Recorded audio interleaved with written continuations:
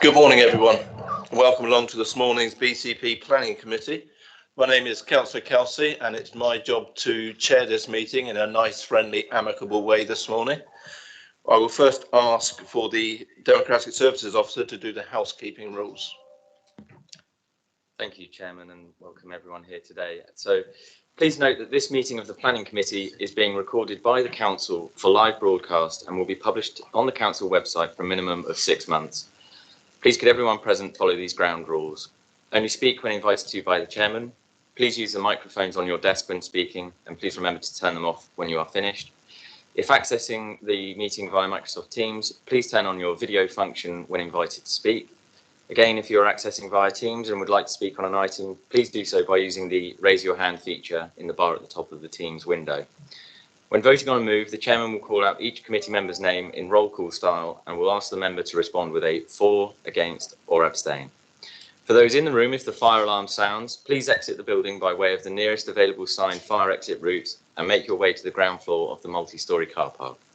Finally, please ensure background noise is kept to a minimum and that mobile phones and other devices, including laptops, are switched to silent for the duration of the meeting. Thank you, Chair. Thank you, Mr. Tyler. I will now ask each person parting to state their name. I will start with myself. As I say, Councillor Kelsey, I am the Chairman. Councillor Toby Johnson. Thank you, Chairman. Councillor Toby Johnson, Ward Councillor for Alderney and Bourne Valley and Vice Chair. Thank you. Councillor Steve Barron. Thank you, Chair. Steve Barron, Councillor. Councillor Stephen Bartlett. Good morning, Chair. Councillor Steve Bartlett, member for Redhill and Northbourne. Thank you. Councillor Simon Bull. Councillor Simon Bull, Councillor for Winton East. Councillor Malcolm Davies. Councillor Davies for Chapton and East Southbourne. Councillor Brian Dion. Councillor Brian Dion, Penn Hill. Councillor Peter Hall. Councillor Peter Hall, Christchurch Town Centre. Councillor Paul Hilliard. Paul Hilliard, Ward Councillor for Muddyford, Stampit and West Highcliffe. Councillor Mike Brooks. Councillor Mike Brooke, Councillor for Broadstone Ward. Thank you. Councillor Tony O'Neill. Councillor Tony O'Neill for Penhill Ward. And Councillor Anne Stribley. Anne Stribley, Parkston Ward Councillor. Thank you. Mr. Gould. Simon Gould, Development Management Manager. Mr. Hodges. Morning, Chairman. David Hodges, Team Leader, Development Management. Mr. Hubbard. Good morning, Tom Hubbard, Senior Planning Officer. Ms. Maudley. Is Sophie with us at the moment, David, or is she joining us later? She'll be joining us later, Chairman, for those items where she's the case officer. Thank you. Robert Firth. Morning, Chairman. Robert Firth, Senior Solicitor. Thank you. And we have Joe Tyler. Joe Tyler, Democratic Services Officer and Clerk for the meeting today. Thank you. And in addition, there are several other officers from Democratic Services who are helping to make sure this meeting runs correctly and that IT is up and running properly. I'll now go to the agenda for this meeting. Firstly, apologies, please, Mr. Tyler. Thank you, Chair. So we have received apologies from Councillors George Farquhar, Norman Decent and Marion Le Pedban. And substitute members? And for today's meeting, we have Councillor Mike Brooks substituting for Councillor Le Pedban. Thank you, Chair. And just for transparency, Councillor McCormack will join us after this first item on the agenda because he has an interest in it, so he will join us once this is over. Declarations of interest. Do any committee members have declarations of interest on any of the applications today? Councillor Hilliard. Thank you, Chairman. On item 6C, Avon Beach Huts, I'll be leaving the room on that. I think my previous comments about overdevelopment of a site predetermined me. And on 6D, I'm a trustee of Somerford Art Community Centre, and Bennett's Restaurants have given donations to the committee, the community centre, but I've had no involvement of that process, so I will be staying for that one. That's fine. Thank you for that, Councillor Hilliard. Any further? No? Okay. So, confirmation of minutes. Do the committee agree to me signing the minutes for previous meetings, please? Yep, thank you. I will do that after the meeting is finished. Public issues. After the officers' presentations, I will then refer to the Democratic Services Officer to read out any written statements before we have any from ward councillors who wish to speak. I will also ask, obviously, applicants and objectors to do their speeches at the same time. So moving on, item 6, which is the schedule of planning applications. The first one we have is item 6A, which is 16 to 28 Bellevue Road. Before we move ahead with this, there has been a request for this to be deferred, and I need to put that to the board to decide. And the reasons for this is that the councillor involved, Councillor Bob Lawton, is away and did not get notified of this until it was too late. The holiday was already booked before this came to the board, and this was the reason. There's also several bits of contention from some of the residents that they would still like sorted out. So I will ask the board, are they in favour of having a deferral on this item? Please indicate. 3, 4, 5. And those against? 1, 4, 5. Right. It's a very difficult one. I got the casting vote on this. It's difficult because all the residents are here today. It's difficult because we don't know then when we will get it in, because we have a full schedule for the next one. So I am mindful to go with the residents, but I am very concerned that we will then have to really work hard on the next application that's coming forward with us, and the situation is going to be the same.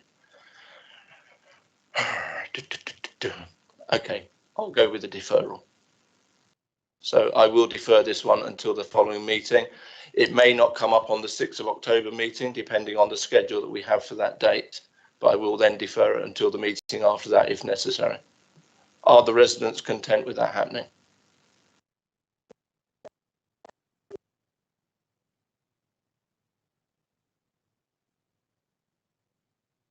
I'm happy. If your residents are happy, then I'm happy to hear the application today. I'm only saying this in fairness and transparency for the residents who have made the journey here today. You're all here. I know you're all prepared. I know Councillor Lawton has done his statement, so all we would be deferring for would be for him to be here in person, which is actually going to be no different to him putting his case forward via statement. So if you're happy to carry on, then I am more than happy to carry on as well. As I have the casting vote, I can do that. The residents are happy. I want to be open and transparent with you, and I want to be above board. So are you happy for this application to continue this morning? Yes. In that case, we will move on. Thank you very much, residents, and thank you for your help.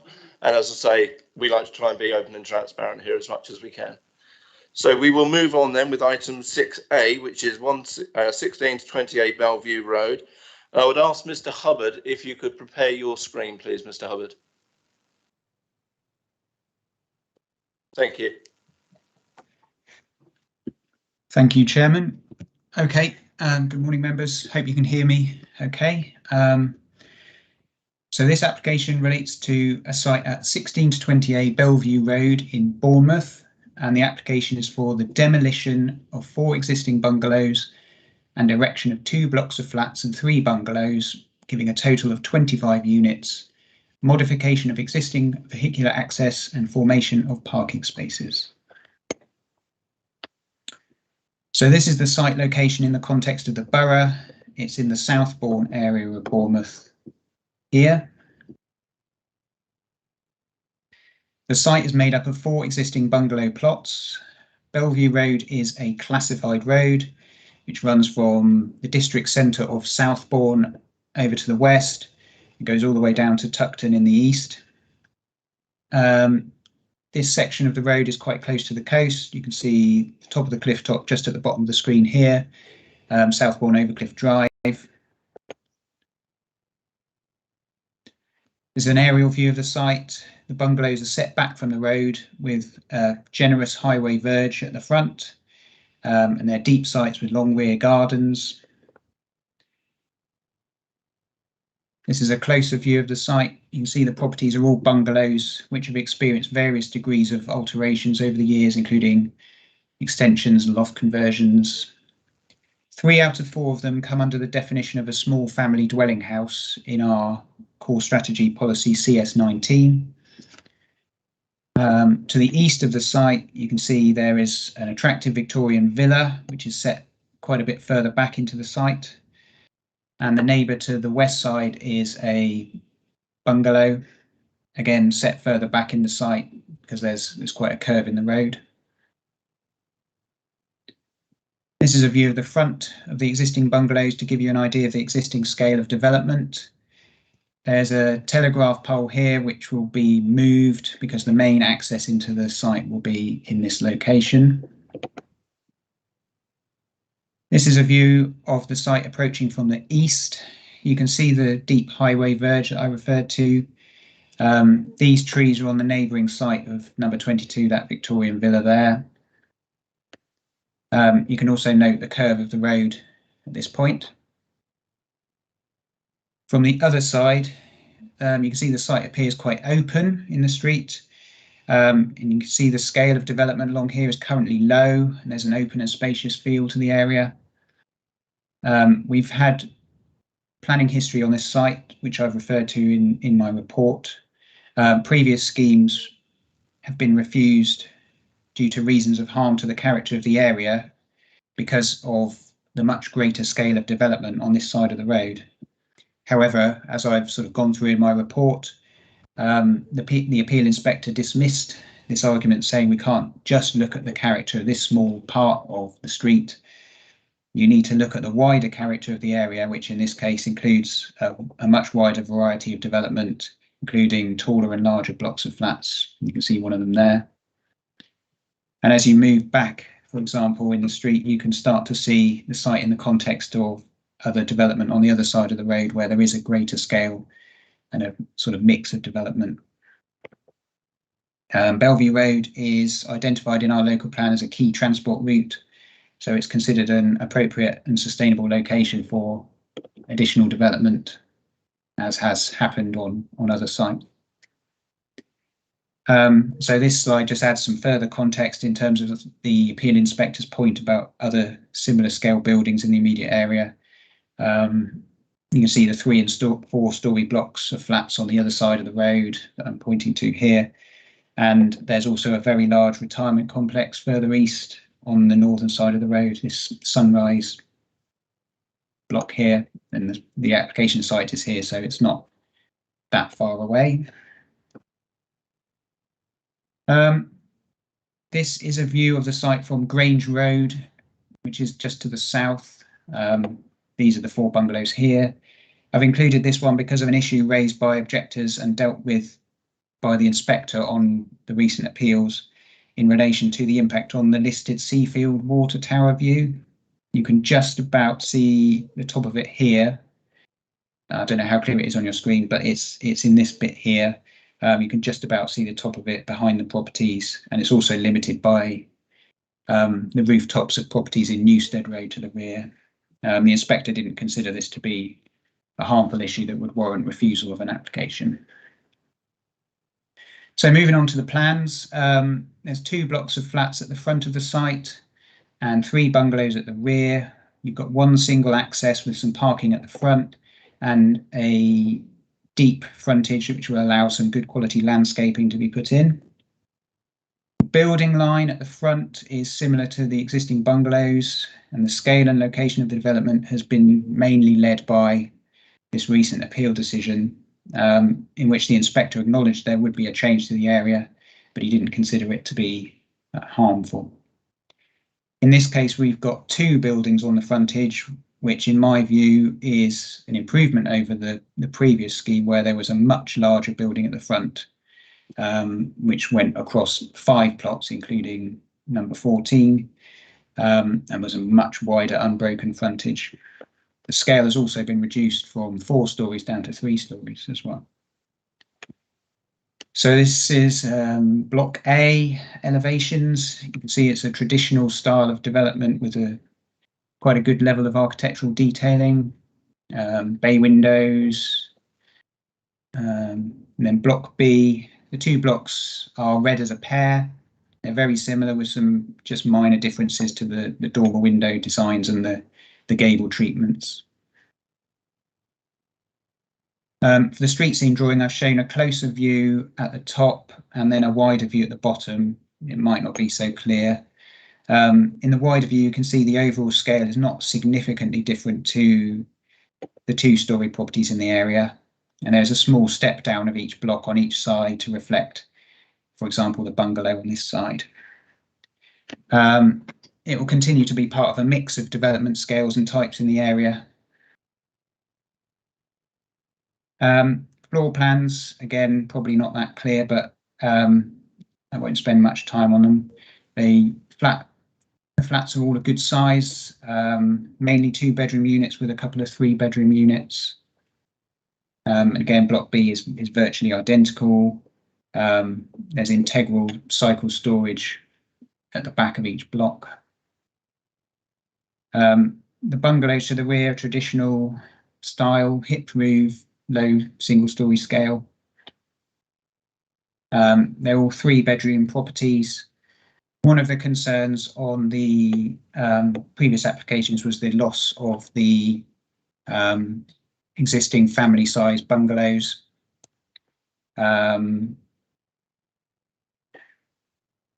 was established that 3 of the 4 existing bungalows on the site qualify under the floor space criteria, but the application in this case overcomes previous concerns about the loss of those properties by re-providing 3 family-size dwellings at the rear of the site. So there's no net loss in terms of the policy. So it's acceptable in this regard.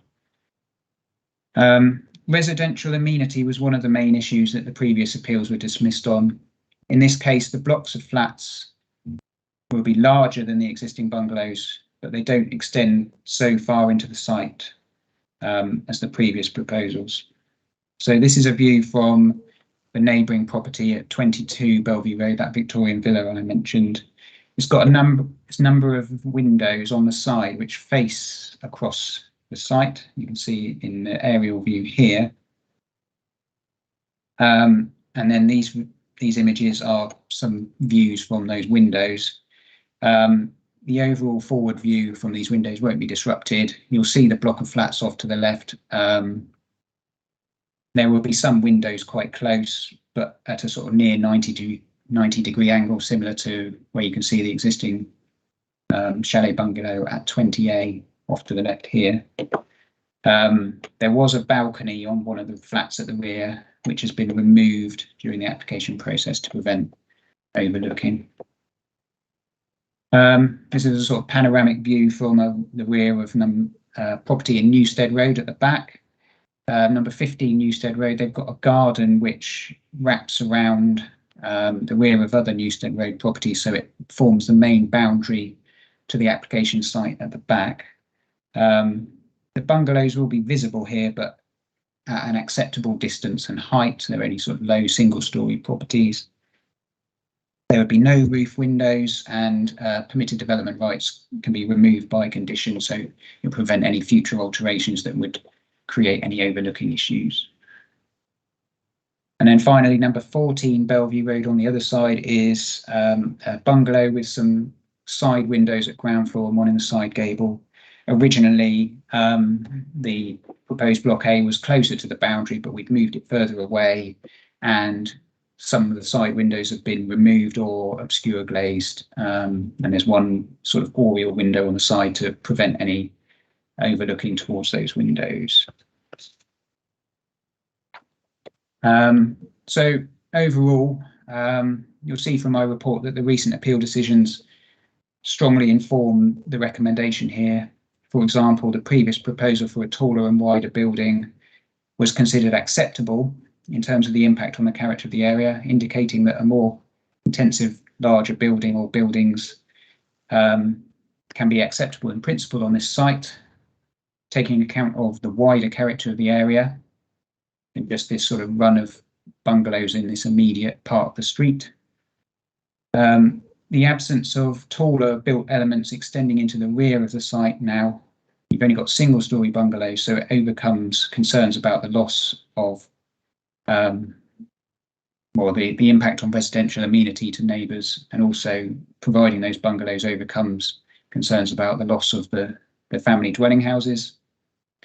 There's only a single vehicle access which meets current standards, so 4 other vehicle accesses are to be removed. which means that the highway officer has no objection in terms of highway safety.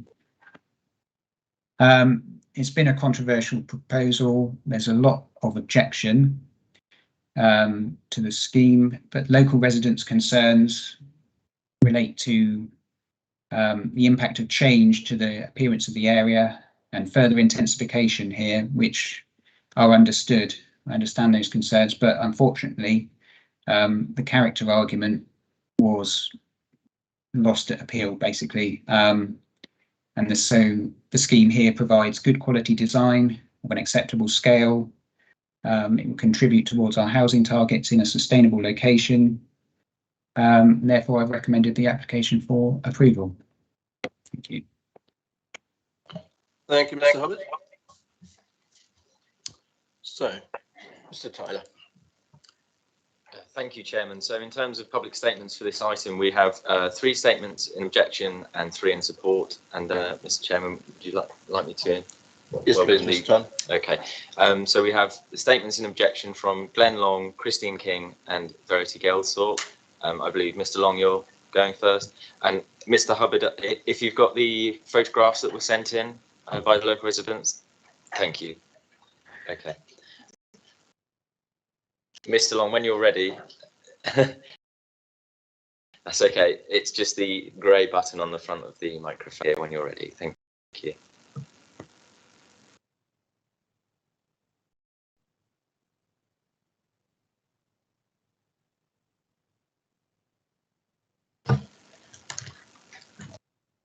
Good morning. My name is Glenn Long and I live with my family at number 21 Bellevue Road, which is diagonally opposite the site of the proposed development. I'd like to thank all the councillors for hearing the residents' views today, and my short statement will focus on 2 main issues.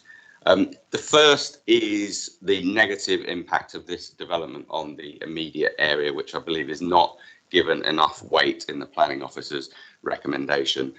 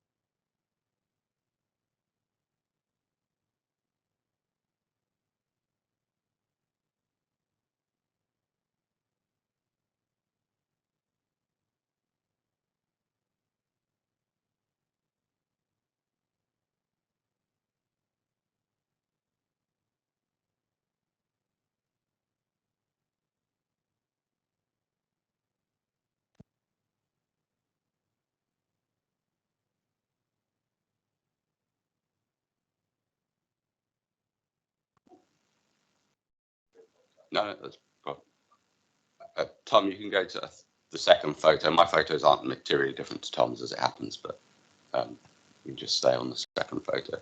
Sorry, the live stream just froze for a while, so I've only just come back in. Okay. No worries.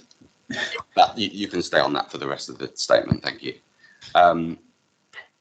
Like I say, there's a lot of open sky, and I think there's a strong sense of place and openness. The developers have argued that the proposal doesn't materially change the already mixed street scene. However, I believe that this uncluttered open section is a vital and distinctive part of that mixed street scene. And in fact, the more the scene is skewed towards these larger, more imposing developments, the less mixed the scene will actually become. And it is exactly these types of less intensely developed sections of the road that actually balance out the larger developments nearby.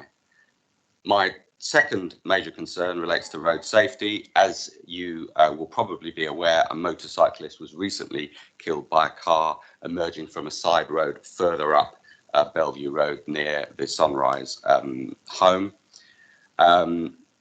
This latest proposal, with its single entrance and exit, would create another concentration of traffic feeding onto Bellevue Road, this time on a bend with somewhat reduced visibility, which I personally believe will invite more fatalities.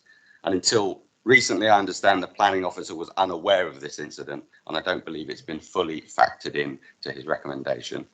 The officer also argues that the intensification of traffic would be acceptable given the 30-mile-an-hour limit on Bellevue Road. However, any local resident will tell you that this limit is regularly exceeded. Unfortunately, Bellevue is also a raceway for local teenagers on scooters and motorbikes, and it's also on the route home for many school children on foot and on bikes. Perhaps unsurprisingly, the local highway authority has actually recommended that this proposal be rejected, actually on numerous grounds, but including it being prejudicial to highway safety. So given these two concerns, the very negative nature of the impact on the immediate area and the increased probability of further traffic fatalities, I urge you all to reject this proposal, and longer term to help residents give this area the protection from future developments that it certainly merits. Thanks for your time.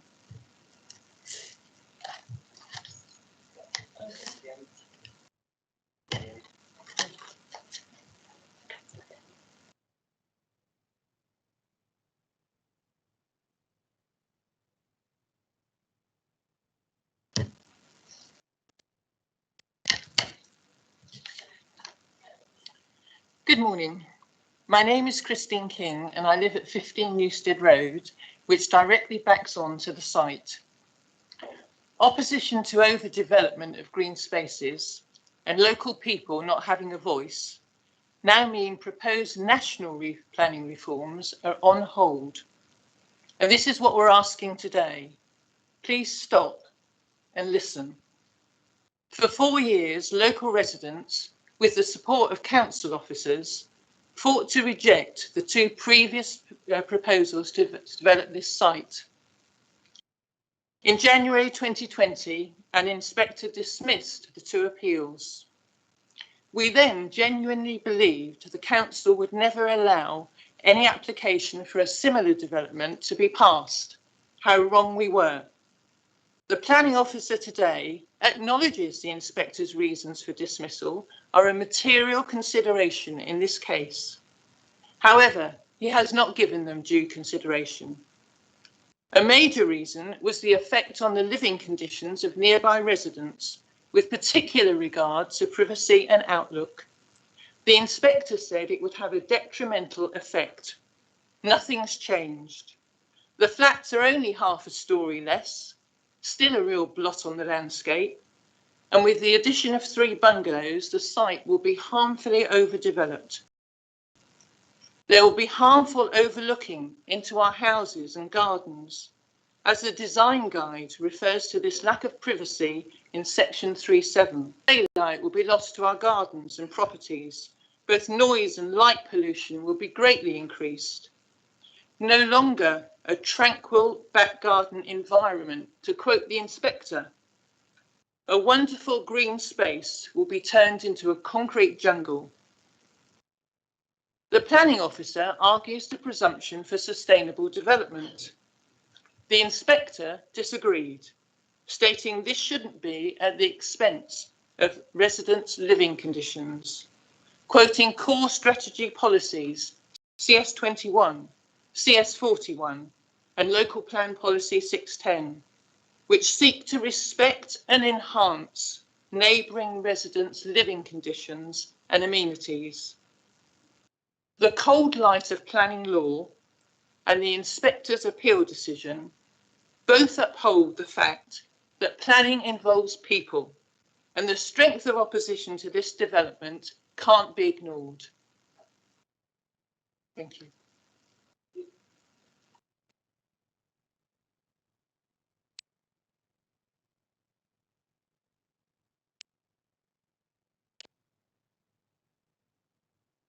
Good morning, BCP councillors. I'm Verity Gelsthorpe, and I've got about 120 seconds to explain to you why we request that you refuse this application. So I need to summarise 4 years worth of work, hundreds of local residents' views, councillors, council officers on saving this precious site, and we've already done it with the support of the inspector, the appeal inspector.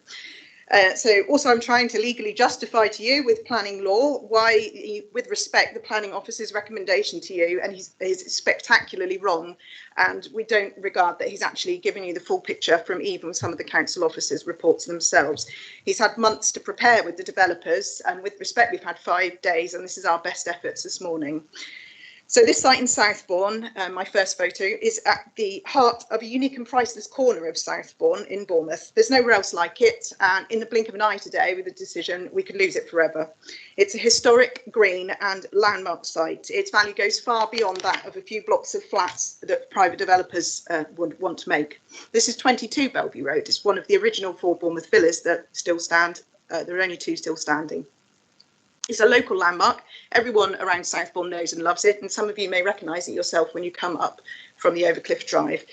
The next photo also shows 12 Bellevue Road. This is the second, that's 12 Bellevue Road. That's the other last remaining villa, and it's bookends the site that's in question. These properties are interlinked with several other historic properties which warrant locally listed status, and which the Bournemouth Civic Society is waiting for the council officers to do so it can award them blue plaques, therefore raising the profile of Southbourne and this particular site in Bournemouth.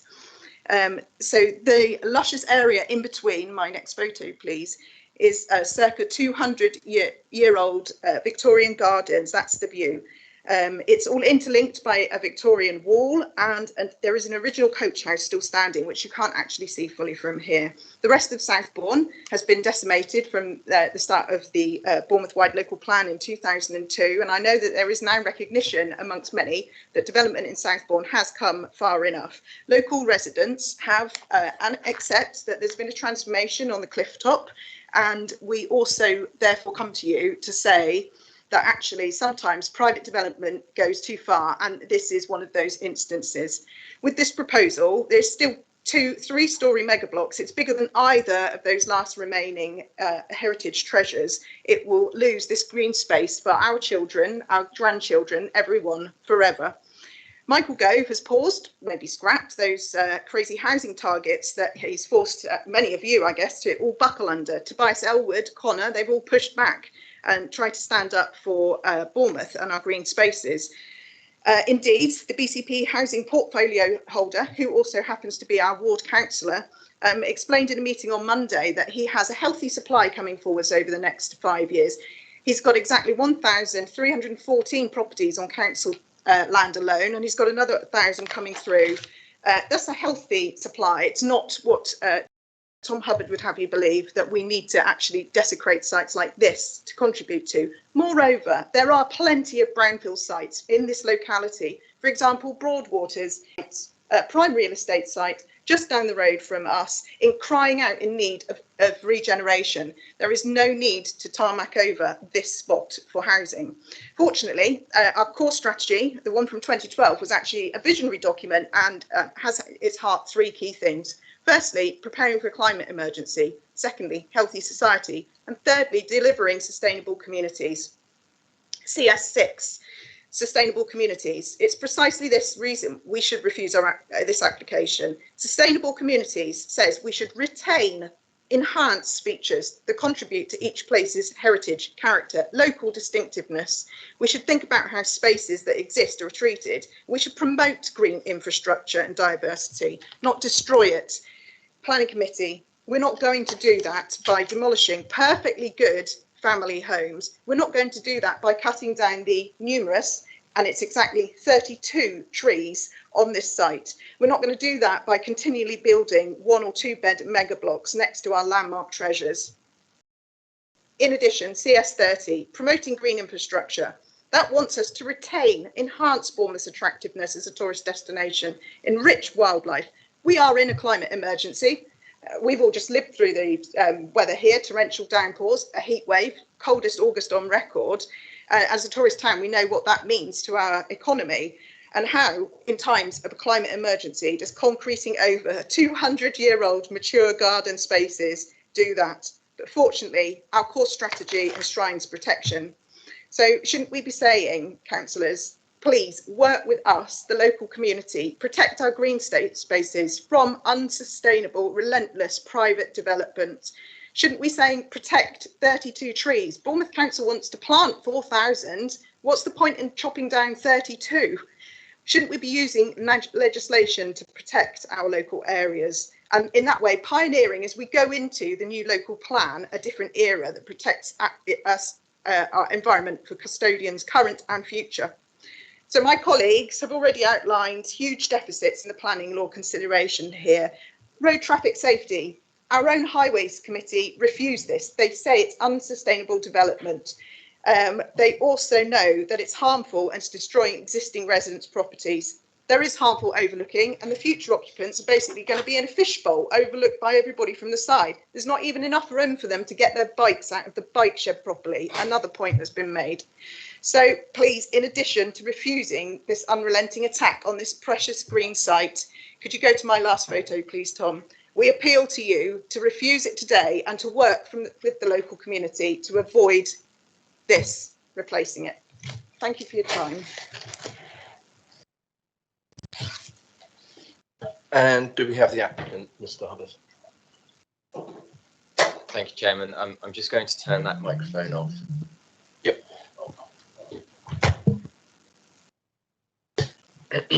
Yes, thank you, Chairman. So we do have 3 written statements in support of the application. The first of which comes from a local resident called James Solly, and I'll read the statement as written. I'm writing in support of the application for new homes at 16 to 20A Bellevue Road. My name is James, I'm 29 and I currently live and work in Bransgore, about 15 minutes from these potential new homes. Whilst living with my parents, I've been saving each month for the last couple of years with the dream of leaving home and buying my first property in Southbourne so that I can be closer to my friends. These apartments would be perfect for me as they're close to the beach and the high street, and having 2 bedrooms means my friends can come over and stay. It's very hard to find suitable flats in the area as the insides of most of them are either old and very ugly and run down and need lots of work, or they're on the cliff top, which is out of my price range. These would be perfect and allow me to get my first property. My friends and I all say the same thing. We really wish more modern apartments were built, as most of what we see has old designs or is run down and doesn't really suit younger buyers at all. This is a shame because we love the local area because of the friendly atmosphere around the nice cafes and bars and being active on the beach, and really don't want to have to look elsewhere to find somewhere to live. I really hope this application is approved, as it would mean the world to me to be able to get my own place and move closer to my friends in Southbourne. That would feel like the start of the next chapter in my life, which I am so excited for. That's the end of the first statement in support. The second statement in support comes from Hurst and Hurst Estates, who are the applicants, and their statement is as follows. This deputation is submitted on behalf of Hurst and Hurst Estates and supports the officer's recommendation to approve the application. As relayed in the committee report, Hurst and Hurst Estates have worked with the officers to address and respond positively to comments which have arisen in the consideration of the application, the result being a recommendation for approval. The applicant sought pre-application advice from the council prior to submitting this application, allowing them to work with officers to ensure that the inspector's concerns relating to the previous proposal could be addressed. In addition to this submission, there is also a submission from a potential purchaser of the new flats, a local person looking to buy their first home. There are others who had wished to have their letter read out, but only 2 submissions were allowed. Bellevue Road is referred to in the council's residential design guide as an example of an area in transition, where there has been a shift in urban character of some traditional residential properties to blocks of flats.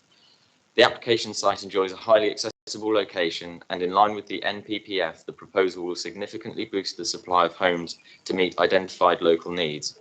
The proposal will contribute towards the supply of smaller apartments for which there is an overwhelming need in the conurbation, whilst the bungalows to the rear allow for retention of family-sized houses. In contrast to the previous proposal, the current scheme allows for substantial landscaping with a small element of car parking at the front and creation of a high-quality street scene. Pedestrian accesses are provided either side of the plot, allowing for easy access to the lockable store, bins and cycle storage within each block. The scale of the proposal reflects the established built form evident in the locality, of which there is no specific characteristics of scale of development. The setback from the highway of the proposed dwellings, measuring in excess of 17 metres, helps to blend the development into the street scene. It is considered that the scale of the proposal will sit comfortably within the wider street scene and not have a dominant impact on character and appearance of the area. The development will create a high quality environment for future residents of the scheme. Each of the apartments has been designed to meet or exceed the nationally prescribed space standards for the relevant size of unit. All units will have access to good levels of natural daylight and private or communal garden space. It is hoped that you are able to support the officer's recommendation and approve the application, which will deliver much needed accommodation in a sustainable location. That's the end of the second statement, Chairman, and the third and final statement comes from, bear with me while my laptop just loads the statement.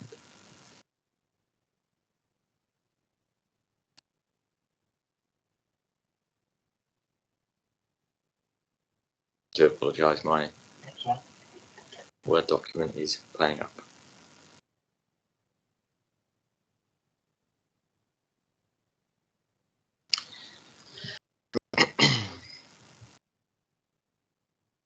Okay, so the third statement is from a Mr. Simon Ward of Alexandra Road. Dear committee members, I don't feel there are enough suitable purpose-built apartments to downsize to from a house in the local area, especially within walking distance of the shops and high street. This site is at 16 to 20A Bellevue Road, will solve this problem for a lot of people in the local area, and I would love it to be built for this reason. The local area desperately needs more developments such as this. That is the end of the third statement, Mr. Chairman. Thank you. Thank you, Mr. Hubbard. Mr. Hubbard, do we have a statement from Councillor Lawton, please?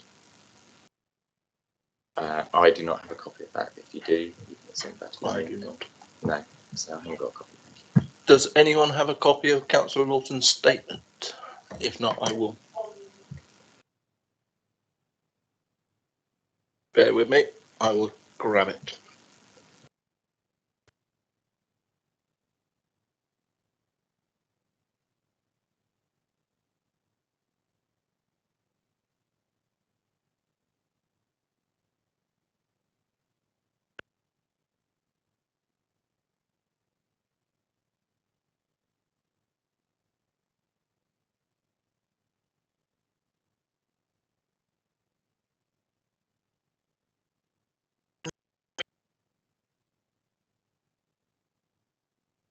Don't appear to have it either. Just bear with us, please. I'm just trying to find it. There we go.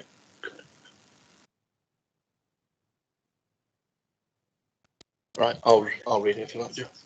Okay, I have a statement here that was sent by Councillor Lawton, and it says the following. I object to this development on several grounds. Proposals to build on this site have twice been refused, once by Bournemouth Council and also by the Planning Inspectorate on the 31st of January 2020. I cannot see any significant change to the original proposal, and any proposed changes are superficial to the original plans which were rejected. The removal of family homes and replacement by smaller dwellings is just playing find the P. The issues which I find objectionable are the effect on the character and appearance of the area, the effect and living conditions of nearby residents with particular regard to privacy and outlook, the major effect on the local housing mix with particular regard to availability of family homes, the effect of a major increase in traffic onto an already busy road where there was recently a fatality which was in the vicinity of the proposed development. Either side of this proposal site are two substantial Victoria houses, which were among the first houses built on Bellevue Road, after the road was laid out and therefore giving a tangible link to the history of the area and residents' aspirations for Southbourne-on-Sea.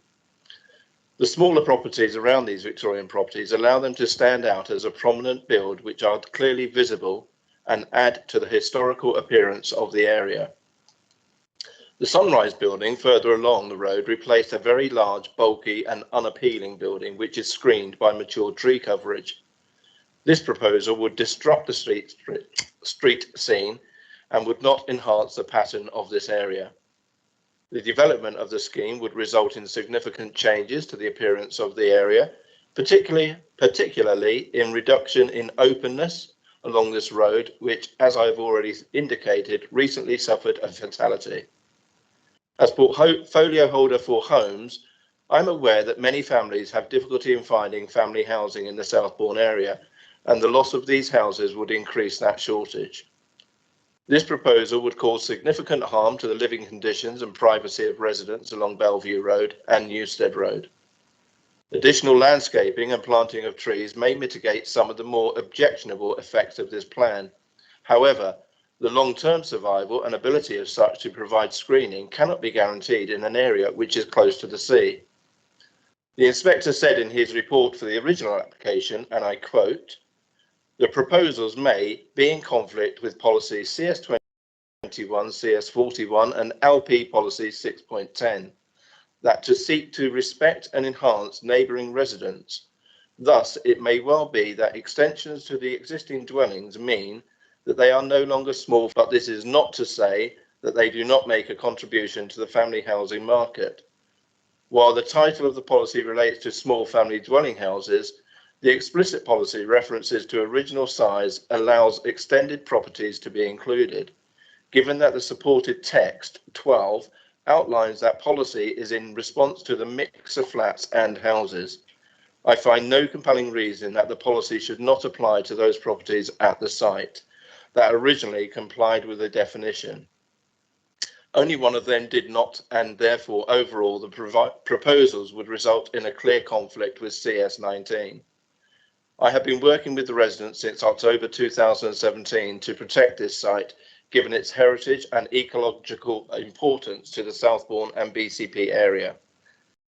As we emerge from the pandemic, I have been working with council officers on road safety, heritage listing of these buildings. I am in contact with the head of planning to expedite this in line with policies CS39, CS40 and CS6.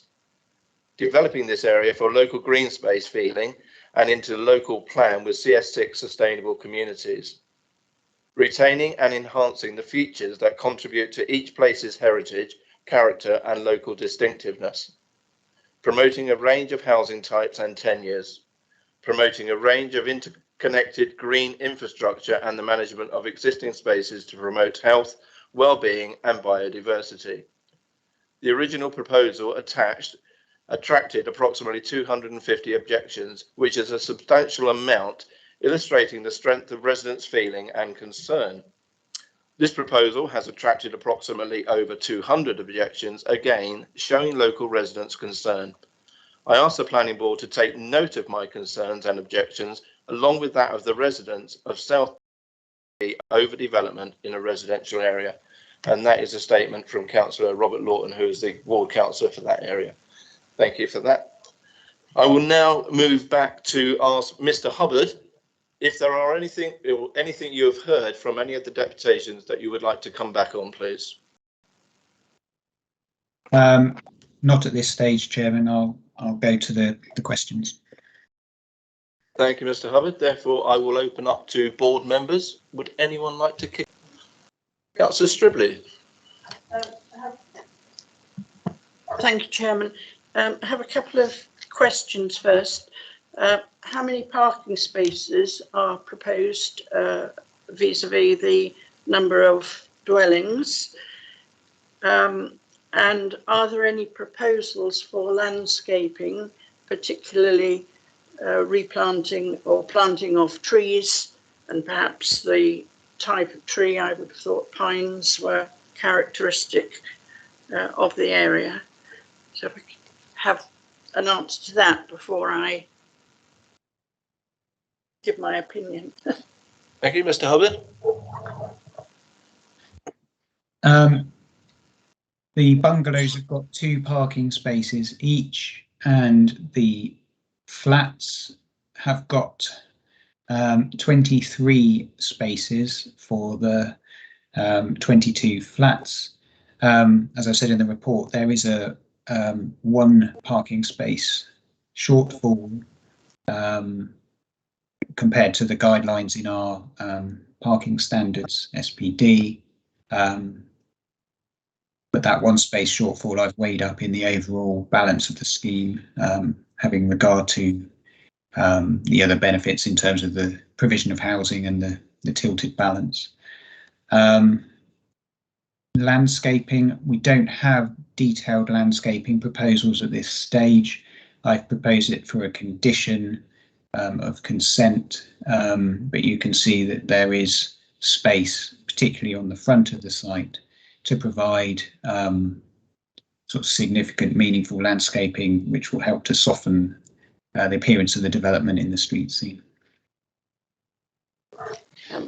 Thank you for that, Chairman. I visited the site this week with Councillor Barron, and we had a really good look around.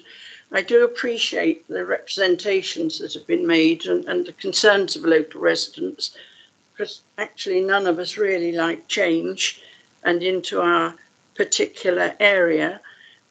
My difficulty is I haven't heard any planning reasons to refuse this.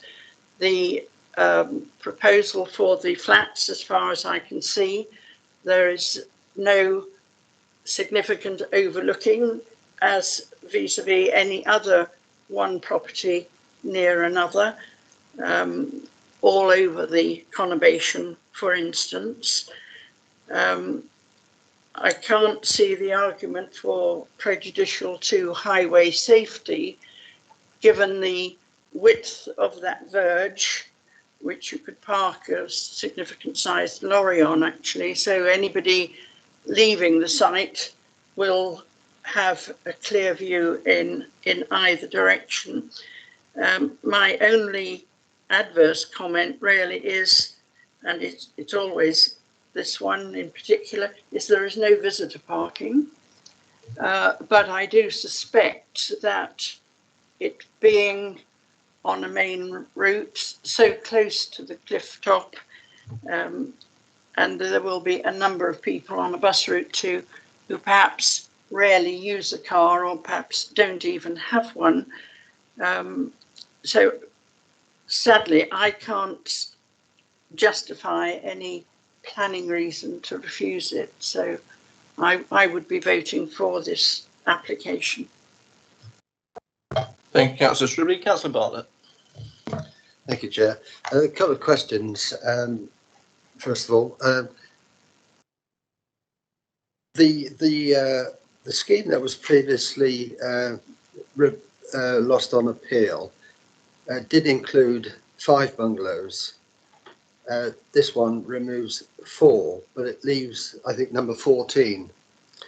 And I think it was 14A actually. I remember looking at it, but anyway, what left now? If you're not using all of those string of 5 bungalows and only 4, leaves 14 in an isolated position, which does make it appear to be incongruous now with the street scene. Makes it look a little odd. But I'd like the planning officer's view on that firstly, and of course, being set by itself, it also means that on one elevation they're confronted with now a fairly bulky building that wasn't there before, so their outlook is now completely different from what it currently is. So it would make quite a dramatic change to the occupants of that particular property. Notwithstanding the treatment of the windows, which is designed to prevent overlooking, looking from that property, the outlook is one of a fairly substantial building which isn't currently there. So it will make quite a difference to that particular property. The other question I've got is one on the highways view of the road safety aspects, which I don't think are particularly well covered in the report. You know, and I think one of the speakers earlier said that the highways team had opposed the development on the basis of road safety. Could I just have the comment? I don't know if there's anybody from the highways team here, but if we could just have an answer to that particular aspect on road safety, and then having heard that, I'd like to come back later on after I've heard the general debate. Thank you. Yeah. Mr. Hubbard. The point about the if I go back to the site, yeah. So this bungalow here, I can't remember if it's 14 or 14A, was part of the original scheme for the retirement flats. It doesn't form part of the site for this scheme. I don't think that really makes a material difference to the inspector's view that you need to sort of look at the wider mixed character of the area, because you can still see there are other bungalows in the area. There is a real mix of bungalows, 2-storey, 3-storey, even 4-storey developments along this street. Number 12A is sort of part single-storey, part 2-storey house. It's a bit more of a sort of step up, so you still step back up to this villa here. You can just see it there. It's got a sort of sloping roof with the lower eaves.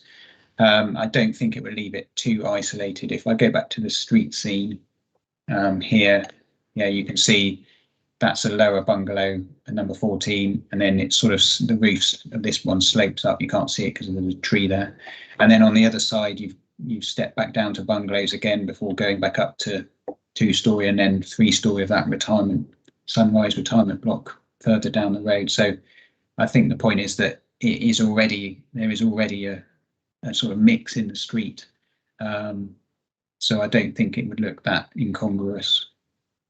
In terms of the outlook to that property, again, I'll go back to, I think I had a picture which dealt with that. Yeah, their main outlook is still to the front and the rear, as you would expect. They've got some secondary side windows, so I don't think it's their primary outlook. They will see the flank wall of the building, but there's a good gap of 5 or more meters between. Well, it's over 4 meters to the boundary, and then probably the same again the other side. So it's not right up against their windows. It has been moved further away during the application process. And I think that's sort of an acceptable gap to those secondary windows. In terms of the highway safety aspect, the objection in terms of highways officer was relating to the issues that I've mentioned in the report about the one parking space shortfall compared to our guidelines, and sort of slightly substandard access to the cycle store. Go back to the site plan. Each of the bungalows has got a cycle store in the rear garden, and their concern is that they want some extra width between the properties to sort of for convenience to wheel the cycles through to the cycle store. They were the two aspects that the highways objection related to. If you've got any more if you want clarification on the highway safety issues, we have got the highways officer here today as well. Yeah, I think if we could hear from the highways officer, please, Tom, it'd be interesting to see what he has to say. Thank you. Hello, Chair. Alexis Edwards, Transport Development Team Leader. As Mr. Hubbard has said, the highway objection did relate to the one space shortfall and the access arrangements to the cycle store.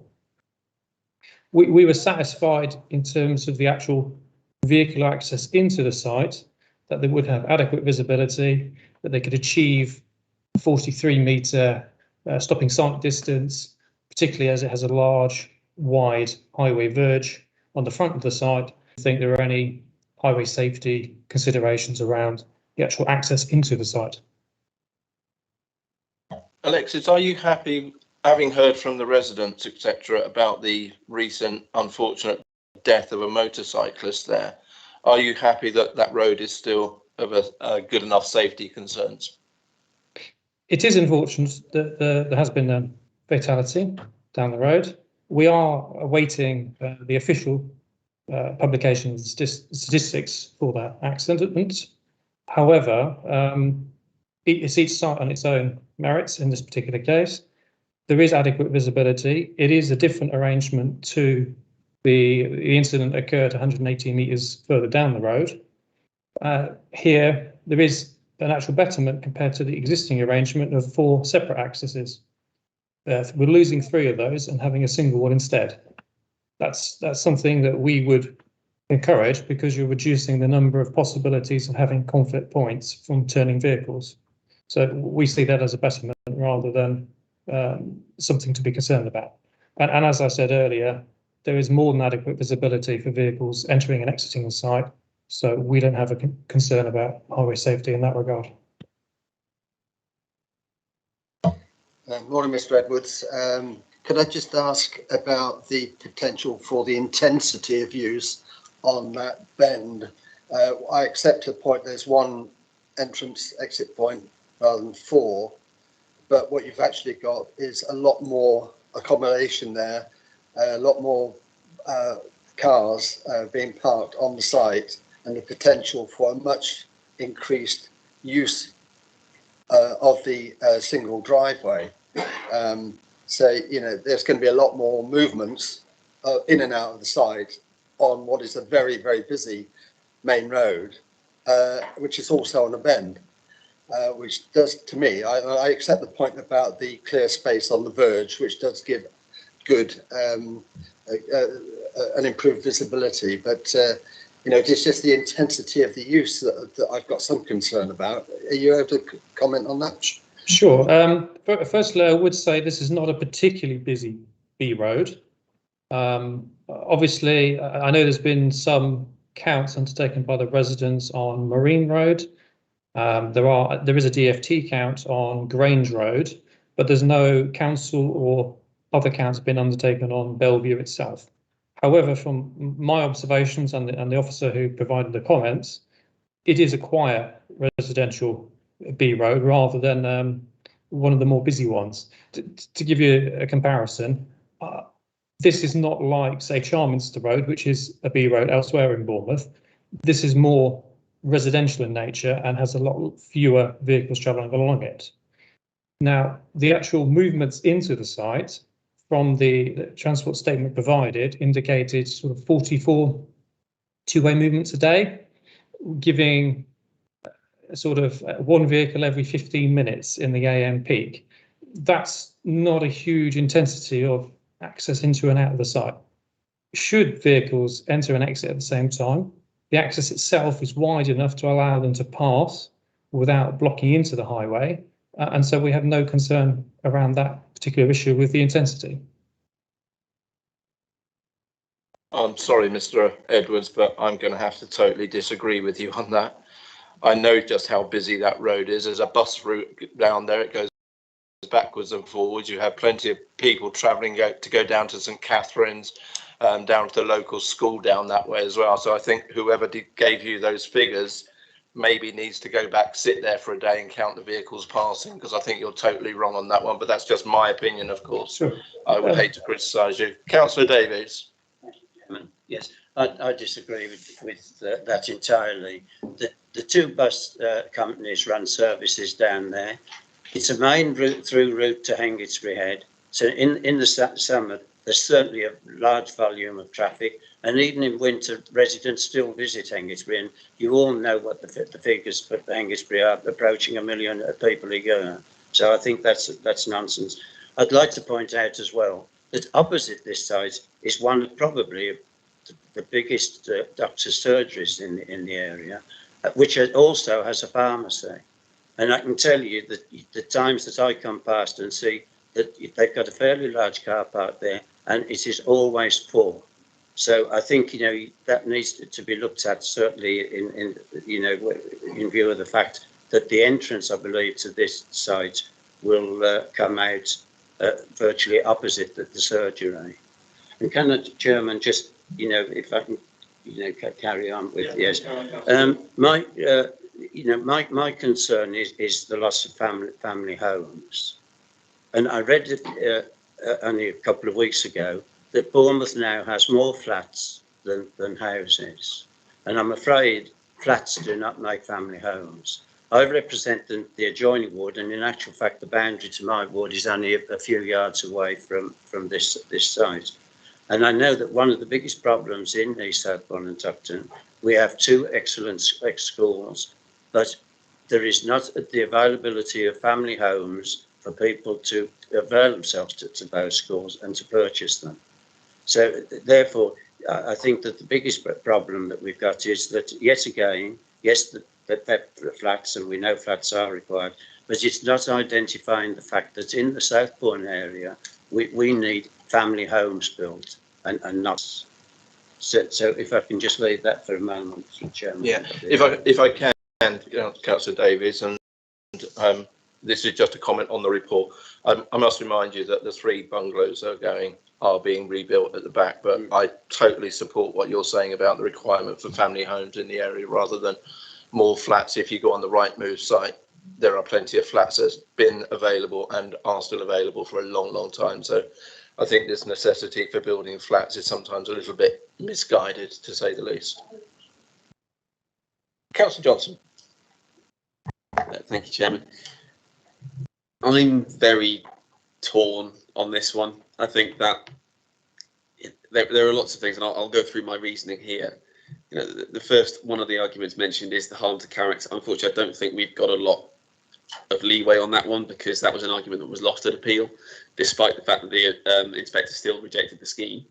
He didn't think that there was enough force behind that particular argument with regards to harm to character, and that was even with a scheme that was quite rightly refused, because I don't think anyone would have wanted to see the previous scheme built here. Yeah, there have been lots of changes. It has been said that there weren't many changes between the previous scheme and this one. There have been changes at the very least. It's changed from sheltered accommodation for elderly residents to open market housing, which is, I think, a positive thing. There's also the very shape of the development has been changed from one, to quote one of the residents, mega block into 2 much smaller blocks. Yeah, as Councillor Kelsey just pointed out, the loss of family homes has been overcome by the fact that they are re-providing them. It's a slightly messy way of doing it, but overall there's no net loss to family homes to the site. It's, you know, in basic policy, that area is suitable for intensification per policy CS21, but what we have to make sure is that it is of a significant, it is of a suitable standard. It's, you know, the trees, it's acceptable to the trees officer, so I can't really say anything there. Parking, I don't understand why on a site this big there's a space shortfall of 1, because it just seems mad that they couldn't squeeze another one in there. The bike shed, again, it's a little bit disappointing that it's not been, that the objection of the highways officer hasn't been overcome. With the heritage arguments, unfortunately, they're not formally listed. So again, that's something that we as a planning committee would struggle to consider. But overall, I must admit, I'm probably coming down in agreement with Councillor Stribley, because despite the feeling of the residents and things like that, I think that the policies state, with the tilted balance and everything like that, that I just don't think there's enough material planning considerations to turn this down. And it's a very on balance decision, but that would be my feelings on it. Thank you, Chairman. Thank you, Councillor Johnson. Councillor Bull. Thank you, Chair. A lot of what I have to say has already been said by other councillors, but a couple of points that I'd like to raise my objections to really is the parking space, as Councillor Johnson just said, on a development this big. Why they can't comply with the SPD, I don't know. I don't understand. The issue with the bungalow, I think it's 14 or 14A, which will have a drastically changed outlook, quite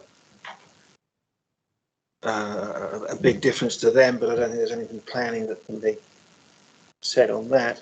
The other thing is the environmental, the biodiversity. I'm looking for net gain, and I'm not seeing a net gain there.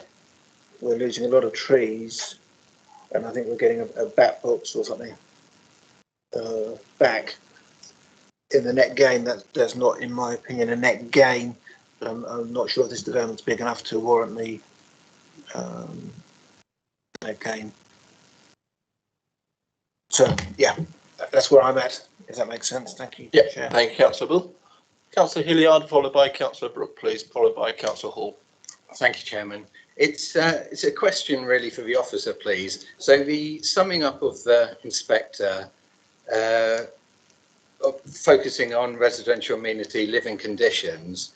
Now, I appreciate the height has been reduced, and where the appeal talks about the impact on particularly 12A and no, yeah, that's it. So we're now looking at the impact on maybe 14 more appropriate. So the inspector said 22 Bellevue Road, 15 Newstead, there'd be loss of privacy.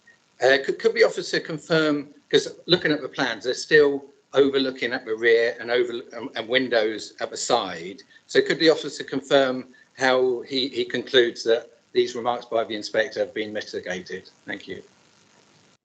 Mr. Hubbard? Thank you, Chairman. Yeah, I have got a slide here that I haven't showed earlier, which has got one of the appeal schemes on. So just to run you through it, this is 12A, so 14 was part of the development.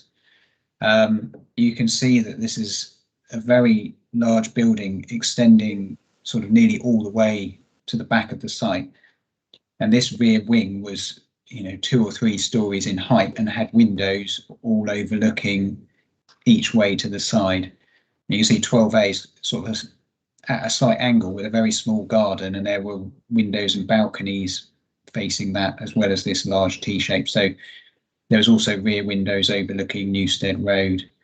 The difference now is that everything at the back is single story. It's got no windows at first floor level or in the roof. And if we go back to the all the way back to the site plan, yeah, you can see it doesn't even extend beyond the rear elevation of these properties. So the only impact here, as we discussed, was to some secondary side windows. And I thought that the distance in this case is acceptable. It won't be harmful in terms of loss of light. It won't be that overbearing, given the main outlook is to the front and rear of this property. Just to come back, please. So obviously, you don't think the distance warrants the overlooking, but obviously the inspector concentrates on residential design guide. So he says there's set distances. Would you think we'd be safe with your distances, or would there be a window looking straight into another window of maybe 4-5 meters? That seems to me to give an overlooking privacy issue. Would you agree? The design guide talks about back-to-back distances and front-to-front and sort of back to side, but it doesn't really talk about side-to-side as far as I'm aware. In this case, as I said, I mean, it's more than 5 meters. It's over 4 meters to the boundary, and probably at least the same again to that side. And there, as I say, there are only secondary windows in this neighbouring property. In terms of overlooking, there's windows that face, but they are either angled so they don't overlook, or they're obscure glazed. Thank you for that. Councillor Brooke. Fine, thank you, Chair. I've got no questions, but quite happy to continue in the discussion if that's all right.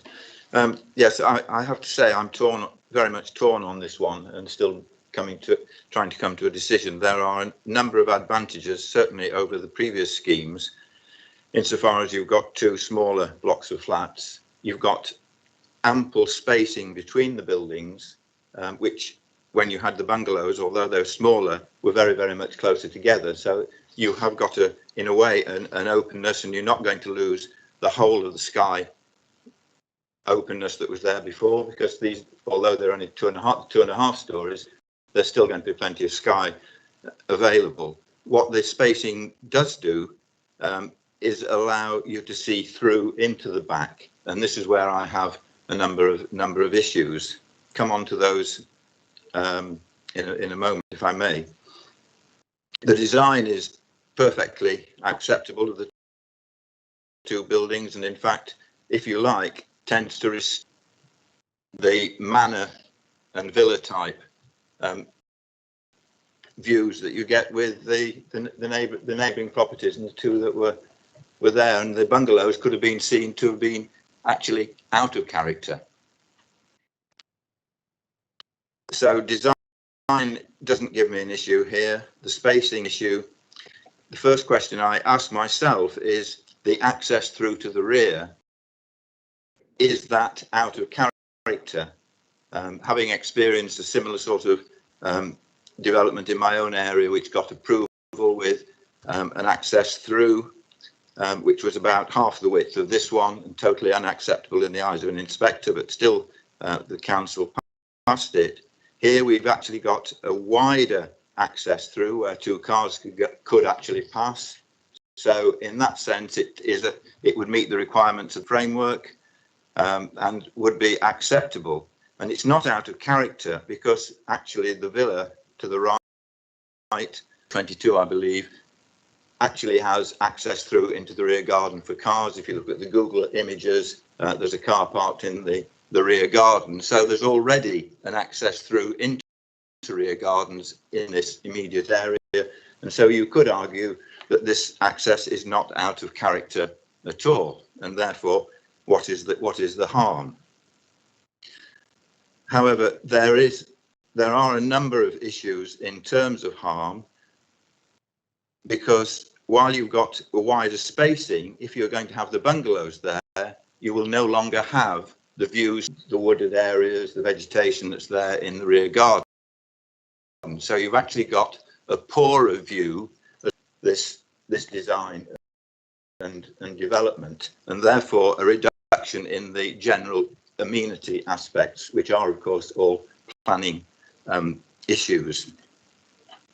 But my biggest concern, and although the rear gardens as they exist at the moment have a lot of outbuildings in them, which impact negatively on that, what has been described as a really attractive area, the building of 3 bungalows and the car parking in that rear garden impacts dramatic environmental character of the area and loss of biodiversity. And the National Planning Policy Framework alone is sufficient here to require improvements in biodiversity, and you just no matter how much planting takes place because you've tarmacked and built over. So I am left with the view, does the harm is the harm sufficiently significant to override the advantages of maintaining 3 small properties and creating more of them? And this is where I have my views, and my scales are going up and down here, but there is one other factor to take into account, and that is of course that we don't have an up-to-date plan, and therefore tilted balance has to be applied, and tilted balance would say that you have to give approval to this. Now, as I say, I'm still, before I come down to accepting tilted balance, I've got in my own mind to decide whether the harm is greater than the benefits. And if it stays at that level of equal, then I'm afraid I would have to come down in favour of tilted balance. Thank you, Councillor Brooke. Councillor Peter Hall, please. Thank you very much, Chairman. Well, I listened to the residents and the ward councillor. I think they made some very good points. And to my mind, it's a complete change of character. The whole character would change. You do get loss of heritage. You also, in my opinion, is still overdevelopment. And I think the inspector, if you look to this report, support that. So on reasons, I think the ward councillor pointed out all the policies that would make it possible for us to refuse it. And I think that would be a sensible decision. So, Mr. Chairman, I won't say anything, but I can't support this application as it is. Thank you. Thank you, Councillor Hall. Councillor Bartlett, did you want to come back at this stage? Yeah, thank you very much.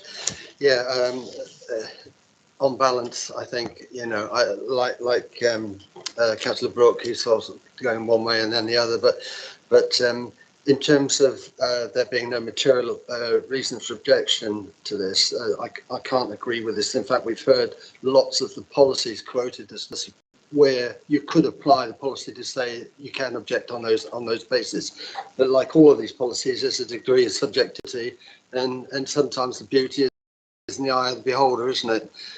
Now, I'm starting at the very basics of this. For me, when I look at the street scene here as it currently is, it's beautiful. It's a lovely park, and you immediately think, well, why on earth would you want to get rid of that? It fits. It is representative of the character of the area. And okay, there are some buildings which are fairly tall. I think that this string of bungalows in itself does provide quite a strong contribution to the character of the area. And if you was to displace it, it would affect negatively the general character of the area. In particularly in terms of the openness that you do get from that, looking at that side of the street. I think it's unreasonable to turn around the opposite direction and say, and look at that character and say, well, that bit's, tall. Therefore, it's okay if you turn the other way for that bit to be tall. I don't think you can look at it like that. You have to look at that particular aspect. The next thing I said, and I've already mentioned it in my questioning, is the effect and impact on number 14, which I think is considerable. And I think that also puts a question mark over the previous application or the appeals inspector's decision, which was based on the loss of 5 bungalows and not the 4 was there. And I think that's quite an important point. The second point, I do actually if standalone, quite like the design of the blocks of flats. I have to say, there's been obviously a lot of effort into putting in a reasonable design. But I can't accept the fact that there are 3 bungalows being built in the back. Talk about shoehorning it in. I mean, the fact that there's 1 parking slot short from the policies, that deviates on that policy. Secondly, the bike racks are actually sandwiched between the bungalows at the back. So the people using the flats and floors to get their bikes. It shows how difficult it's been to cram it all in. The next issue, I guess, about that is, and I'm just trying to gather my thought on the way it's been put in. The distance, and I'd like the planning officer's comment on this. It's the separation distance between the back of the flats and the frontage on the bungalows, because normally I think we're looking at a separation, this face-to-face separation distance of 22 meters, and I don't know what this one is. You're actually planning, you're building contrary to what the planning guide would actually allow you to do. So before I carry on, could I just get an answer to that from the planning officer? Thank you. Mr. Hubbard.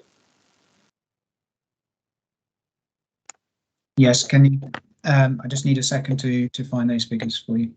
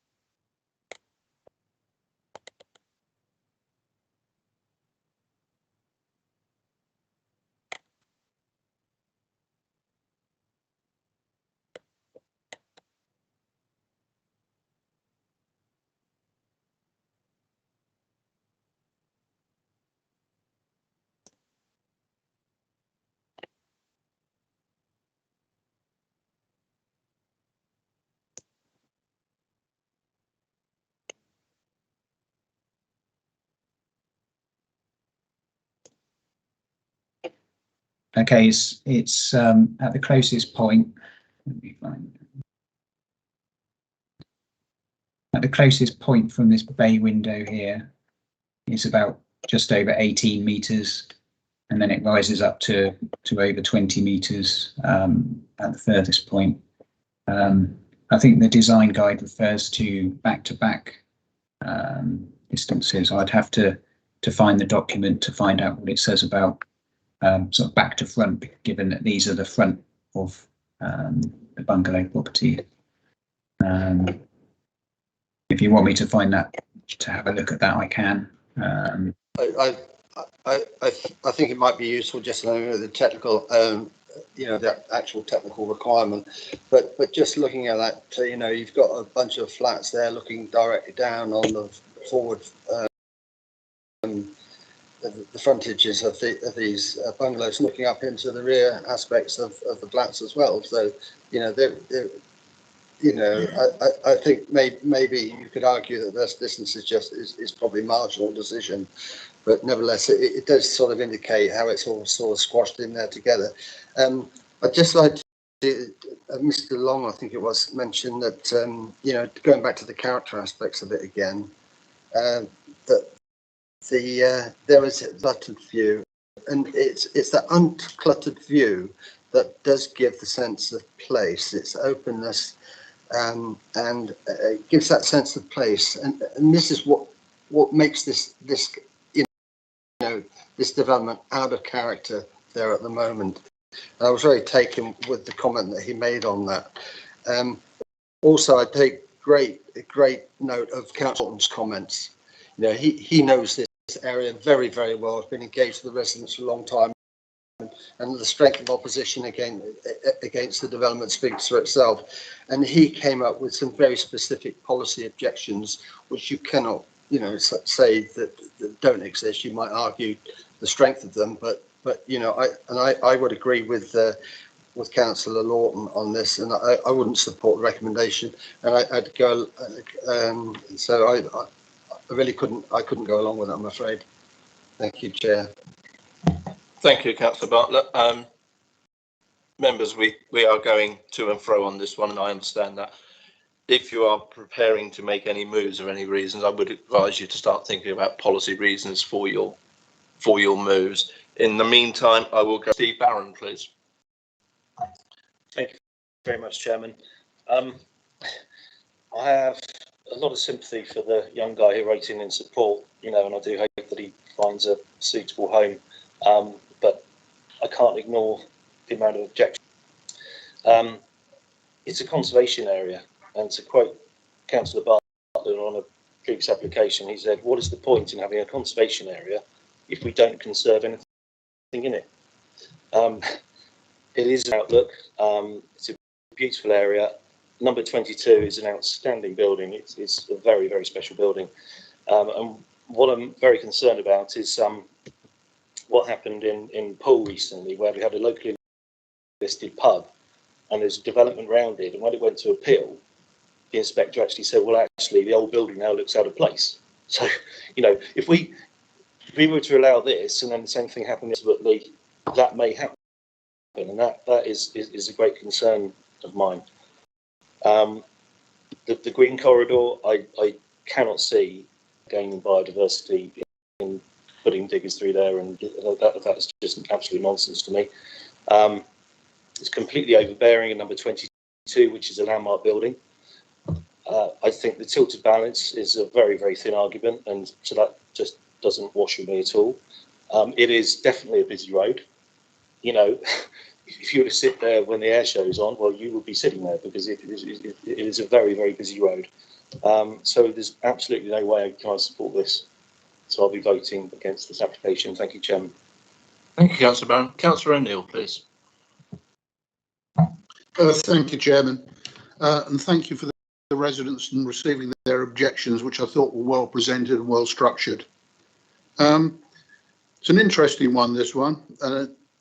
It's a tick box exercise, but also it calls for judgment, and judgment can be a very personal thing. The existing 4 bungalows do sit on a very open aspect on a wide road fronted by a wide grass verge, and I think that's all quite significant. The officer mentioned impact on character of an area, and again, this is a judgment call. However, I do see little merit in this development, which is the detriment of existing housing on this side of the very wide road. I felt that the scale was inappropriate. The street scene and the character of that street would be altered to the greater loss. and also had access and egress from the site as a concern. This is a bend on a very busy road, particularly at rush hour. And on the left-hand side of the street where the trees are, vehicles traverse that area rapidly. And I think those are areas for consideration. There may be speed limits, but speed limits don't solve speeding. I think rather than go through all the detail, in summary, my real concerns were the scale and impact on the character of the area, the loss of a very verdant core, and that would be lost forever, but there is no indication in these plans of how it would be counterbalanced, if any remediation there would be. There's also the issue, I think, of building 3 bungalows to the rear of this site with numerous parking spaces in between. And that is quite significant, not just in the loss of green space, but also on the impact of the surrounding residents that have to overlook it. There is the issue of 1 parking space short. Now, I personally have an issue with the parking, but when a developer comes along and tries to nibble at the edges, which is what it appears to me, I find that unacceptable. There are other reasons I could refuse this, but certainly on balance, I will not support this proposal. Thank you. Thank you, Councillor O'Neill. Do I have any further comments for anybody? Anyone wishing to make a move at this time? Councillor Bartlett. Yeah, thank you, Chair. I refuse this application. Thank you. Do you have a seconder for that move? Don't all rush at once.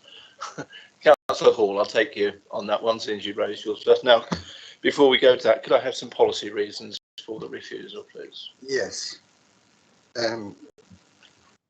Contrary to CS21, contrary to CS41, contrary to CS6, contrary to CS30. Do you want to expand on any of those just for clarity, please, Councillor Bartlett? Well, not every element of each policy it would apply, but I'd have to go through them. I think, if you wouldn't mind, I'd like a couple of minutes to do that, so make sure I've done this properly and I'm not doing it on the hoof. Right, right? Absolutely so fine. if you wouldn't mind giving me a little bit of time. No, that's absolutely fine. In the meantime, is there anyone that would like to speak? If not, we'll just rest here for a couple of minutes to give Councillor Bartlett time to get those notes up together, if that's okay with everyone.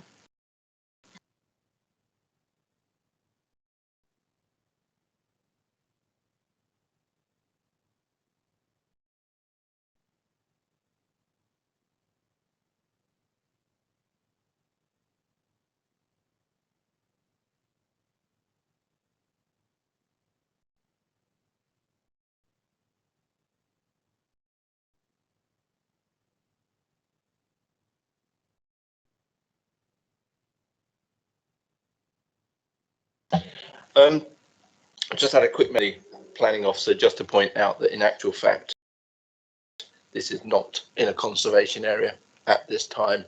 I don't have a foot to do that, and I would hope that whilst I have this opportunity to say it, that is speeded up quite quickly. It's an area that does need to be looked at very quickly. It's an area that's been, and unfortunately we all know what's happened over the years with changing from Bournemouth to BCP and everything. Some things have slipped a little, and I would hope that we're in the process now of getting that back up and running at a quicker stage, so that hopefully we'll soon have a nice new conservation area, because it does warrant having one, in my opinion.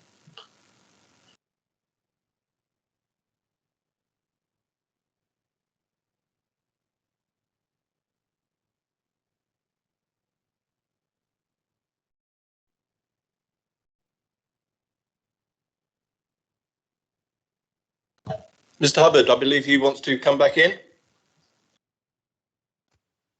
Well, I was going to ask if you're moving towards refusing it on character grounds, whether this relates to mainly the bungalows, or if it relates to the scale and size of the flat blocks at the front. I think, off the top of my head, I think it's on everything. I don't know if it's worth me then just quoting you from the inspector's decision, because I think we need to be a bit careful about in terms of there was some discussion about sort of the impact on the openness of the area, and sort of removing the view beyond the bungalows and things like that. The inspector did address that issue specifically, particularly because you had a bigger, taller building that spread across the whole site with no gaps between it. And he said the increased height and spread of development across the site would result in a loss of some openness, particularly in terms of views through the site and over the buildings. There'll be a notable reduction in the amount of visible sky across the site. This spaciousness is highly valued by many local residents. However, given the width of the road, coupled with the openness of the junction with Grange Road, aided by the setback of the surrounding buildings, the effect on Bellevue Road would not be harmful. So I think, although this is a different scheme, it's got bungalows at the back, but I think in terms of the flat blocks, I think the appeal decision needs to be sort of taken quite carefully in that respect. Thank you, Mr. Hubbard.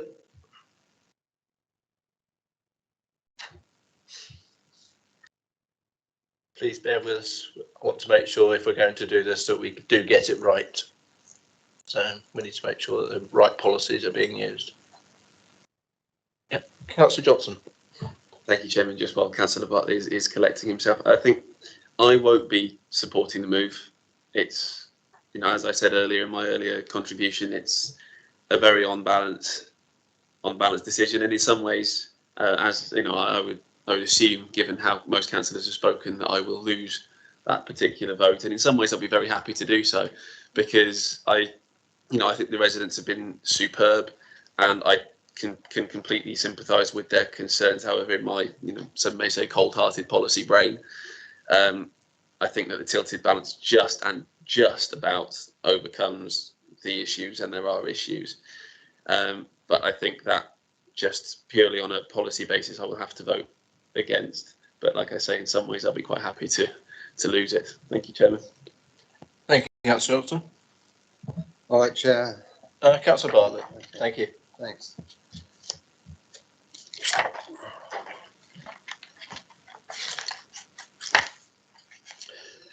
Right, CS6, delivering sustainable communities, second bullet point, the development doesn't retain and enhance the features that contribute to each place's heritage, character and local distinctiveness.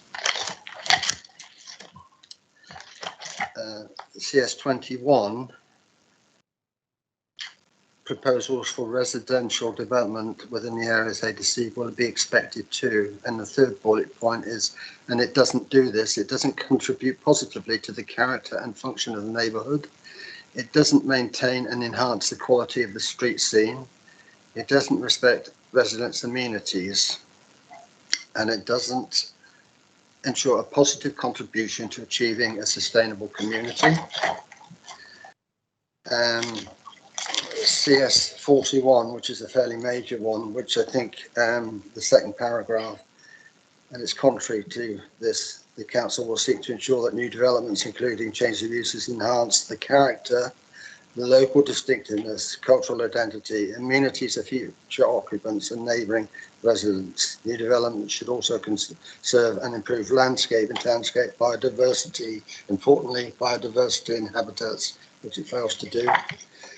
And lastly, policy CS30, that 1, 2, 3, 4, fifth bullet point, it doesn't connect or enrich biodiversity and wildlife habitats. Yeah. Thank you, Councillor Bartlett. Mr. Hubbard, can I confirm that you heard those reasons? Yes, again, it would be useful to drill down a bit further in terms of the specific elements, in terms of the character and the street scene that were mentioned, and also in terms of biodiversity, given that there is sort of improvements on the site in terms of enhanced landscaping at the front. They'll be replanting the trees. If you look at the site at the moment, for example, it's all sort of hard surface parking at the front of the site. So basically, you're losing some garden space at the back, but you're gaining it at the front as well. So I think it'd be useful for me if we were a bit more specific about the harm in that respect as well. I think from a biodiversity point of view, I personally can't see the point in demolishing 3 bungalows just to rebuild 3 more at the back. I mean, from an environmentally sustainable, that's not really environmentally sustainable, in my opinion. But I think on the character area, personally, I think it is totally going to disrupt the character of that area. It's very, very nice as you come around that corner. It's a great aspect of that part of the street scene where you come around, you see those nice small bungalows, and why somebody wants to come and put 2 ghastly great blocks in the way, I personally don't understand. I mean, I did mention the other day to you about why weren't the blocks of flats at the back? It would at least have then kept some of the character of the area. But doing it this way, I just don't see that it is. I think listening to Councillor Bartlett, I think he has detailed. What I will ask him to do is to actually maybe just drop me a few lines on that in a moment so we can get that for the planning officer, because obviously this will go to an appeal if this move is one to refuse it. So with that said, I am going to now move to the vote on this. I think we've heard enough debate on it for one day. And sorry, go ahead, Mr. Hubbard. It's actually Mr. Gould. Sorry, Simon. Yeah, sorry, Chairman. Sorry for butting in, but I've just been listening carefully, obviously, to the debate, and there's just a couple of comments I wanted to add before members vote on the application. Yeah. Councillor Bartlett has obviously listed a number of policies, CS21, CS41, CS6, CS30. I think you'd also need to add to that list, Chairman, CS33, which covers the requirement for the development to address heathland mitigation. Whilst the scheme is being refused, obviously there could be an appeal. And if we don't bolt those policies on, we wouldn't be able to defend that position on an appeal. And if an appeal inspector subsequently allowed that appeal. So I would advise CS33 also, Chairman. I'm a little unsure about the use of CS30.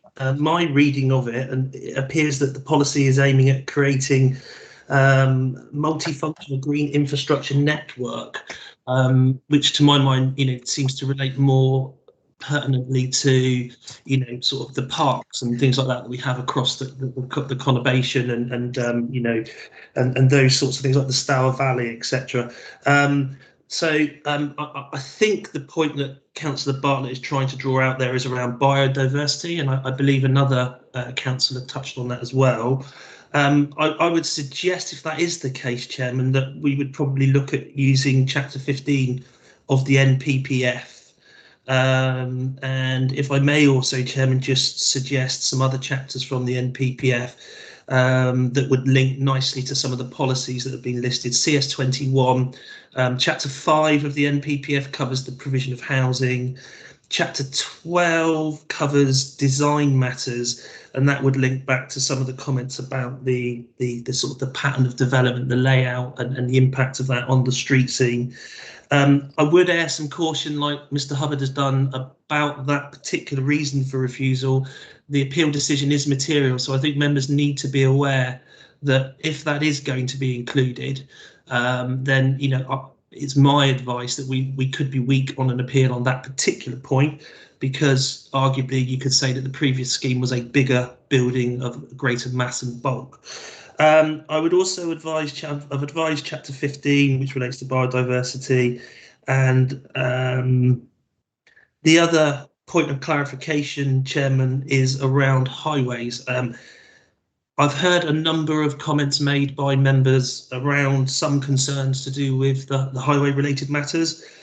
I've not captured that as any of the reasons for refusal, so absolute clarification on that would be appreciated, because that would then obviously generate potential other policies that we would need to add to any reason for refusal.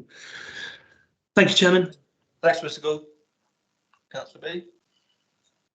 Yeah, I certainly would go along with, contrary to the parking SPD and the shortage of one parking space.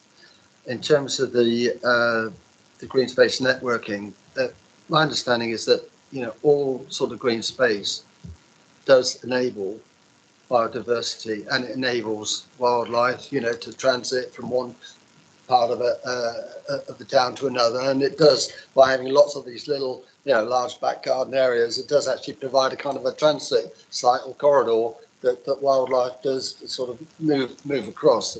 I understand it's not a formal thing, but it's in a sort of an informal sort of arrangement that you have that just creates naturally.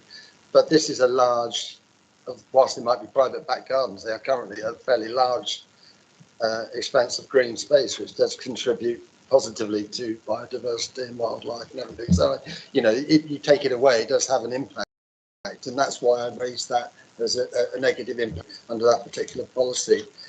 I'd like to add one more policy, if I might, which is CS39, designated heritage asset.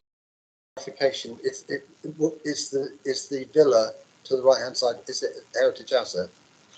It's not designated heritage asset. No, it's not designated. There's no conservation area there at the moment. No, but designate. No. Yeah. Okay. All right. Well, in that case, I won't with that one. Okay. But certainly, it does have the danger, and the point was made by Councillor Barron that all these developments could detract from the setting of a heritage asset, and that would be one of them, because it is one of the original Victorian villas, and you would see it in a different way if had some very large developments adjacent to it. So I think it would affect the setting of that particular asset. But if it's not listed in any way, then I don't think I can. I'll bring Mr. Gould back in. Sorry? I'll bring Mr. Gould. Yeah.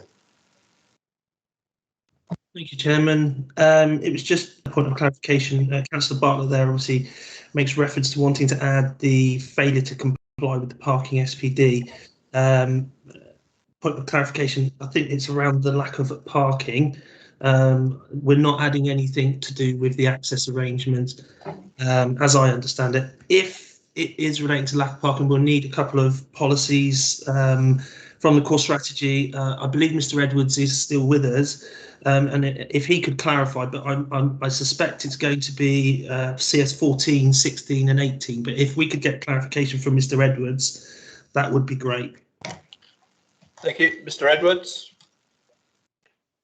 Yes, Mr. Gould is correct with CS 14, CS 16 and CS 18, which was set out in the Highway Officer response provided to Mr. Hubbard previously.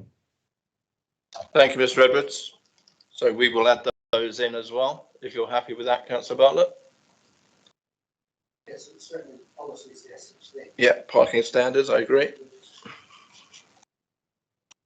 Okay, members. Sorry, Councillor Stribley.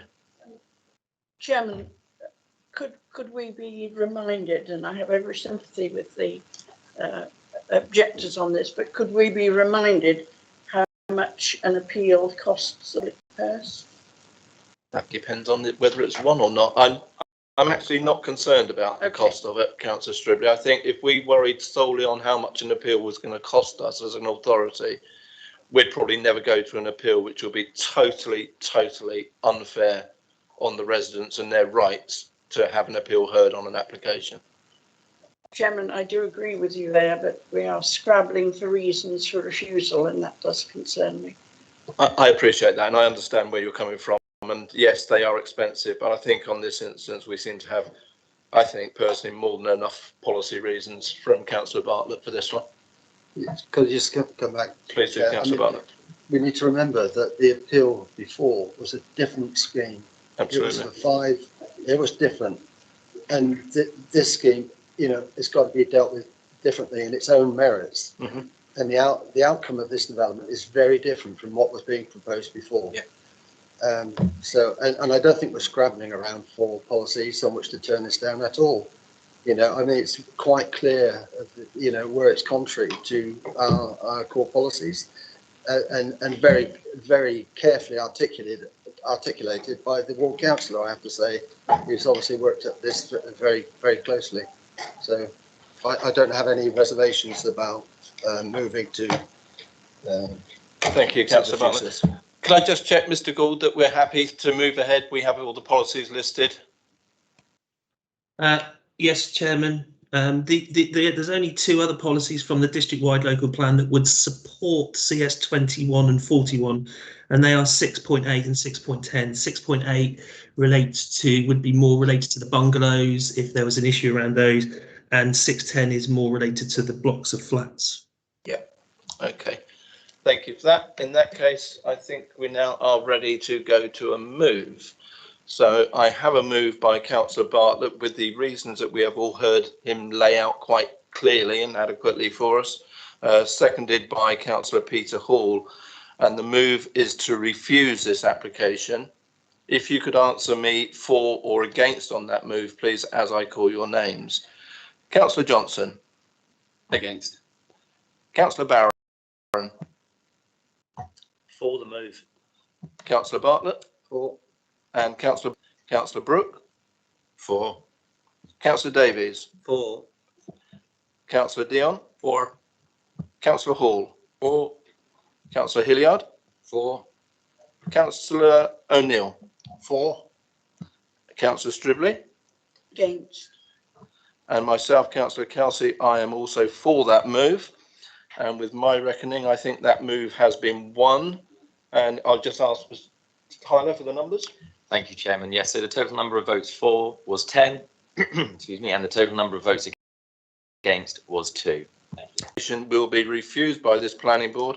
Before I call a quick comfort break, I'd just like to thank the residents for their time and effort that they've put in to come to us today. I know you're actually the first bunch of residents we've had back since COVID started, so it's good to have the residents back in and for you to be able to speak again. We have slightly gone against our policy in allowing you to speak, but the sooner we get back to normal, the better, I think, for everyone. So thank you for coming.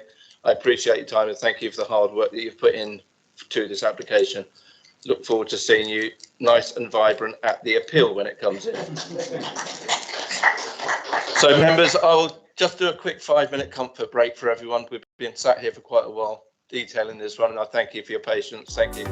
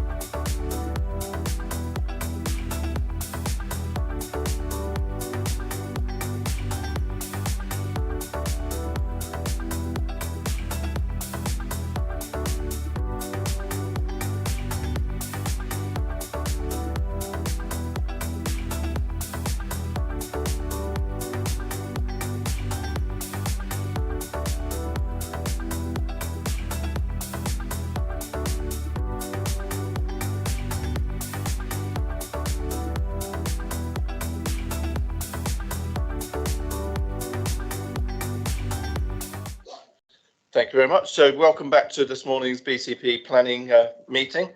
We'll now move on with the agenda, and the next item is the Hotel Riviera at 5 Westcliff Gardens in Bournemouth. This is for the demolition of the existing hotel building, erection of a 6-storey building consisting of 14 flats with associated access and basement car parking.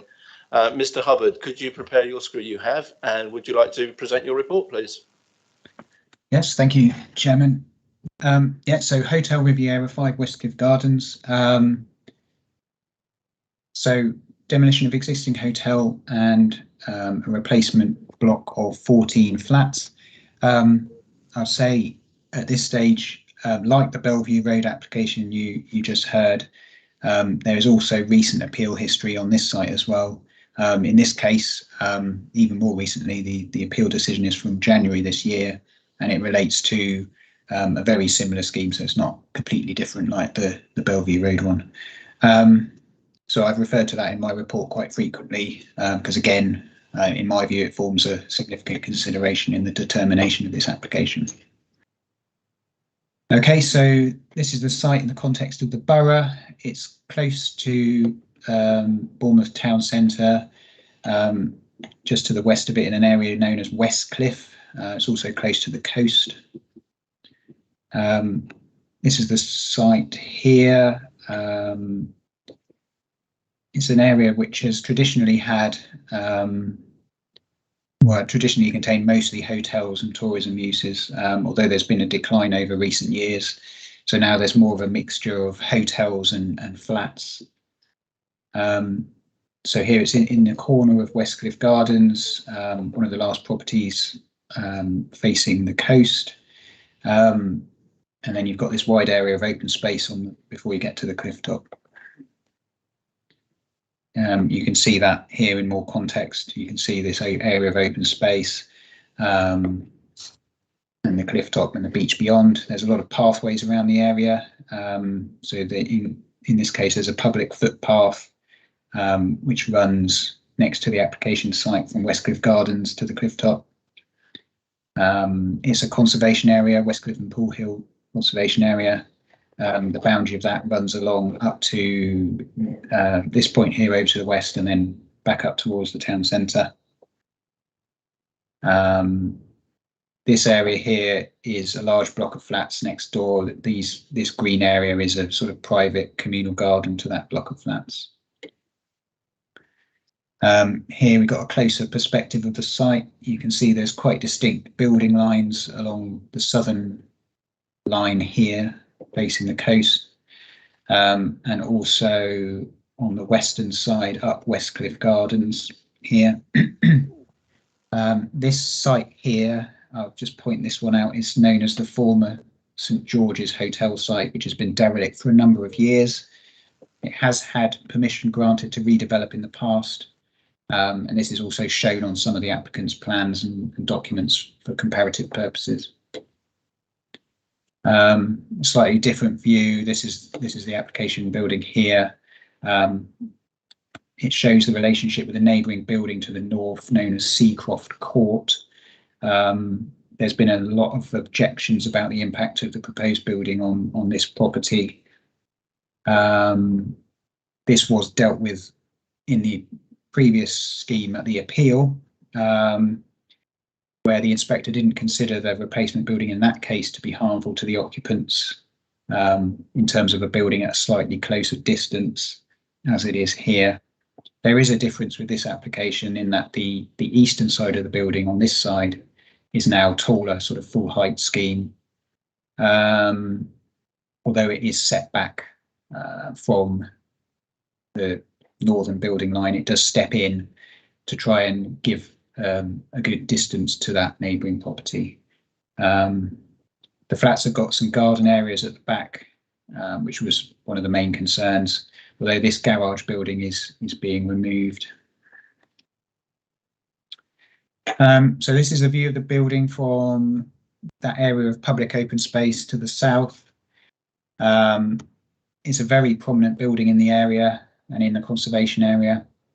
It's an original Victorian building which has been altered with a mansard roof on the top And there's some other extensions. There's a 2-story extension at the side and also sort of entrance bit around the other side. It's also been rendered on 2 sides and it doesn't have the original timber window. So the inspector didn't consider this building to make a positive contribution to the character and appearance of the conservation area, and sort of accepted its loss subject to an acceptable replacement scheme. In terms of the hotel, I understand this is now closed. The recent appeal went through the merits of the tourism use, and it was determined not to be viable by the inspector.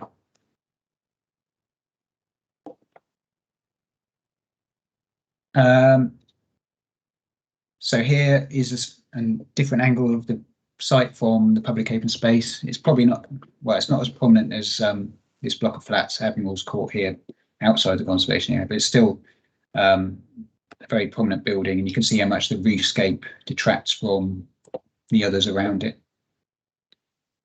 And again, on the east elevation, you can see all of the size of this building basically from the public realm. It's got enough space around it that you can see all the elevation, so it's quite important to get the design right on all sides. And a view from the other side is mainly prominent here at the moment because that St George's hotel site is vacant, but it may not be so prominent there in the future. View from Westcliff Gardens. Again, you can see it's a pretty poor frontage to the building. It's dominated by car parking on this side as well. So there's scope for landscaping to improve the appearance. This is a view from Westcliff Gardens from the north. One of the issues on the previous schemes was there's an important view in the conservation area through to the sea, where it can be glimpsed in the gap left between this existing building and the neighbouring site. You can probably just about see the horizon and sea there. I don't know how bright it is on your screens, but it's considered to be a very important key view. And previous schemes moved that building further to the west, encroaching on that view, which the inspector considered harmful. So one of the main improvements with this application is that building line is maintained. You can also see it's part of a sort of pleasing building line along that street that you don't want to disrupt. And this view further back from Durley roundabout, it just emphasises that again, that building line is very important, and also how much that roof detracts from the sort of roofscape of other properties in the street. So this is the proposed site plan. I appreciate it's a little bit confusing with all the number of different dashed outlines. Some of them represent previous schemes as well as the existing building. So one of the main ones to look at is this pink, the largest one here, the pink one, which is the footprint of the dismissed appeal scheme from January this year. You can see it was a fair bit larger, particularly to this western side that I just talked about with the building line, and also to the south as well. The inspector was critical of both of these projections, including the southerly projection, where he said, well, this St George's hotel scheme, it does extend further south, but we don't really want to repeat that because there is otherwise quite a strong building line to the south as well, and it would encroach on that public open space. So that's an important change to this scheme.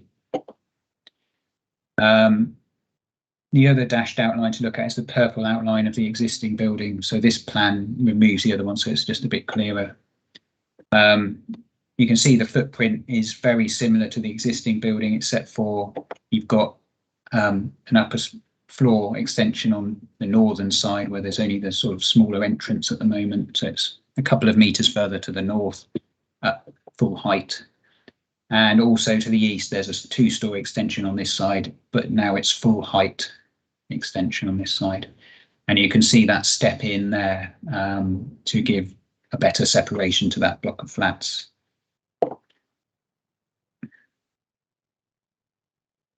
The elevations show a 4 to 5 story building. It's got accommodation in the roof. The reference to 6 stories is just because there's a basement car park as well. The eaves height of the proposed building is lower than the existing. You see the purple dashed outline of the existing building, so that mansard eaves height is very high, and they're bringing that down, which is more in keeping with the character of buildings in the street at the moment. So you get a better proportion of roof, but with a similar overall height, so it will be in keeping with others in the street. The design is traditional style. You can see there's a large number of openings and balconies on that main south-facing elevation. The other elevations are a bit more simple, but they've still got a good level of detailing, including sort of stone banding, exposed rafter feet, and this sort of mock Tudor sort of feature here. The inspector, the previous scheme was an outline scheme, but the inspector did talk a little bit about design and considered it in principle to be acceptable.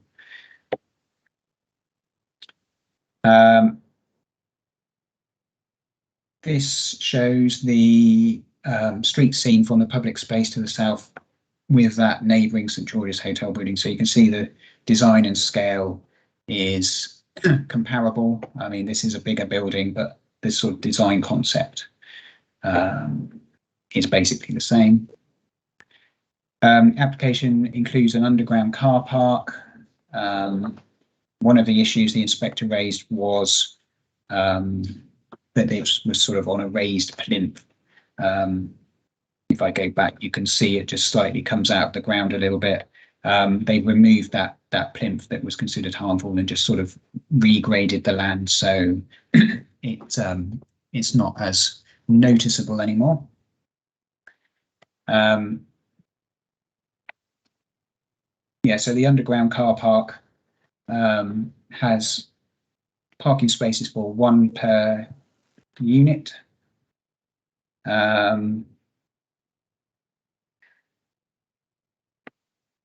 Yeah, so it's greater than the 0 parking provision that the parking SPD requires in this area. So you've got 1 space per flat. You've also got cycle parking and bin storage in the basement as well. The flats are all good sized 2 or 3 bed units with multiple aspects. They've all got south facing balconies for sort of a little bit of open space. So living conditions are acceptable. So overall, in this case, it was my view that the concerns of the inspector were overcome in terms of the harm to the conservation area. The building is now not much larger than the existing building on the site in terms of the footprint, and is acceptable in terms of scale. The tourism loss has already been considered. The only new issues really in this case are that the building extends further to the eastern side, so any impact from that, I don't consider that building line to be as important as the other building lines, and the building has also been moved back to reduce any impact on that neighbouring block of flats, so it won't be harmful in terms of overshadowing or overlooking. Windows on this side are proposed to be obscure glazed in any case. So therefore I've recommended this application for approval. Thank you. Thank you, Mr. Hubbard. Mr. Tyler, do we have any deputations? Thank you, Chairman. Yes, we have received 2 statements in objection and 2 statements in support for this application. The first statement in objection is from Mr. Philip Arnold, who is the director of Seacroft Court. Dear BCP Planning Committee, I am the representative of Seacroft Court, a block of 8 flats with 14 residents, just 8 metres immediately north of Hotel Riviera and most impacted by this application. The report, point number 20, says amendments have been made to the plan, but none of the C40 objectors know of these or the impact they'll have. The case officer's report recommending grant is ambiguous and fundamentally flawed, with a series of misleading statements, comparisons, assumptions, and personal opinions, which to our knowledge haven't had proper assessment as to their real impact. Misleading statements and comparisons revolve around a series of references attributed to the inspector on comments he made to the previous scheme rejected in January 2021. This new application has changed from the one the inspector made comments on. The new application has materially moved further to the east boundary by circa 20% and at a full height of 5 stories. to a position that wasn't even part of the last scheme. Therefore, using the inspector's comments as justification is like comparing apples with pears and has significantly muddied the waters. The case officer concedes number 47, the full height of the building here would have greater bulk, but interestingly, no impact on neighbours. Reality is it will have major negative impact for Seacroft Court's 14 residents' amenities, leaving conditions, privacy and right to light, simply because the plans have shifted the building to seek a grant. There are 14 points of concern in the report, 9 of which say there will be no impact on neighbouring residents, reinforced in the summary point 3, there would not be a materially harmful impact on neighbouring residents. The Bournemouth Civic Society in number 21 have a totally different view, highlighting concerns over building lines and the impact on neighbouring properties. The case officer doesn't live in Seacroft Court, so wouldn't know the impact. Also of real concern is the greater depth of the underground car park and the impact on Seacroft Court and the clifftop foundations. Why has no new assessment been undertaken before decisions are made? What precautions will be taken to ensure no foundation movement or subsidence to Seacroft Court building as a result of excessive piling? If there is subsidence or movement of foundations, what is the developer's liability and what is BCP's liability as a result of approving the scheme without assessment? Lastly, the Rivieras Road is just 390 centimetres wide. We believe the decision to grant this application in its current guise through this inconsistent report is fundamentally flawed and impinges our rights as BCP residents. Therefore, we reassessed with comparable factual information, including the real impacts. The second statement in objection has been received from Alex Patlowitz, a local resident, and is as follows. Dear committee, the report says that amendments have been made to the plans, but the public have not been advised what these amendments are or their impact. The report states that public consultation on the revised proposals wasn't considered necessary, not a valid or safe assumption. For example, waste management planning. If the bins are relegated to the basement behind locked ramp gates and there is no site caretaker and flats may be second homes, how does the case officer imagine a bin collection service would operate? Point 20 states that the building has reduced in size, meaning in relation to the initial plan put forward in the current application. But committee is not told that there has been a major shift of the building's east elevation, high elevation, creating a significant negative impact on Seacroft Court, its northern neighbour.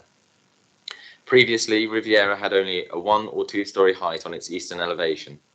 The council's design guide sets out guidelines for privacy with a guideline of a separation distance of 21 metres, but Seacroft is only half that distance. The Bournemouth Civic Society highlighted concerns regarding the impact on neighbouring properties. The previous application was appealed and the inspector wrote extensively about avoiding overlooking between the Riviera and the east flank windows of the unbuilt block to the west. So why is the case officer totally ignoring Seacroft's concerns in this same matter? The urban design consultation called for improvements. The studio flat did not even meet technical housing standards. Plans amended, but in what way? A lack of equitable treatment appears in the paragraph in which the eastern building line is deemed to be perhaps the least important, no street frontage, but concludes by admitting the full height of greater bulk. For residents of Seacroft, bulk translates as marked reduction of privacy, amenities, light and quality of life. Also contrary to the policies D4 and 6 and 10. Frequent references are made to comments by the inspector in January, but wholly inappropriate because he was looking at a different sized building in a different position. No materially harmful impact on neighbouring residents is claimed, but Seacroft would strongly disagree, hence this is an invalid claim. Bins in the basement, not hygienic, could attract vermin. Cliff stability, given the nature of what is proposed, especially the plan to set the basement car park lower into the ground, a proper technical assessment should be carried out in advance of any planning approval being given, particularly as the Riviera is so close to other properties. The case officer's decision is wrong and I request committee members not to approve this application. The first of the 2 statements in support has been received by the agent from Pure Town Planning, Mr. Neil McKeon. I wish to outline the main considerations why we consider planning should be granted today in line with the officer's recommendation. Firstly, character and appearance. Based on architectural merit, the inspector raised no objection to the loss of the hotel. The revised proposal is a result of 6 months collaboration with officers to deliver a replacement development which enhances the character and appearance of the conservation area. The western and southern building line and projection have been substantially set back from that of the appeal. In doing so, the key public view is enhanced, and the southern building line is set back over 5 metres from the extant approval to the west, addressing the inspector's comments. The scale and height of the building follows that of the appeal, which the inspector found acceptable. Following discussions with the officer, the plinth has been removed and the articulation of the building enhanced through the revised entrance, roof form, canted bay windows and mock Tudor design detailing, providing a visual link to the buildings in the area. The siting, scale and traditional design of the building respects building lines and key views and is in keeping with the conservation area. Secondly, amenity. The previously proposed 8.5 metre gap to Seacroft Court to the northern boundary was not objected to by the inspector in terms of privacy and amenity. The originally proposed eastern boundary built form has been set back by 3 metres, creating a 12-metre spacing. Obscure glazing is proposed to these northern elevation windows, so there will be no overlooking to Seacroft Court, thereby retaining their amenity. To the western boundary, the inspector's comments have been addressed through the increased separation gap between the proposal and the extant approval by 3.5 metres, reflecting the existing relationship to the hotel. The proposed amendments will not create any detrimental harm to amenity of neighbouring properties. The proposed units are of generous size with dual aspect views and south-facing living spaces, which also safeguard the amenity and living condition of future occupants. Thirdly, parking.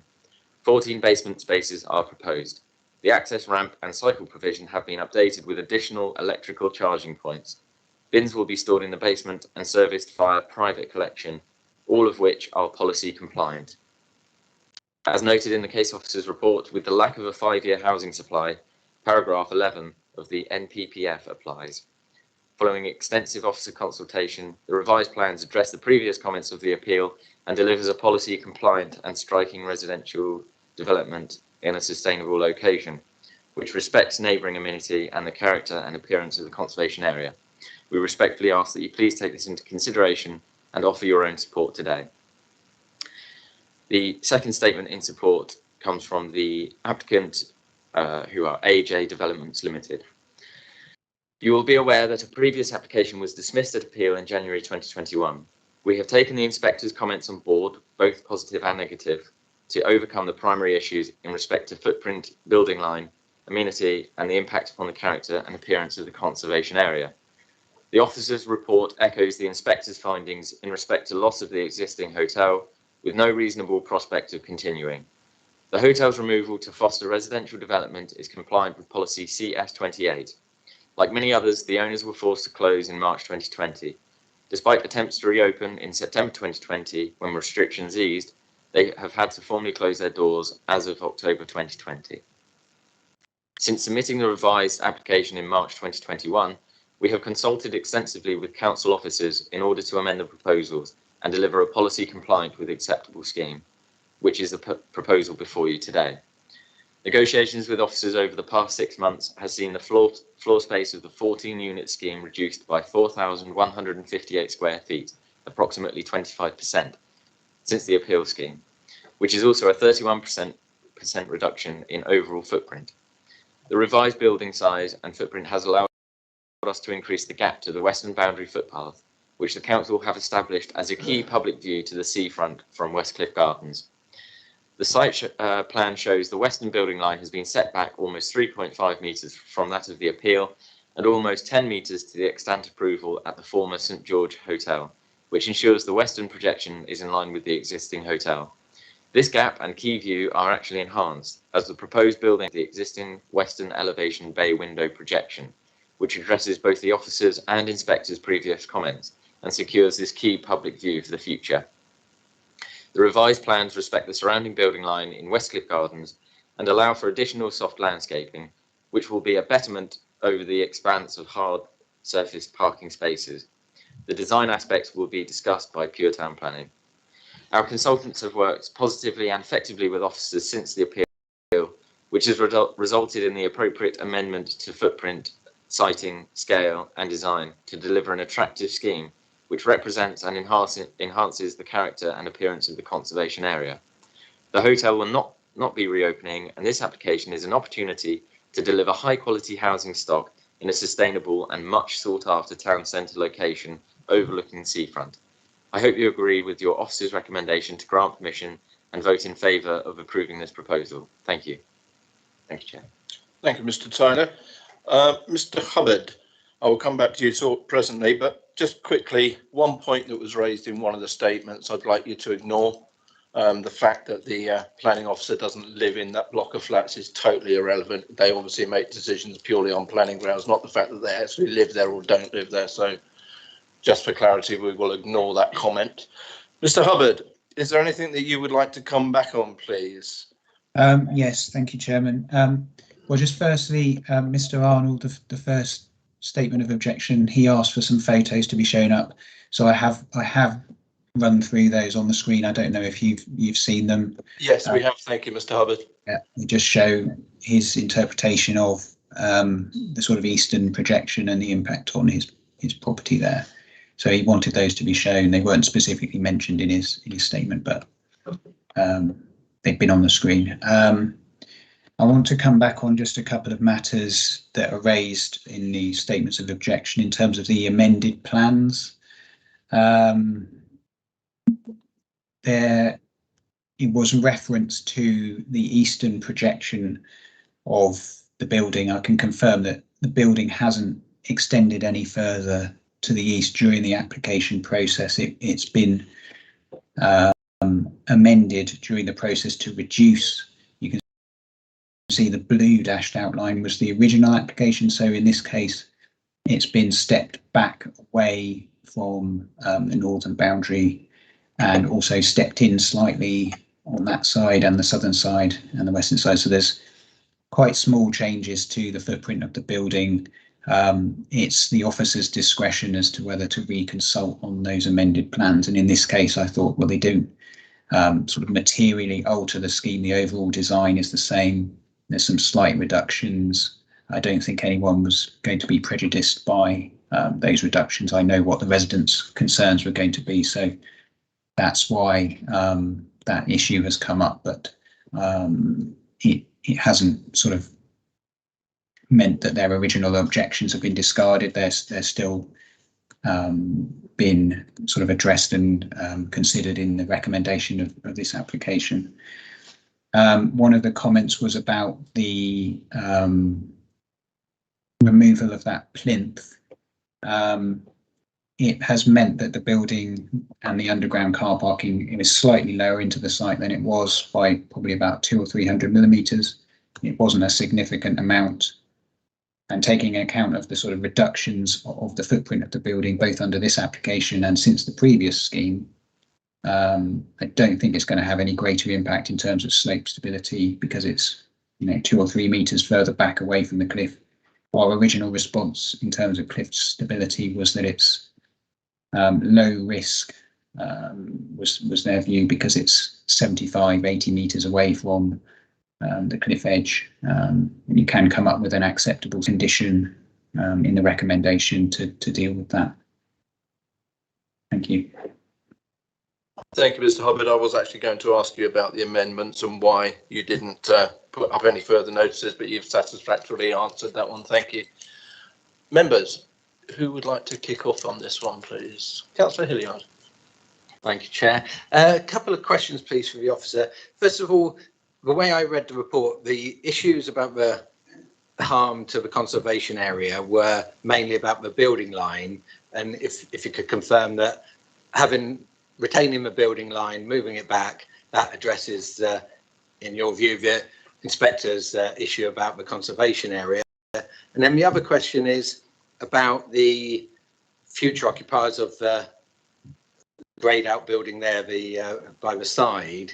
Again, the inspector said, yes, again, I appreciate it, it's moved back about 4 metres, but there is still going to be overlooking. And the inspector did say that obviously the current use is a hotel, so there wouldn't be so much people during the day in their rooms looking out, but being a residential property, there would be more scope for overlooking. And what how that's been assessed. Thank you. Thank you, Mr. Hubbard. In terms of the conservation area, yes, the inspector accepted the loss of the existing building in principle. He accepted the sort of design concept of the replacement in principle. The issues that he refused it on were, yes, the western projection and the southerly projection, the impact on that quay view down towards the sea on the western side, and the views of the building would be even more prominent on the southern side. So yes, moving the building back to the sort of current building line has, in my view, overcome those original concerns. The only other issue was the plinth, which I haven't got a picture of the original, but you can see it slightly comes out of the ground. It came out even further on the appeal scheme and was more of an abrupt step, hence the term plinth, and the inspector didn't like that. So that's been removed from the scheme, overcoming those concerns in terms of the impact on the conservation area. The second issue about the impact of living conditions between these two buildings, well, my view was that this building here has been approved in that position, having regard to the current position of the existing building. So it was my view that if you don't go any further than the existing building, then that separation is acceptable. Looking at the floor plans, the main outlook of these flats is to the front and rear.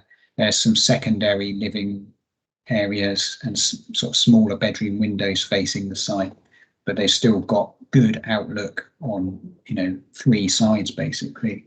And it will be the same with this block of flats as well. There's no sort of single aspect flats facing that the application site. That's great. Thanks for that. Thank you, Mr. Hubbard. Councillor Stribley, please. Thank you, Chairman. My concern, and again, I visited the site, my concern, could we have the eastern flank of the building, of the proposal up, please? Which is the eastern view? This one here. This one. My only concern with it is that to the east, there is in effect what appears to be a large open garden. And if you have a block of flats, and it does look as though there are living rooms or balconies looking down on that eastern side, then the adjacent property will lose all its privacy. The existing very ugly building, because it's been transformed over the years from what it originally was, has only a single story development to the east. And now it's going to go up on the full height of it. And say to the east side, and I'm not sure what the property is behind, but there's a lock gate and a lovely garden and open space behind it. And because it will be higher and closer to that eastern boundary, if you've got living room windows looking into that direction, it will cause a considerable loss of privacy on that respect, and it would also inhibit any future development on the adjacent site, in effect taking rights from that site. So I am very concerned with that eastern elevation. Not concerned with the northern one, because the property to the north doesn't have any, well, it has windows looking south onto this site. They are all obscure glazed and secondary windows. And looking south across the open space into the sea, be as wide open as you like. And again, looking westward, you have a pathway and then already developed buildings with again, no living room windows looking in that direction. But I'm very concerned with that eastern elevation. And I think that needs looking at. There could be windows there, and we've had properties developed in the past where the windows have been angled so that although basically you would look that way, you have to can't look straight into the neighbouring property. And I would like an answer to that. It may be there haven't been any objections raised, but I think it's something we should look at very carefully. Thank you, Councillor Reid. Mr. Hubbard? Yeah, thank you. I think there have been objections from this property. You can see it here. It's a block of flats with a large garden area. I think I haven't considered it materially harmful in this case because, well, firstly, the block of flats is some distance away and at sort of a bleak angle to the property, so there's no direct overlooking on the property itself. And secondly, the existing building has already got numerous windows facing this site. I accept, it's going to be a couple of meters closer, but I think that combined with the fact that this is a communal garden area which is already overlooked, it didn't really raise significant concern in my recommendation. Chairman, I find windows of the old hotel that are on that side probably never had anybody look out, or just a quick glance. You're now proposing to put balconies and living room windows all along that side, and I think that is very significant, and it certainly ought. I'm really concerned to say that the planning officer hasn't even really considered that. That is it may be a communal garden, but it is the private garden for that block of flats. It's one thing on the public open space on the cliffs, but if I were sitting in my own garden with my immediate neighbours, I wouldn't necessarily want strangers able just to sit above me and look straight down and observe over a continuous time. I am concerned on that. Mr. Hubbard? Well, just to confirm that on the elevations, the only balconies are the south-facing balconies. There's no balconies facing the east side over the garden. I mean, obviously they could look over the side of those ones, but their main orientation is to the south. Any further comments from any members? Any questions to ask? Councillor Hilliard? Sorry, Chair, I forgot to ask about the issue of the cliff stability and the, obviously we don't want the council, but I understood that it would be all the onus on the developer to sort of do all the checks before doing anything. Yeah, there is a condition on that regarding the report that was done on 2019 on that. I was looking at that one myself, and part of that condition is that it must be parts of it must be included before work is started to make sure that it's still up to date and things. So I'm quite happy with that. I don't think there's been a huge amount of change in there by that, and I think the officers appear to be quite happy if you're okay with that. Yeah. Okay, Councillor Johnson. Thank you, Chair. For me, this one's actually quite simple in my mind. I can't really see anything wrong with it. I think that it will be an asset to the conservation area. It won't cause any harm to it. It's a much more attractive building than the current one. We're not losing any tourism. The business is already closed. They have brought it back in line with the existing building lines. As Councillor Healy has already teased out, the cliff stability has been looked at and will be looked at and will be ensured to be safe. So as far as I'm concerned, I can't see any planning reasons to refuse it, and I'm quite happy to make a move to accept the officer's recommendation. Thank you, Chair. Thank you, Councillor Johnson. Do we have a second of a Councillor Johnson's move, please? Councillor O'Neill. Would you like to speak, Councillor O'Neill? That's enough. Similar to Councillor Johnson, really, I'm well aware of this area. In terms of the overlooking, that doesn't cause me great concern, not least of which because that garden area is already overlooked. I believe the frontage is common ground for the public walking, traversing across the cliff top, dog walking, etc. They can also see into that garden. and the distance from the proposed development to the house is quite considerable. With reference to, there's some reference to made to the underground parking. Obviously, that will be a developer's consideration and a purchaser's. But I'm also aware there is already underground parking in the aligned buildings and approval for underground parking for that vacant space. So I see no reason other than to support this application. Thank you, Chairman. Thank you, Councillor Neil. Anyone else wish to make any comments before we go to a vote on this one? No? Okay, so we have a move to grant this application by Councillor Johnson, seconded by Councillor Tony O'Neill. I'll call your names again one at a time. For or against? Councillor Johnson. For. Councillor Barron. Against. Councillor Bartlett. For. Councillor Bull. For. Councillor Brooke. For. Councillor Davies. For. Councillor Dion. For. Councillor Hall. For. Councillor Hilliard. For. Councillor McCormick. For. Councillor O'Neill. For. Councillor Stribley. For. And myself also for on this one.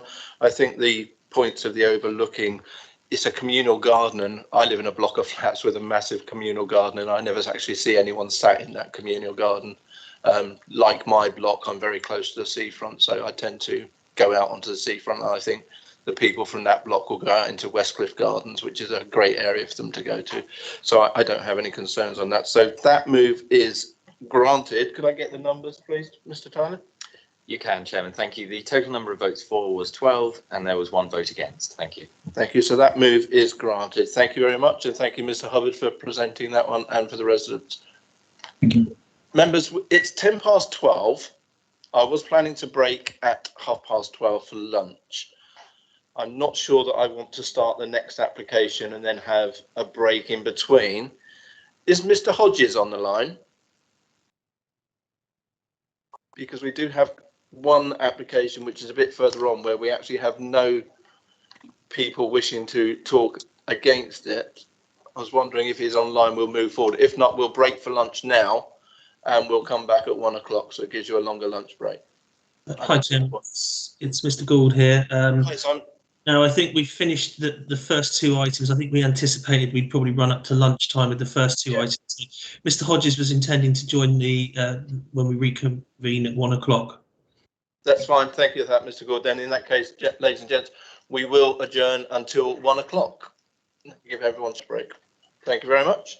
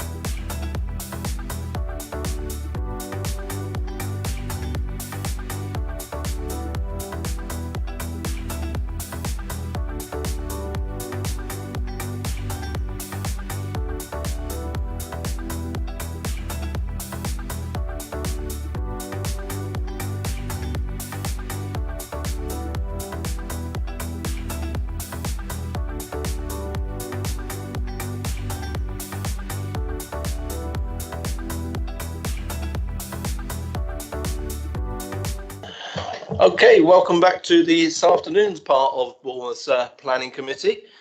We will move straight on with the agenda for this afternoon, and the next item is Avon Beach Huts, Mudderford, Christchurch.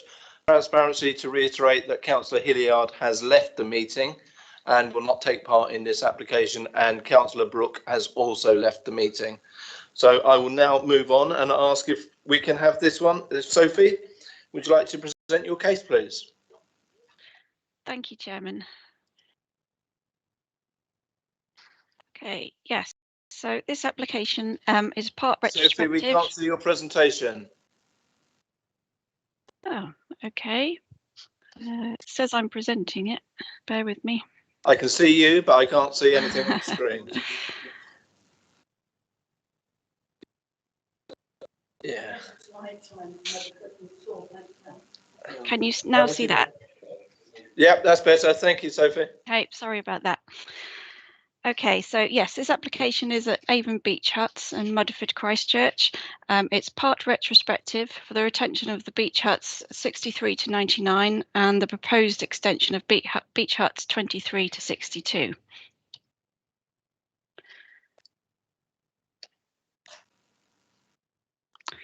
The site currently forms part of the promenade along the beach.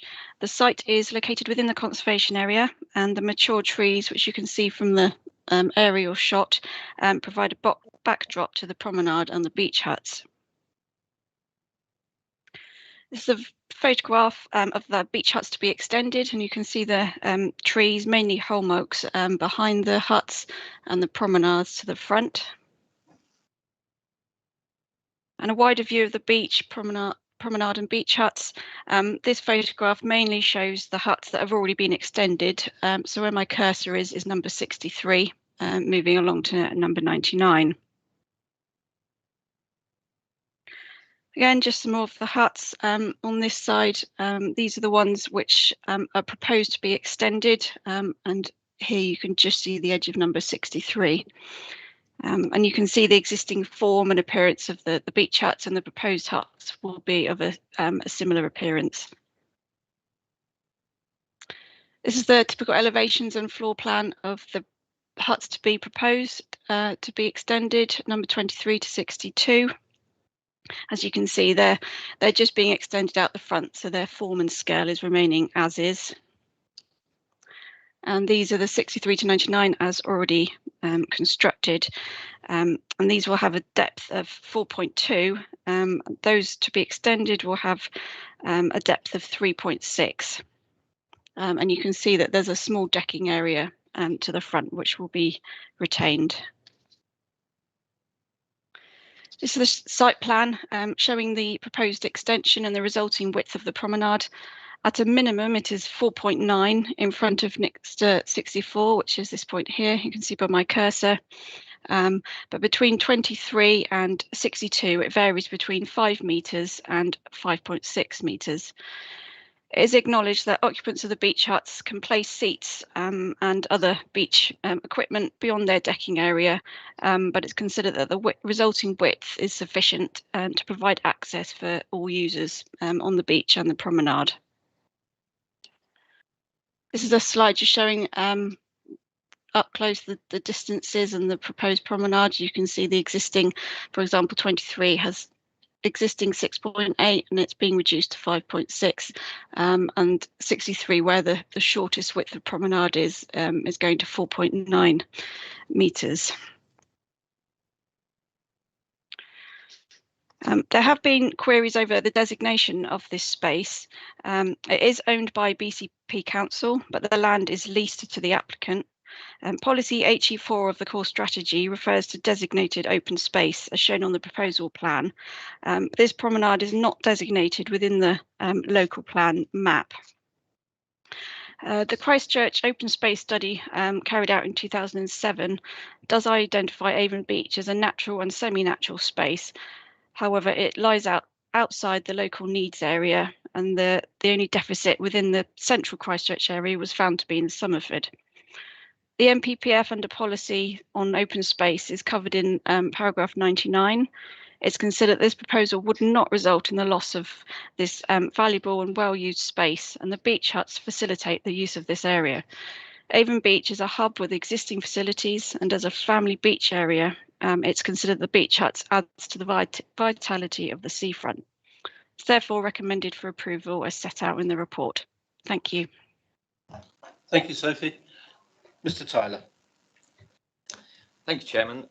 For this application, we have received 2 statements in objection, 2 in support, and I also have a statement from Ward Councillor Leslie Dedman that I will read out.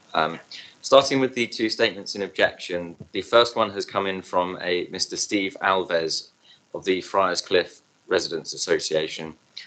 He writes, the 2017 £540,000 promenade work was carried out with public funds, and the applicant is incurring into this public amenity for private financial gain. This expensive widening of the promenade by 1.5 metres was to be for flood defence, protecting coastal erosion and for the benefit of all beach users, not just to provide a base to build bigger huts. Now that the larger extended huts have reached further across the promenade, the benefit of this space is no longer available for the general public, and the effective width of the promenade reduced to less than that in 2014. The 2017 Environment Report section 3.2 states this forms part of the coastal footpath and cycleway. The public's access to the promenade and the recorded right of way will be reduced substantially. The 2017 Landscape Report section 1.1 states potential conflict with pedestrians entering promenade from steps. This will now be made worse by an increased tunnel effect from extended huts. The local plan policy H12 and policies HE2 and LN1 of the core strategy require development to be appropriate in character, scale and design. The extended huts are double the size of existing huts and therefore do not comply regarding size and mass. The development lacks compliance to the National Planning and Policy Framework, Section 8, paragraph 91B, which requires safe and accessible pedestrian routes and high quality public space. Paragraph 98, which to protect and enhance public rights of way and access. The acknowledged Christchurch coastal path has been partially blocked by this development. The huts have platforms that extend further into the promenade and are a trip hazard. BCP hut steps fold up, reducing the overall depth, improving public safety. The demised area is within the Mudderford Conservation Area.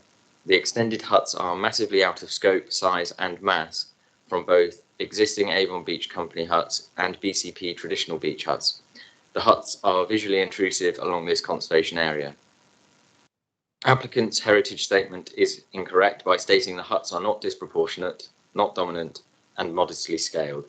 Hut extensions from 2.35 metres to 4.16 metres is a huge increase, leading to dominant and disproportionate buildings. Retrospective planning applications are common for this applicant, and not only should this be taken into account, but no consultation with either residents or the landlord, BCP, was undertaken before work was started. The tenant has clearly breached planning controls yet again. On behalf of the Friars Cliff Residents Association, I would therefore request that this retrospective planning application is refused and the already extended huts are returned to their previous size. The second statement in objection comes from a Mr. Paul de Jong, and it is as follows. The application is strongly objected to for the following reasons.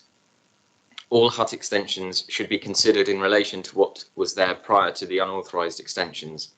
BCP should not permit regularising of unauthorised extensions. Huts 63 to 99 have unauthorised extensions of 1.8 metres, an 80% increase. Huts 23 to 62 are proposed for 1.2 metre to 1.3 metre extensions, a 50% increase. To state this has negligible impact on form and function along the promenade is misleadingly incorrect. On many busy days, all promenade users are significantly disadvantaged by this. The planning statement that a minimum width of 5 metres is necessary for pedestrians and safety is breached, as the actual proposed width is 4.9 metres to 5.9 metres. There is significant visual detrimental impact on the coastal setting. Looking along the promenade length in either direction, the 50% and 80% depth extensions have undeniable negative impact, especially alongside crowding, etc. This is a long designated conservation area. Insinuating that this may change in future is not an applicable argument. The heritage asset is degraded by 50% to 80% hut extensions along almost the full promenade. This simple fact cannot be denied. It greatly narrows the width of available promenade to the significant detriment of those who enjoy and use its facility. It is regrettable that the applicant submitted additional information on 10th of August, yet the public have no generalised ability to submit additional concerns. Suggestions that the many objections are just sour grapes from awkward neighbours is baseless. There are widespread and heartfelt concerns that the application is morally and technically wrong for the promenade and degrades the CAA heritage asset. This submission gives sole financial gain to the tenant, nobody else, and at the expense of the tens of thousands of public users per year. This is in addition to the restrictions and safety issues referred to in various BCP, CBC and DCC commissioned reports referenced in letters of objection. It is not understood how the applicant can possibly be described by the planning officer, how the application can be possibly described by the planning officer as optimum use and to public benefit. Almost all promenade users are pedestrians. A tiny number are beach hut users. The only noticeable gain here is to the tenant. It is not optimum viable use. It is incorrect to state that there are significant social and economic benefits to the provision of beachfront facilities and considerable weight is attached to this benefit. This conveys entirely the wrong context. The extensions provide substantive benefit only to the tenant and knock-on sales for substantial financial gain, as is already happening. There is no social benefit to this whatsoever. Please refuse this application in the best interests of the huge number of public users of this beautiful BCP beach asset. That's the end of the second statement in objection. Mr. Chairman, we have Ms. Sue Spittle here to read out a statement in support as per your chairman's powers to delegate. Are you happy to read that out, Ms. Spittle?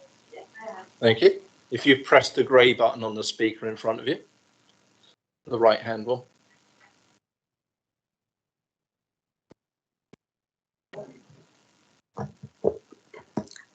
If I could just introduce myself, I'm Mrs. Sue Spittle. You may recognise me as a former Christchurch Borough Councillor. I'm speaking today as a leaseholder of Hut 89B and not as a town councillor. I'm ready to start. Acquainted with Avon Beach facilities and huts and wish to comment on the report before you. There is no need to brief members on beach huts, which are used as a shelter from the sun or wind, changing and the safe storing of personal belongings and furniture. These days, there is a need for basic cooking and eating facilities, hence the requirement of extended huts. These huts are at the foot of the slope leading from Avon Run Road, positioned well away from the pines that are lining Avon Run Road. The unsympathetic pruning works mentioned in the report of these trees were not through Avon Beach Company, but at the request of residents in Avon Run Road. Huts numbers 90 plus were there before the 2014 storms. Further along the promenade are huts of differing lengths constructed by the former leaseholders of the Durhams.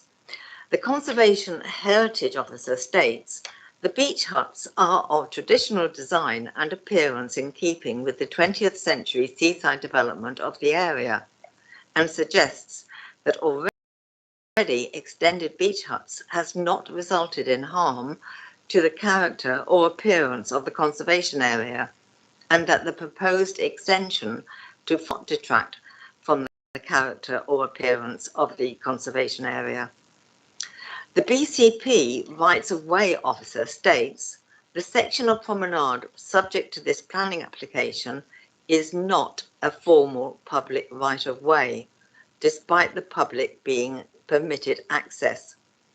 Public footpath number 24 runs to the rear of the cafe and the beach huts along the coastal slope, not in front of the beach huts. Please also refer to his measurements of the width of the promenade and the comparison to neighbouring beach promenades, which is sufficient for the free flow of pedestrians and maintenance vehicles and does not preclude emergency service vehicles, including fire engines. The Destination and Culture Officer comments that the site is within the Mudderford Quay Conservation Area and is of an established characteristic of the area. The provision of the lease for Avon Beach allows the tenant, in this case Avon Beach Company, to erect beach huts on the promenade within their demised lease area without the landlord's consent being required if the huts abide by planning regulations, provided that adequate unimpeded access is maintained and the current function of daytime use is maintained. The tourism officer would not object to the application. To assure members, as an owner, I confirm owners and users of the huts ensure that there are not excessive seats and tables on the promenade obstructing pedestrian access. Finally, as you know, beach huts are an asset to this unique, beautiful area and are sought after by all ages to enjoy the fresh air, spectacular view, and if they're brave enough, swim. Thank you, Mr. Chairman and members, for allowing me to speak. Thank you very much. Mr. Tyler. Thank you, Mr. Chairman. The second statement in support comes in from Mr. Peter Hayward, who is the applicant, and is as follows. As set out in the committee report, there are two parts to the application. The first is the retention of the enlarged beach huts numbers 63 to 99, and secondly, the proposed extension of B3 to 62. It is pleasing to see such overwhelming public support for the proposals, with 110 individual letters of support having been submitted to the Council, and a petition of 135 signatures also supporting the proposal. It is hoped that committee members will have regard to this considerable local support when considering the application. Avon Beach Limited has continually invested in the facilities and infrastructure over our 9 years of stewardship. We are extremely proud of our achievements and will endeavour to continually invest and improve. Other than the extended length of some of the huts, the beach huts are similar in appearance. The beach huts are typical standard seaside beach huts forming that stretches from Avon Beach car park all the way along the shoreside to Steamer Point. The beach huts that border the promenade are of a standard design with clean, simple lines and traditional materials. The presence of the beach huts and their continued use throughout the year animates the seashore and creates a holiday atmosphere to the promenade. It is strongly contended that the 37 beach huts that have been extended have not resulted in harm to the character of or appearance of the conservation area. The proposed extension to 40 of the beach huts would not look out of place and would not detract from the character or appearance of the conservation area. It is important to note, as highlighted by the Council's transportation, that the section of promenade subject to this planning application is not a formal public right-of-way, despite the public being permitted access. A minimum available width of 5 metres is considered sufficient by the Council's transportation officer for the free flow of pedestrians and maintenance vehicles, and does not preclude emergency service vehicles, including fire engines. The proposed allows for the continued unimpeded free passage of pedestrians along the promenade. Due to COVID, the past couple of summers at Avon Beach have received an unprecedented amount of visitors. Despite this, there have been no incidents of overcrowding in the areas in front of hut numbers 63 to 99 on the promenade. The Council have not raised any concerns in their capacity as landlord. The fears raised by objectors to this scheme of overcrowding have not materialised. As relayed in the letters of support, the extended beach huts allow for improved access for disabled persons.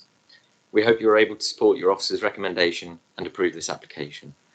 That's the end of the second statement in support, Mr. Chairman, and we do have Councillor Leslie Devlin, who is the ward councillor, her statement, which is as follows. I'm the ward councillor and unable to attend today. I'm of course representing some of the residents in the area who have asked me to put their views before you.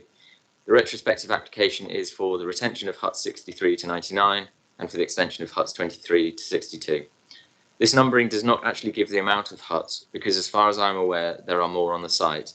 This is a conservation area and of particular distinction as a very attractive beach setting. Residents and visitors use the promenade to walk near the sea, getting the sea air whilst using a hard pathway rather than going on the sand. The enlargement of the huts certainly minimises the width of the pathway by at least a metre, especially in view of the setting out of users' equipment in front of the huts. Residents who use this promenade but find walking difficult, or those pushing children in chairs, complain that this makes the promenade far less easy to negotiate. As you may be aware, this promenade was deliberately improved and enlarged by CBC and DCC and the Avon Beach Company, not only for cliff protection but to cater for those people needing easier access. Residents are thus depending on the committee to take these and all other facts into consideration when debating this application for the retention of the already enlarged huts and for the permission to extend others. Thank you. Thank you, Mr. Chair. Thank you, Mr. Tyler. Sophie, is there anything you'd like to? No, thank you, not at this time. Thank you very much. In that case, I will go to Councillor Hall, please. Thank you, Mr. Chairman. What I should have done at the beginning, I tried to, is that the lady speaking, Mrs. Sue Spittle, I served on Christchurch Council for many years with her. I haven't made it, I've still got an open mind, and also Councillor Leslie Denman was on the same council.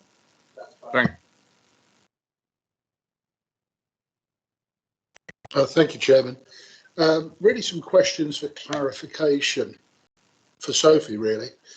I'm always worried about retrospective applications, but I did meet with 2 or 3 people in the smaller huts who indicated that there had been, for the extended huts, a verbal understanding with the prior council.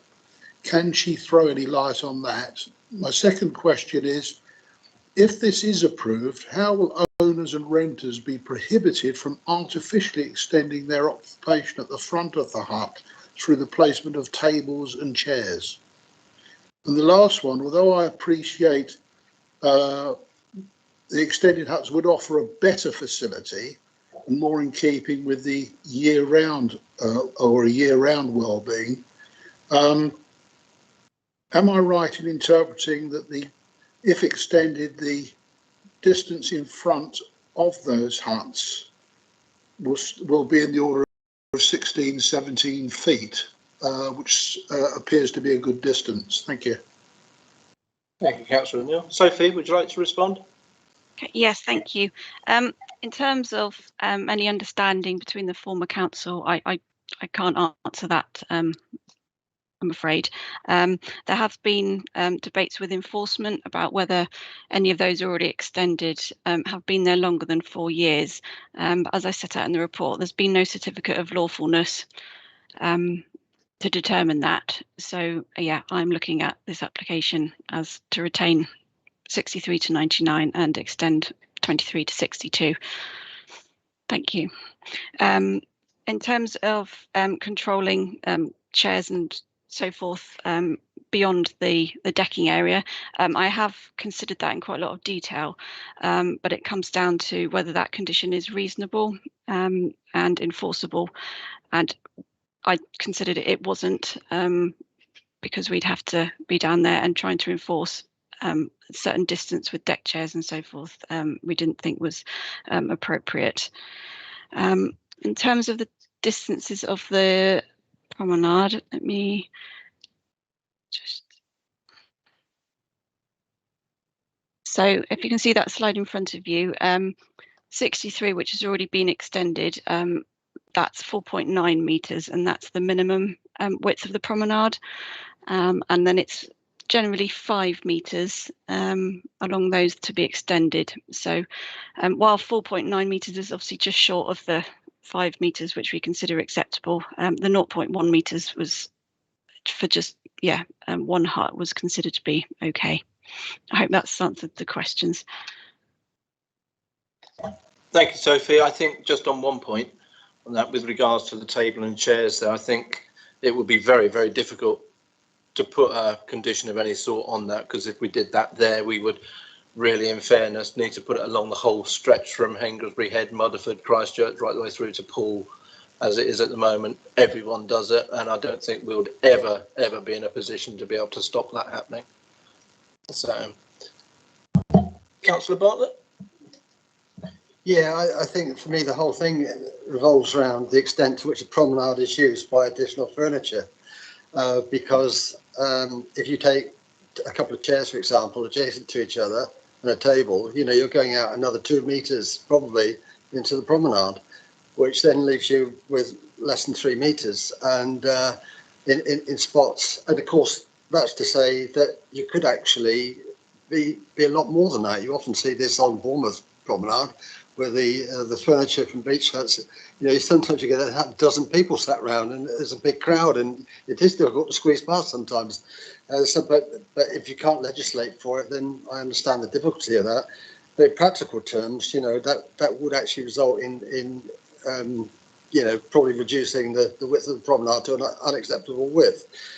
I'm not sure what to do about that, particularly in view of the fact that, of course, we're told that there's no right of way along the promenade.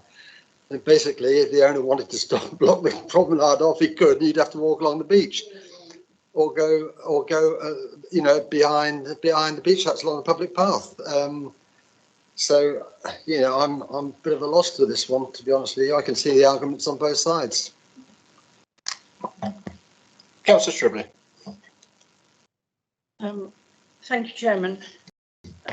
I wasn't familiar with Motherford and Avon Beach, but had a very interesting visit there earlier this week and was actually amazed by the amount of activity there. The car park was full, and this section of beach huts, which they want to move out, are fairly close to the car park. They're basically in the first section of the promenade that you use after a couple of huts kept for rent, £155 a day, I think, if I remember the sign correctly. I could live with those that are already extended because they're 200 or 300 yards away, if you like, from the main. The beach itself was very busy, but that tapered off further you got away from the access, as it does on all accesses to the beach. You know how crowded it can be around the pier, and a few hundred yards along, there's plenty of space. The beach was busy, the promenade was busy, and there wasn't any spare room on the promenade, with a couple walking one way, a couple walking another, and a cyclist going between them. That promenade was actually full. And there were people sitting outside their beach huts, which did take, although they were close to the huts, there was one gentleman in one place. The huts being narrow, you couldn't really probably get a large family group there. But of course, the step outside the hut takes up half a metre or more, probably a third of a metre, recalling the width. Then you're sitting outside that. That is taking a considerable piece off the promenade. Now, I know we're saying technically there's no public right of way. If this council owns that promenade, and anyway, I believe public have access to all beaches which are not privately owned, and this isn't a privately owned beach, I think it would be a brave person or authority that tried to say you can't walk along the promenade, because who would want to walk in a concealed path along behind the beach huts? I could, because they're further away, I could live with the existing extension, but actually I paced out the 1.5 metre from the front of the beach hut and then the step in front of it, and I actually measured on my remaining less than 5 metres, less than 5 yards. I can about pace a yard, less than 5 yards width of the beach hut, and with small children running across it, people walking in both directions, cyclists going between. To me, it would be totally unacceptable.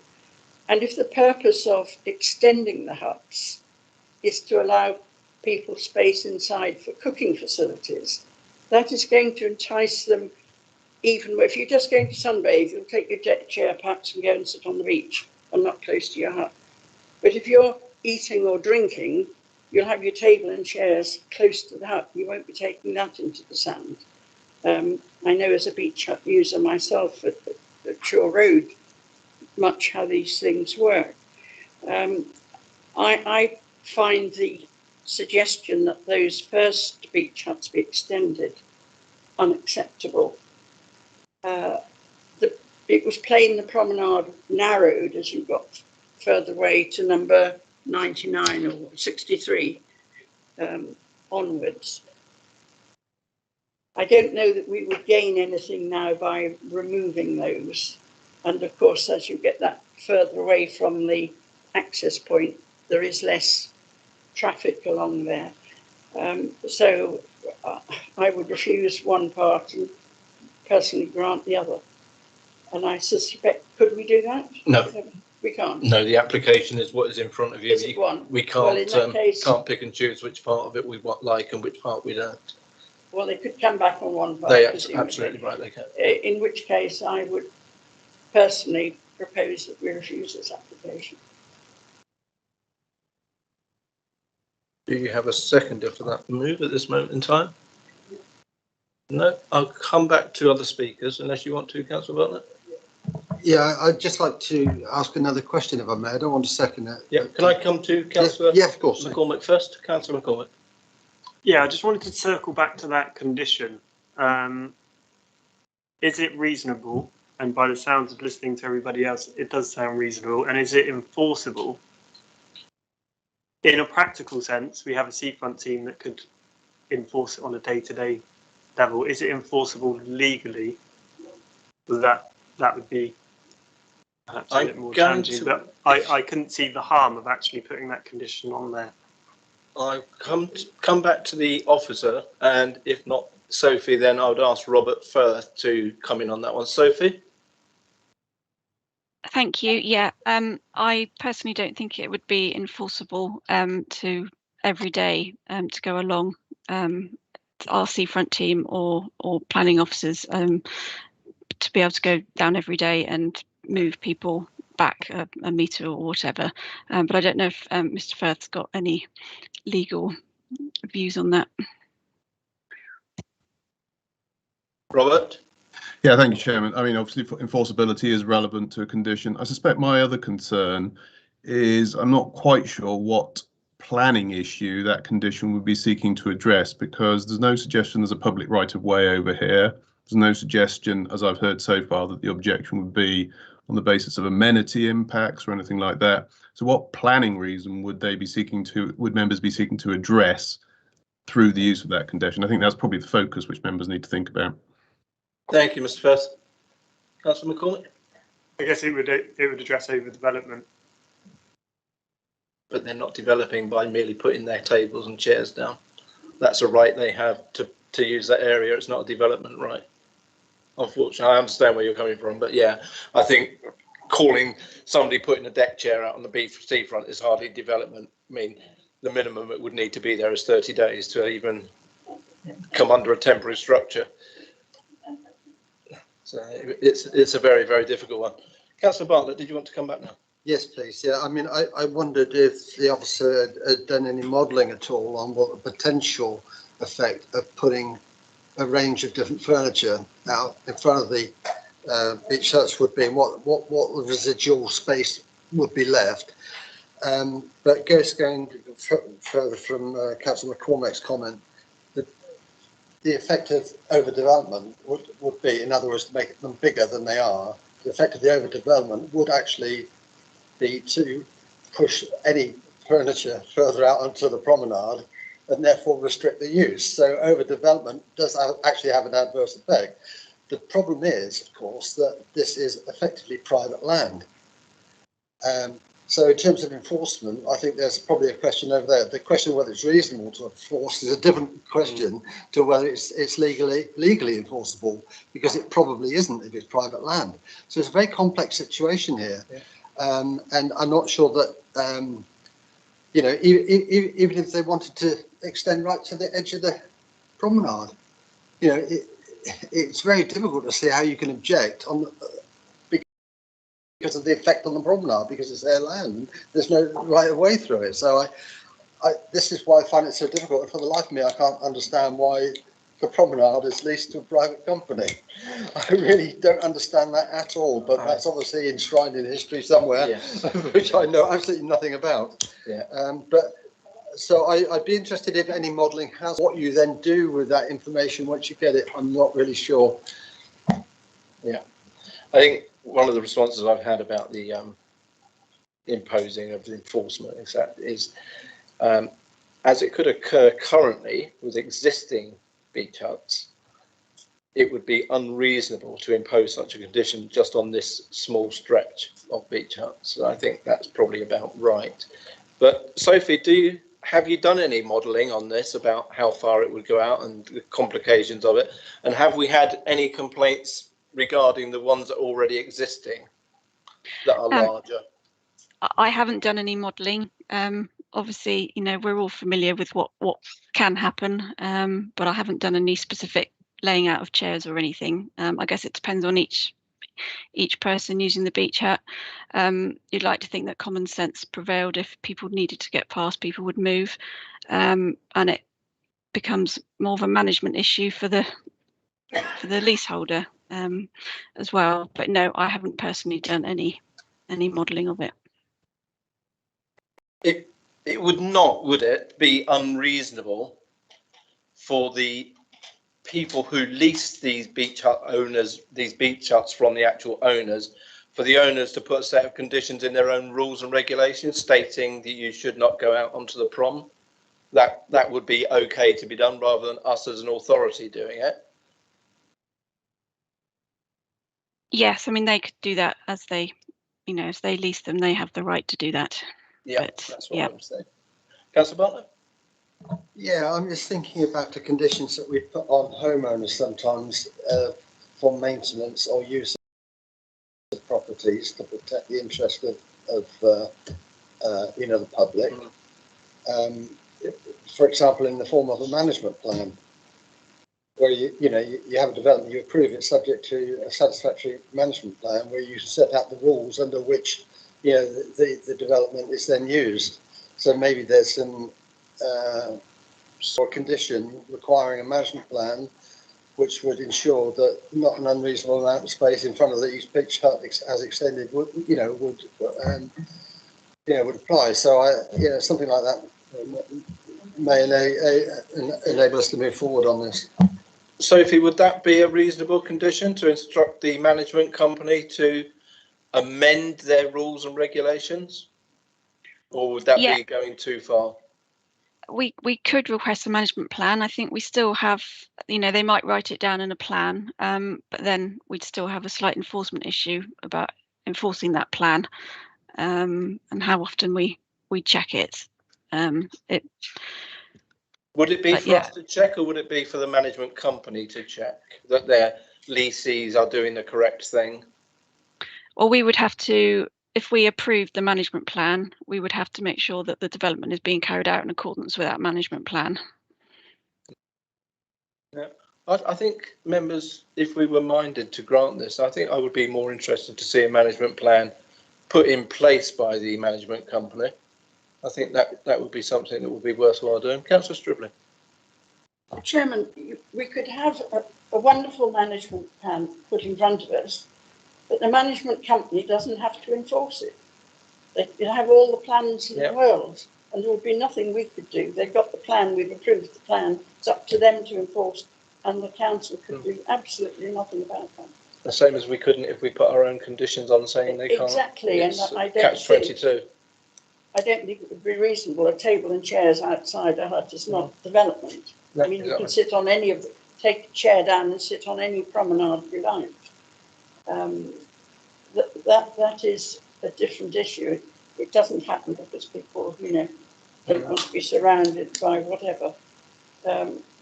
I think, unless all members have seen Avon Beach and this first section of the promenade, which is narrow, I have to say it was, although the beach is level with the promenade, and we don't have that problem in Poole, it was absolutely immaculate. I wish BCP could call its beaches and promenades as good. It really was immaculate all the way along and between the huts. And I was exceedingly impressed with that. But the huts are small, there's just about room for one person to sit outside. most other people were taking their chairs, as far as I could see, to the beach, because there was a variety of different furniture. It belonged to the council, it would all have been the same. So people had plainly gone and got their deck chairs or whatever and gone and sat on the beach.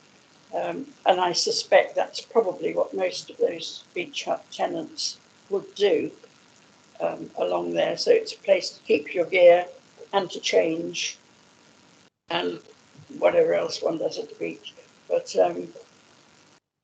to me, reducing the width of that promenade, it's not very wide now, and to reduce it more, I think, would be a real shame and a real detriment to everybody who uses Avon Beach, not just the beach hut tenants. And of course, I don't know how many beach huts there are, but there must be a couple of hundred at least, if not more, because they disappeared into the distance. So beyond that first block, all the tenants from the others, or many of the tenants, will in fact be walking that route as well with their gear. Councillor Bartlett? Yeah, I'd just like to say that, you know, any condition that imposes a management plan associated with the approval of a development or a plan application would be enforceable because it's associated with the planning application. So I believe it would be enforceable in terms of planning rules that would apply. So, you know, it's like an HMO where you insist on a management plan. It's very difficult to enforce it practically, I understand that, but you can link a condition like that to a planning application. So an approved development is used in the way that has an approval for. So I think you could. Yeah. You might want to take some legal advice from our... Councillor O'Neill? Yeah, I was just going to, I'm not sure it adds much to the debate, but when I visited and spoke to a couple of the smaller hut owners, what did impress me, because they didn't know I was coming, is one of them said that they do remind people, particularly when they're leasing, of the need to respect the transition of the other users. So much so, he then went into his hut and came out with a white slip of paper that said exactly that. May we respectfully remind you. Yeah. So I think there is an effort to patrol it. It's a difficult one because I can see it from both points of view, but I do find it difficult that we can't condition it even through the management plan, because we then go after the manager if they don't carry out the instruction. And I think having it there is far better than not, because it gives leverage over the situation. You know, if you want to face the penalty, that's up to you, but this is what we need done. So I think we need to get that balance somehow. And I do understand with the smaller hut users, Councillor Stribley is quite right. You could get probably 1.5, 2 people in, cram them in. But equally, a number of the hut owners there use those huts all year round, not just in the summer months. So, you know, there's for and against on this one. Thank you, Chairman. Thank you. Councillor Johnson? Thank you, Chair. This is another interesting one and a weird one where we're bound by a bizarre set of circumstances regarding who manages the land and who owns it and so on and so forth. But whilst I share the concerns of the members that have already spoken, I'm not sure I share them to the same degree, in that the vast majority, obviously beach huts run along our entire beach, our entire seafront. And for the most part, you won't have much more than the proposed width, you know, aside from a couple of places along the seafront. And for the vast majority of that, common sense prevails, because whilst people putting deck chairs out several metres in front of their beach hut reduces the enjoyment of the beach users, I can't imagine it's particularly fun if you end up being the person who sat with their back to the sea, 5 metres away from their beach hut, being bumped into and knocked around by everyone who's trying to use the beach. So I do find that it is somewhat self-regulating in that way, in that it's not, you know, common sense dictates that someone doesn't put their deck chair out that far because they get trampled on, run over, knocked by other beach users. And so I think that, you know, whilst this is weird and it is odd and somewhat baffling in the way that it's owned and leased out, I just don't think there's any planning scope for real tangible enforcement on this issue, and I can't see any planning reason not to grant it, despite the issues that it may cause. I don't see that we will be self-regulating and that people do use common sense. You know, I could take a deck chair down there myself and just plonk it in the middle of the promenade and sit there and make all sorts of obscene gestures at people, but I don't, you know, because I have some common sense and some decency. So I just don't think we've got any planning scope to get involved to the extent that even I would like to see. Thank you, Chair. Thank you, Councillor Johnson. So I will now go back to Councillor Stribley, who had made the move to refuse this. Does she have a seconder, please? Councillor McCormack. Any further comment? Thank you. Before we move to the vote, I'm not going to support this because walking along from all the way from there right the way through to Mudderford and up right the way through to Sandbanks on more than one occasion in my boring life, there are so many different widths to the prom as we go all the way along. You fight your way through as you do. I don't see many major arguments occurring. Bearing in mind I live on the seafront, so I do walk along there probably more frequently than most. I've never seen any major arguments occurring between people walking along there and beach hut owners. Yeah, sometimes they get a bit encroaching, shall we say, and they do put their stuff out far too far. But I think the majority of the time, the majority of the beach hut owners are courteous and try to keep their stuff within a reasonable distance of the beach fronts. And, you know, I think, Councillor Stribley, you said it yourself that when you went down to Avon, most of the people had put their stuff actually on the sand. So if that being the case, I can't see that there's going to be too much more encroachment onto the prom itself, because if they're already putting it on the sand, just because they've got bigger beach huts, I wouldn't see why they would want to sit further out in front. Yeah, I understand that, but I think there's still that room for people to walk past. I think most people are quite courteous. And I mean, I'm not going to support the move because I think there is enough room. We are a modernising council now. Things are growing and we have to move with it. People want to sit down there till later in the evenings, have a nice hot drink or a soup on a cold winter's day. There's nothing better than sitting on the seafront in the middle of the winter, having a hot drink and things. And I think we need to allow people to do that. And I think we sometimes need to allow people to use their common sense more than what we do allow them to. We can't keep enforcing things on people. We have to allow them to make their own common sense minds up on a lot of things. But I understand your concerns with it. But just to say that I will not be supporting your move on this one.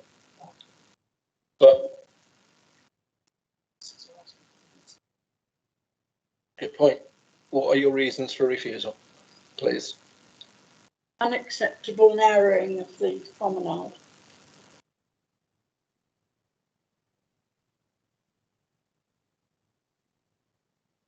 And I believe in some places it would be less than the 5 metres. Would you class that, because of the size of the new huts, Councillor Stribley, would you classify that as overdevelopment?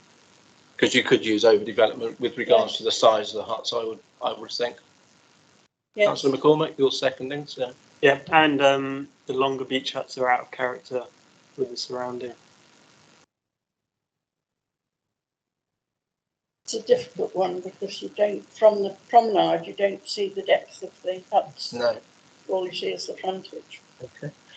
Sophie or Mr. Hodges, would you like to come back and comment on any of the reasonings?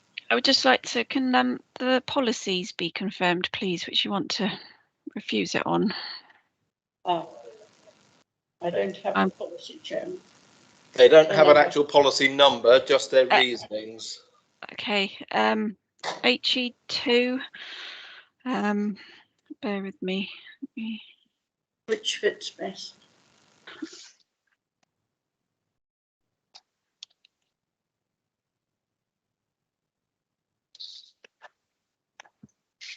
KS11.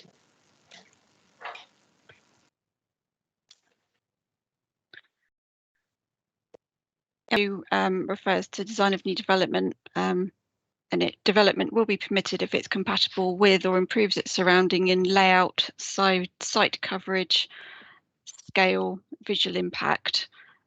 So would members Yeah, I think that would probably fit with what the reasonings are. Yeah. Mr. Hodges has put KS11, Sophie. Yeah, that's kind of transport and access issues. So if you are referring to reducing the access along. Okay. Yes. Okay. Okay, I think we'll go with it. You happy with that, mover and seconder? Yes, Chairman, Yep. thank you. Okay. Thank you, Sophie. So, like I say, we have a move to refuse this application, and the reasonings are KS11 and HE2. That move is from Councillor Stribley and seconded by Councillor McCormack. If you are in favour of that move, please say for. If you're against, please say against. Councillor Johnson. Against, I'll have that recorded, please. Councillor Barron has left us. Councillor Bartlett. Abstain. Councillor Bull. For. Councillor Davies. Against. Councillor Dion. For. Councillor Hall. Abstain. Councillor Hilliard. He's not with us on this one. Councillor McCormack. For. Councillor O'Neill. For. Councillor Stribley. For. And myself, I am against. Do we have the numbers, please, Mr. Tyler? Yes, thank you, Chairman. So the total number of votes for is 5. Total number of votes against is 3, and there were 2 abstentions. So that move has been won, and that application therefore has been refused on the grounds of HE2 and KS11. Thank you very much. Thank you for attending this afternoon and giving us your statements. So, members, we will now move on. Could somebody find Councillor Hilliard, please, so he can rejoin us? Thank you.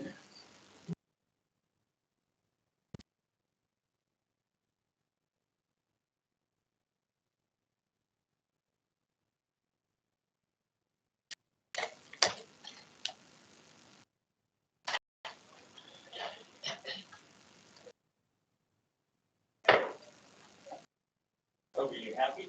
No. Darn.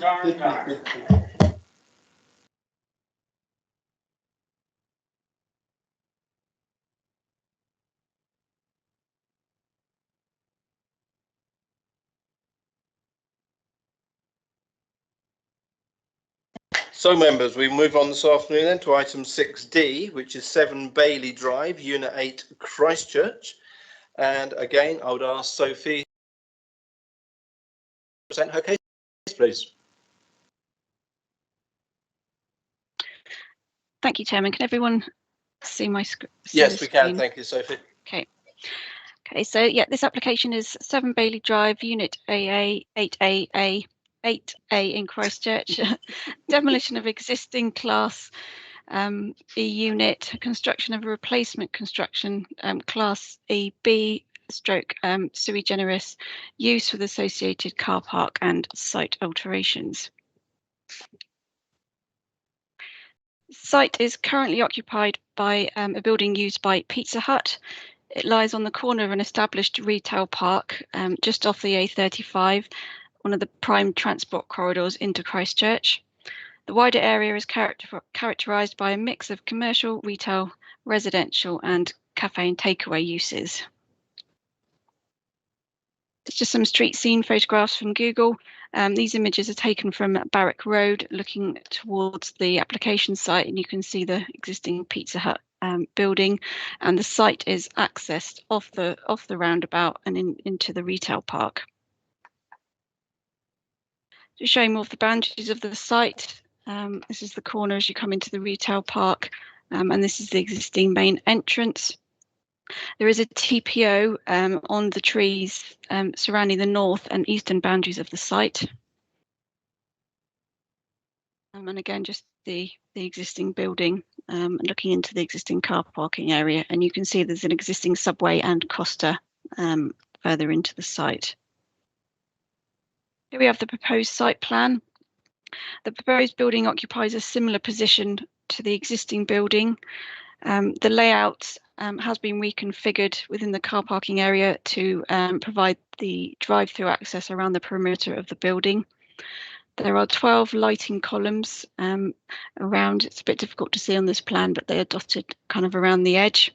And then there's a height restrictor located here, and canopies in this position where you order the food.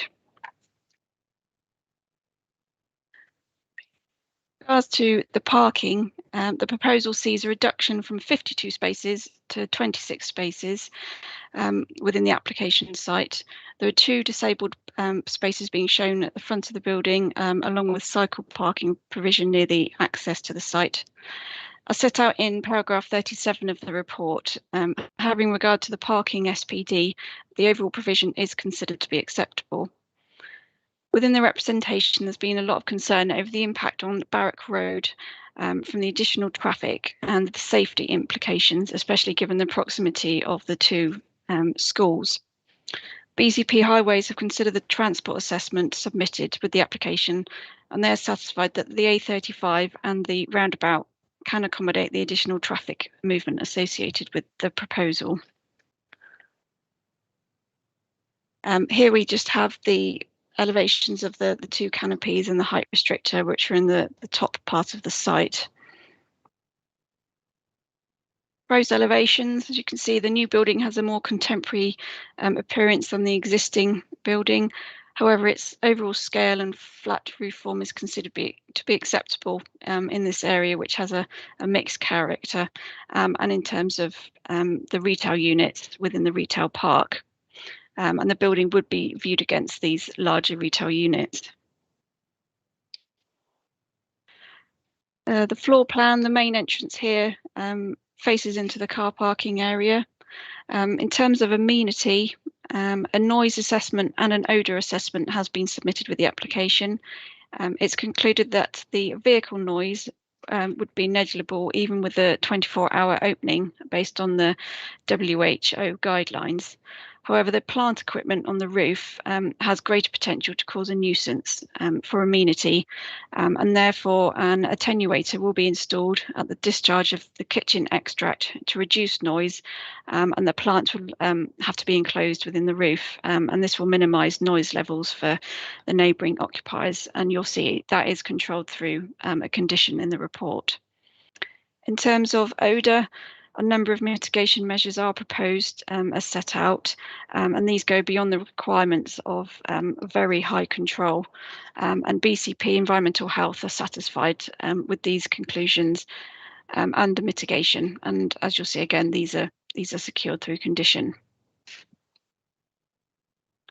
This is the proposed lighting plan. As I mentioned, there's going to be 12 6-metre columns dotted around the site. They're kind of here and here and then going around, and this plan shows the light spill as you progress out of the site. Levels are reduced to a sufficient degree to ensure amenities are not compromised. You can just see here this line here is showing 1 lux towards Barrack Road. However, further details of the lighting scheme are controlled by condition 10 in the report. This is the proposed tree planting plan and landscaping of the site. As mentioned previously, the trees within the landscape buffer around the site are subject to a recent TPO, and these include London Planes and Oak and 15 Maples. The soft landscaping along this eastern side will be reduced to facilitate the drive-through access. However, 4 trees will be removed.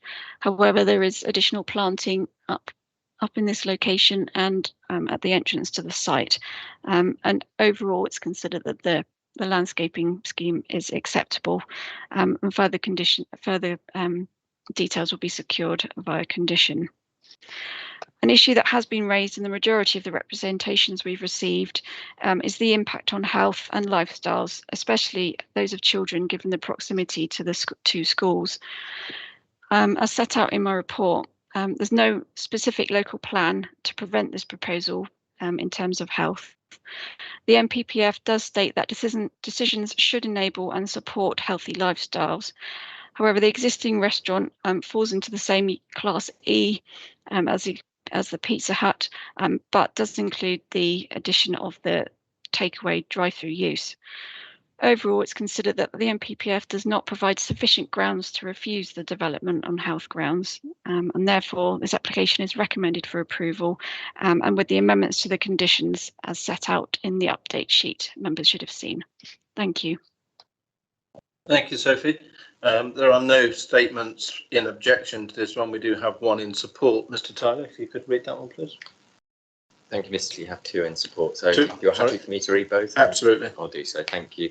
The first statement in support comes from Mr. Kirill Malkin of Montague Edwards, and they are the applicant. Dear committee members, thank you for the opportunity to speak today. We have been working hard with your officers to ensure that officers are able to support the application. This application comprises the demolition of an existing dated Pizza Hut restaurant and takeaway, and the construction of a new restaurant with a drive-through lane. Job creation and investment is particularly important in the post-COVID-19 climate, with significant challenges for young people entering the job market. As members may be aware, Pizza Hut went through an insolvency process in September 2020, resulting in a significant number of restaurant closures. In the case of Christchurch, Pizza Hut are opening on a short-term rolling lease, and there is a significant risk that the restaurant closes at short notice, with a subsequent loss of a significant number of local jobs. The proposed McDonald's restaurant will result in the creation of up to 65 full and part-time jobs with a clear career path to management. McDonald's have an excellent track record of promoting from within.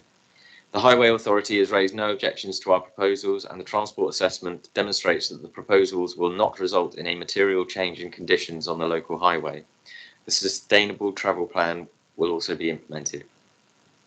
McDonald's are committed to keeping the areas around their restaurants clean, and staff will conduct a minimum of 3 daily litter picks for all litter within 150 metres of the restaurant. The noise impact assessment concludes that the predicted noise from the operation of the restaurant will not adversely affect the amenity of residents. The noise assessment has been reviewed by your environmental health officers, and no objections have been raised. McDonald's will install an industry-leading 4-stage extract odour filtration system. These details have been reviewed and agreed by your environmental health officers as exceeding the requirements.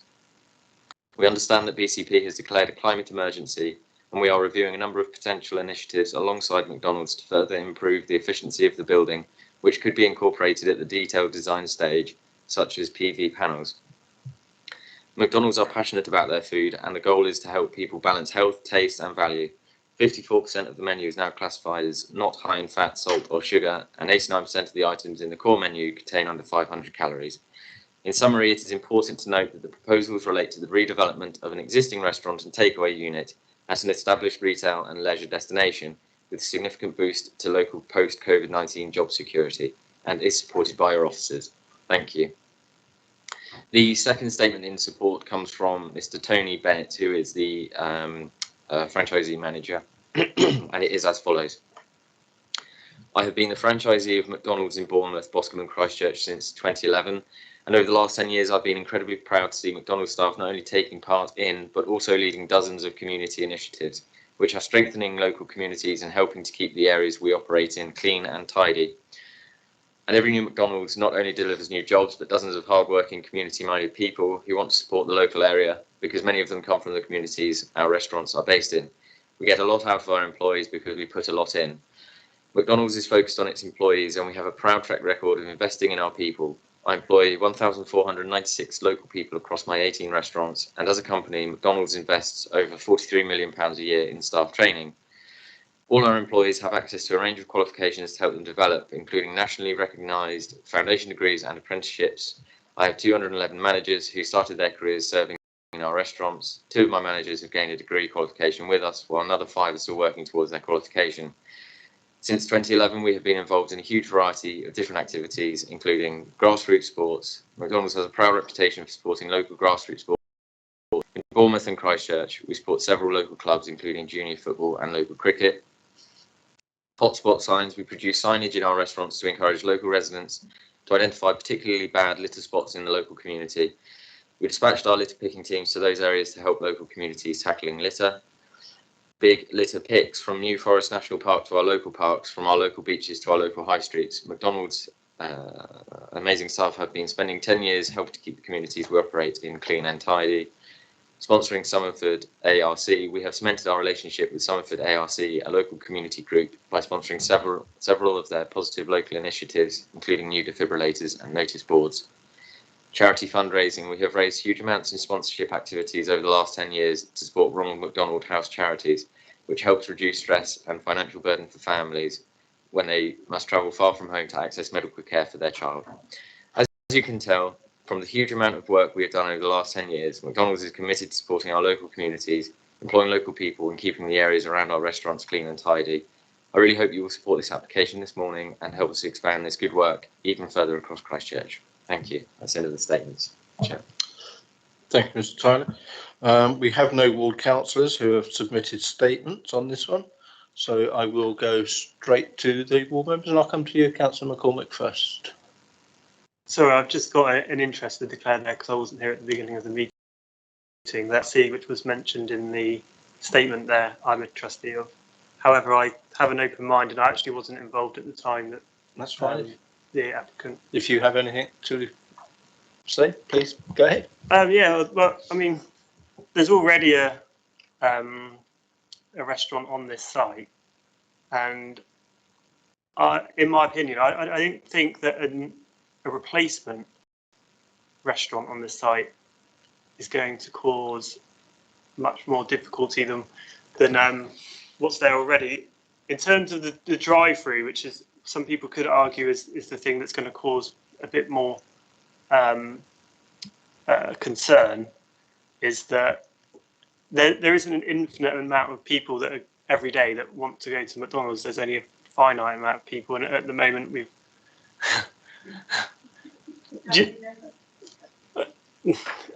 that's a good point. And I've got a McDonald's in my ward, and what often happens is that some of the traffic does back up onto a road. Now, having two McDonald's in Christchurch hopefully will mean a lot of that overspill from the other McDonald's on Somerford Road will be directed to this McDonald's, and which will hopefully help solve the issue on Somerford Road. So in terms of that, it only really happens at peak times as well. It's not always prevalent. You know, it's usually lunchtime or dinner time or first thing in the morning with the breakfast, but hopefully this should help minimise the impact on the town, not make it any worse. Thanks, Councillor McCormick. Councillor Peter Hall, please.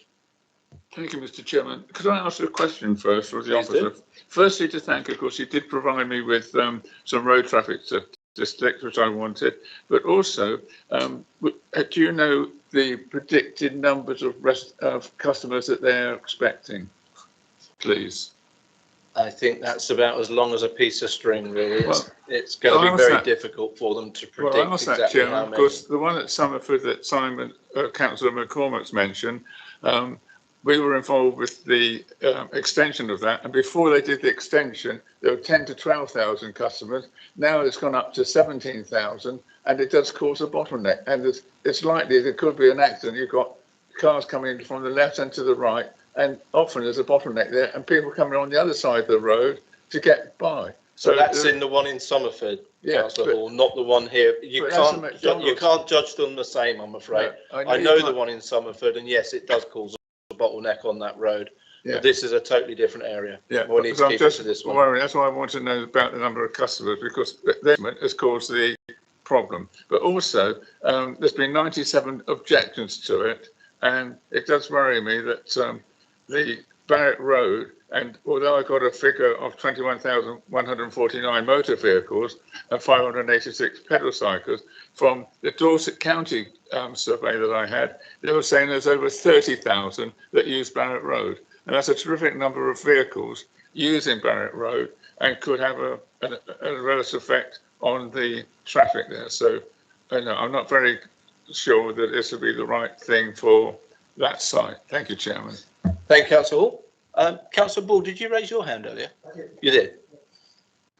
Thank you, Chair. Although Councillor Hall has said some of what I was planning to say, I do have a concern around highways. I drive along Barrett Road quite often between home and work, and there's often a a delay along that road, and especially at that roundabout where it goes 2 lanes into one at some point in coming from Christchurch towards Bournemouth.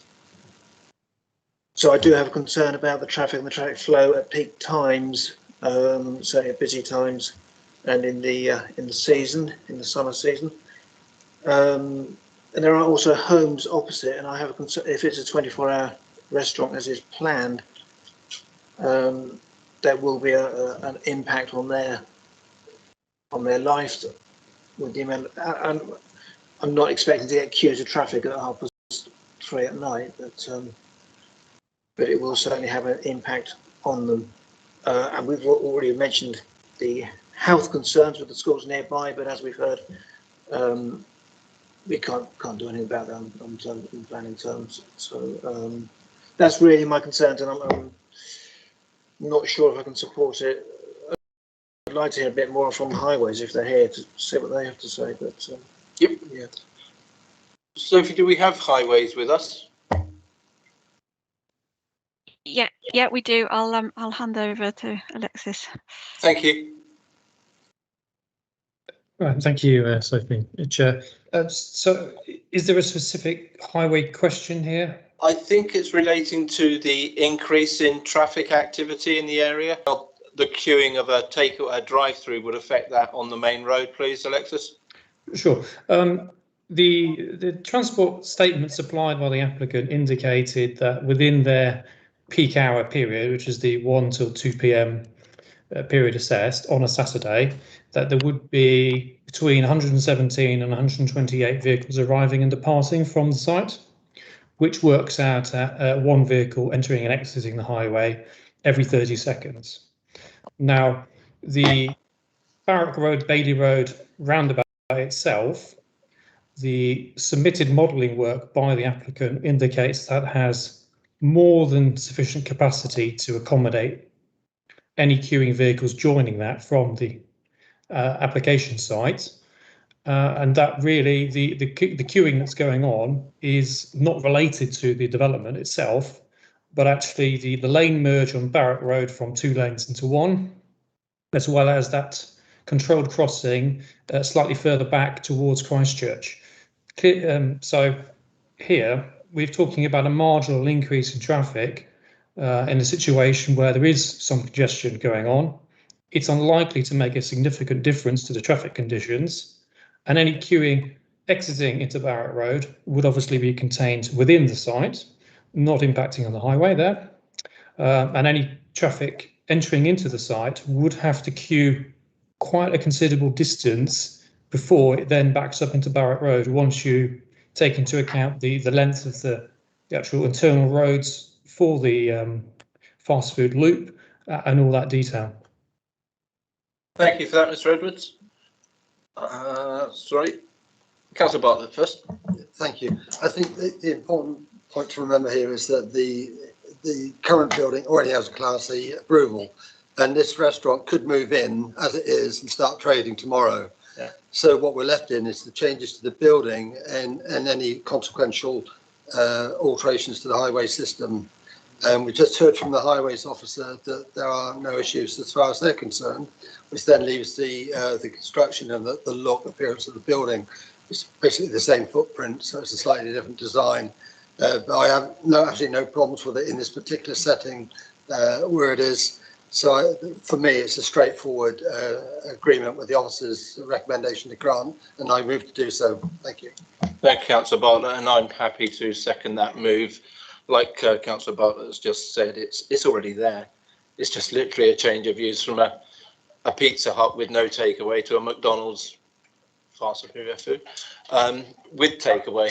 And I don't think there's going to be much of a difference on the road. The loop that the traffic's going to have to take to get round will, I believe, allow enough room, and there won't be queuing out onto the main road. That is the problem at the other one in your ward, whereas there is very little room for queuing traffic, and it does come out on the road and you end up queuing on the road for ages. So I'm hoping that will be a vast improvement. But I will second Councillor Bartlett's move. But before I do that, Councillor Hilliard. Thank you, Chair. Just again, a question for the traffic officer, please. There's obviously, you referred to the existing toucan crossing one way at the dual carriageway. There's another one maybe 500 metres down Barrett Road the other way. I'm just thinking, basically, in your picture where whatever units it was indicated, there are, where you can see in the picture there, people do cross wherever it's more convenient. Would you say it's warranted for another crossing, pretty much where your pictures are showing now? Thank you. That the development should provide a new crossing in this location because of its impact. Is that the question you're posing, Councillor? Yes, essentially. No, it's not warranted given the scale of the development here. There's a very minimal increase in the number of trips compared to the existing Pizza Hut restaurant that's there. Okay. And just leading on from that, so would the council, so again, if you were coming towards us a little bit more with that picture, there is a crossing point. Would the council want to make that crossing point more official by putting lights there for the sake of child and people's safety? I would suggest we probably wouldn't, given the proximity to the Bailey roundabout itself. Obviously, any request that is made would be assessed by the signals team, and they would look at that to see whether it is appropriate to do so. Okay, to my knowledge, we haven't had any requests, so there's been no crossing installed. Okay, no, appreciate that. Thank you. So if we are going ahead, would it be possible to have conditions imposed on, I know with Somerford establishment, they turn, in particular, the M sign off because it's bright, to think about the light pollution to the neighbours opposite. And similarly, they cone off the, when it's drive-through only, I don't know if it's 9 o'clock only, it's drive-through only. So when the restaurant's shut, they cone off the main parking area to deter people hanging around. It's just have your stuff and go. Now, I know there's a bigger car park because it's a shopping arcade, so you could just say, well, they're going to go a little bit further on, but it's just thinking about how to reduce the impact of noise late at night. Thank you. Just as a matter of interest, is the one in your ward 24-hour? It is, yeah, and so that the coning off of the car park started because of that exactly. So people would come at 12 o'clock at night, get their takeaway, and then they would sit in the car park revving their engines and doing all sorts of antisocial things. And at the moment, the coning off of the car park is sort of like an unofficial agreement between myself and the franchisee owner. Going forward, it would be useful if we could add that into a condition that the car park is coned off when it's just takeaway service, and the bigger car park, I believe, has a barrier after a certain time as well. So people would have to drive in, get their takeaway, and then leave. And when we coned off the car park at Somerford branch, it significantly solved the problem overnight. I would say it went from 2 or 3 complaints a night overnight. And whether we need to do that as a condition or whether the McDonald's management, who in my view have been very good over the last 2.5 years that I've been a councillor, whether we just need to have that as a bit of a management plan or something, it's a condition. If we can do it, would be brilliant. Sophie, what are your thoughts on that as going on as a condition, please? I'd be slightly reluctant, only because it's part of the wider retail park, so I don't know what applications that would have. I don't know if Alexis had any thoughts on it. Could we put it on as an informative note to state that we would be happier if they were to cone off their own car, because their part of the car park is separate to the rest of the estate. So if we could do that as an informative note, would that be okay to do? Yes, no, I'm happy to include an informative on that. Thank you. Councillor McCoy? I mean, from a McDonald's point of view, it actually helps them because they get the complaints as well. So for them to just, what's the saying, nip it in the bud right from the beginning. I think an informative note on there. And it's likely they're watching now and probably agreeing that maybe that is exactly. a good way forward. Exactly. So that'd be really helpful, I think, if we do that. Councillor O'Neill, and then we'll go to the vote. No, my questions are all satisfied. Okay, Councillor Stribley, quickly. Yes, Chairman, quickly. I'm amazed this one's come to committee because it just seems so blatant. We're simply changing one building for another one, rather a nice building for something that's not very special, but still it's a similar use. I don't believe the number of objections is a valid planning reason. It's the quality of the objection that matters. The success of a business is not a planning issue either. And I don't think traffic is a relevant issue on a 24-hour busy main road. And although there are residents opposite, there are several lanes of traffic and a couple of businesses away from this site. And only one vehicle from the site at a time can enter the roundabout or leave the roundabout into the site. So I don't see there would be any adverse impact on people living in the location. If there were a noise issue from the car park, then that, I believe, could be dealt with. But from what Councillor McCormick says, that they are a quality business, whether you're into McDonald's or not, and I'm not. But they run a good business. You love them, obviously. They run a good, successful business, and it's in their interests to make sure nobody is upset by it. So I don't see a problem with it at all. Thank you. No, thank you.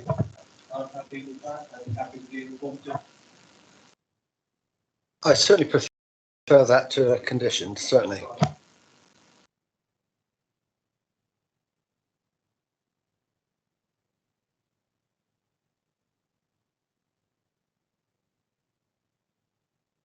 Four. Against? 4. 4. Against? 4. 4. 4. 4. Thank you, Chairman. The total number of votes for was 9 and the total number of votes against was 2. Thank you. That application.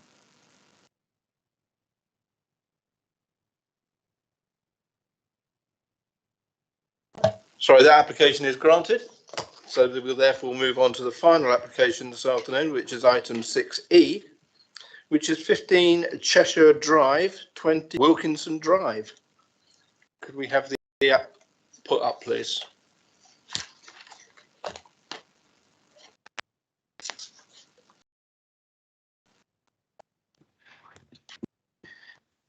Okay, good afternoon again, members. Solid. Okay, this application is on a site on land between 2 existing blocks of flats at 15 Cheshire Drive and 20 Wilkinson Drive in Bournemouth. The proposal is for the erection of 2 houses and a 3-storey block of 9 flats, formation of vehicular access and parking spaces. The application has been submitted by BCP Council. It's on their land. The housing team have submitted the application. So this shows the location here. It's in the Townsend area of Bournemouth. You can see it on this sort of northeast side of the town. The location of the site is between 2 existing blocks of flats, which you can see here. The area as a whole is laid out as a post-war residential estate with a mix of mainly terraced housing and blocks of flats. You can see the A338 Wessex Way runs along the southern boundary of the site, just beyond the end of the Cooper Dean flyover slip road. And on the other side, you've got Bournemouth Hospital. The aerial photo shows the site that's to be developed is currently an area of open green space. There are trees around the site, including a substantial screen here to the Wessex Way that will remain in place. And there's trees around blocks of flats as well. They're also to be retained.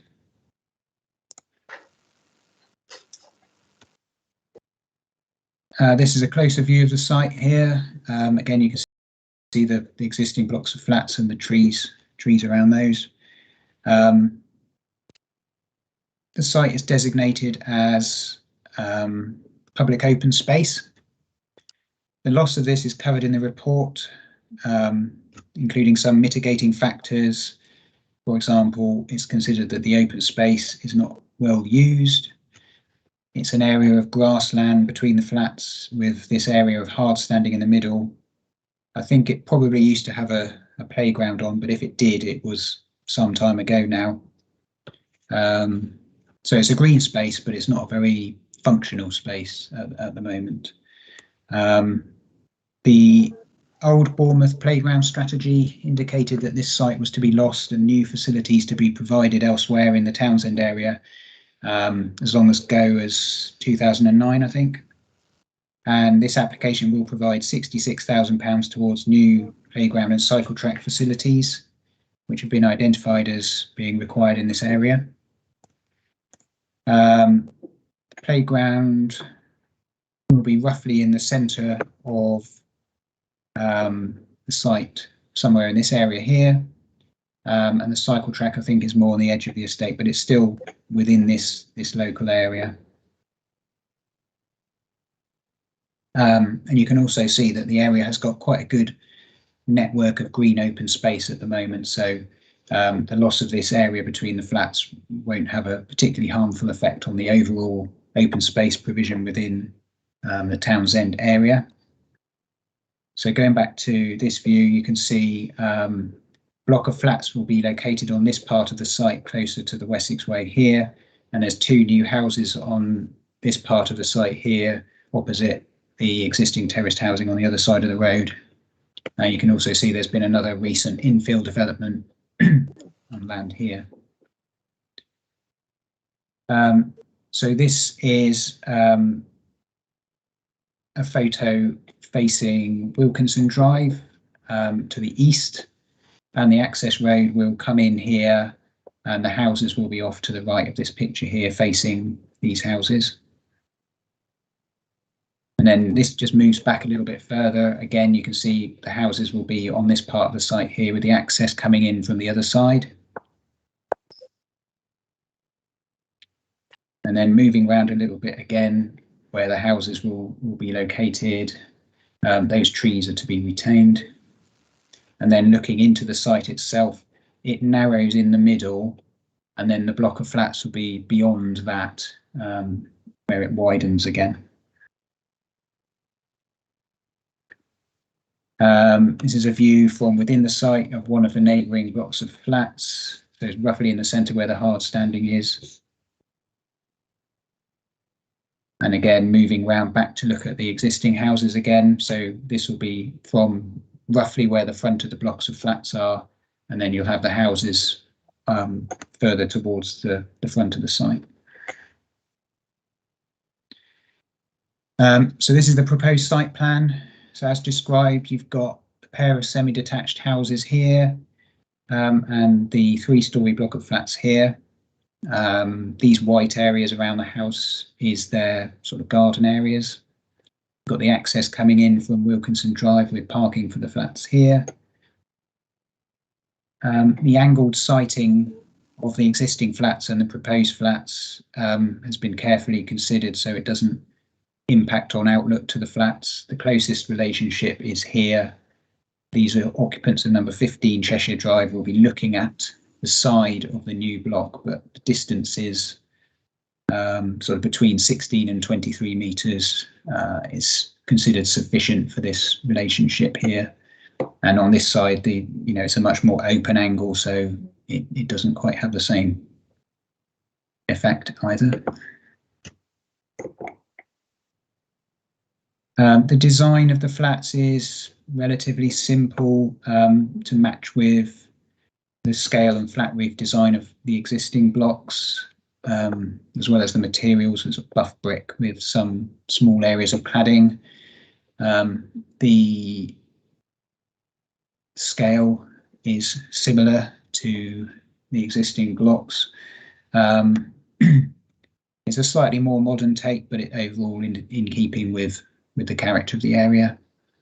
You can see that there are balcony areas for the flats, so they get a bit of private amenity space. Again, just the side elevations. The flats are all good size 2-bedroom units, all of a similar design across the 3 floors. There's solar panels on the roof for sort of sustainable energy. The houses are designed to be in keeping with others in the area. They've got the pitched roof with the end gables, again brick and a small mix of cladding on there as well, generally in keeping with the character of other ones in the area. They are 3-bedroom units. They're all, both of a good size. Again, with the solar panels on the roof. There's a bin store for the flats just off the access road there, which is sort of tucked away so it won't be an intrusive feature in the street. So overall, this is a scheme that has some significant benefits in terms of the contribution towards local housing supply, particularly because it provides 100% affordable housing in both the flats and 2 family-size houses. There's no impact to the character and appearance of the area or the living conditions of neighbouring residents because of the sufficient separation distances. The trees on the site are to be retained. There's no parking or highway safety issues. There have been a number of objections to the scheme, including quite a few in terms of the loss of the open space. It's accepted, this space does have benefits for immediate residents in the area. But otherwise it isn't a strategically important site. Sorry? Yeah, it's all right. We had a horrible noise in here. We couldn't hear ourselves. Carry on, Tom. Sorry, yeah. I'll just go back a step. The open space, it does have benefits for immediate residents, but it's not a strategically important area of open space, and it is considered to be underused at the moment. So therefore, the financial contribution for the development will help to provide enhanced facilities to benefit all the residents of this area in the close by within the estate. So overall, based on the benefits of the affordable housing and the other issues, the application has been recommended for approval. Thank you. Thank you, Mr. Hubbard. Mr. Tyler. Yes, thank you, Chairman. So there was one statement in objection to this application and no statements in support. The statement in objection comes from a Ms. Julia M. Barlow of Cheshire Gardens and is as follows. Dear members, I am a resident of the Town End estate and live directly opposite the proposed development of this green area. My objections are as follows. Increased traffic congestion and air pollution to an already busy area with difficulty regarding access to parking, unreasonable lack of privacy both for the existing tenants and the proposed new tenants, as all flats and houses will overlook each other to an unacceptable level, bearing in mind many of the existing residents are private homeowners. The proposed block of 9 flats will be extremely close to the busy, noisy and dangerous A338, Bournemouth to Ringwood Spur Road. The effects of the destruction of this much used and appreciated green space will have a devastating effect on the natural and abundant wildlife. Also, the destruction of existing trees, established hedges and shrubs is irreplaceable. This is a small area of green space used daily by local children for a safe play area. It is used by the elderly and dog walkers and has been much appreciated during the lockdown. There are alternative areas available to BCP Council which are much more suited to this development. I also refer to BCP's own policy on green spaces. the Green Infrastructure Policy, GIS, to quote, a shared vision for green spaces across Bournemouth, Christchurch and Poole. Thank you for considering my strong objections to this ill-conceived planning application. Your time is appreciated. Thank you, Chairman. No more statements. Thank you, Mr. Tyler.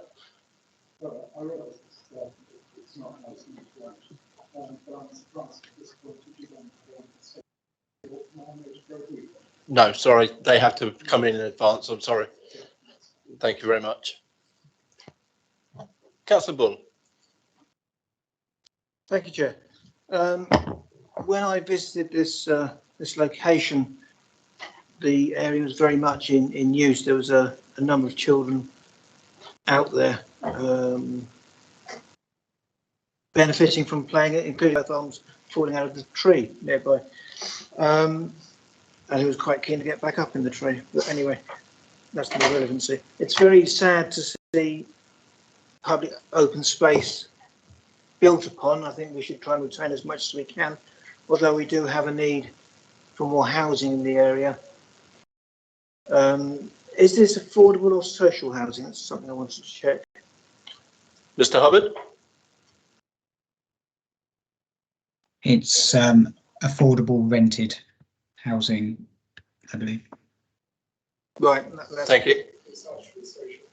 It is social. Yeah. Lovely. Yeah. Okay.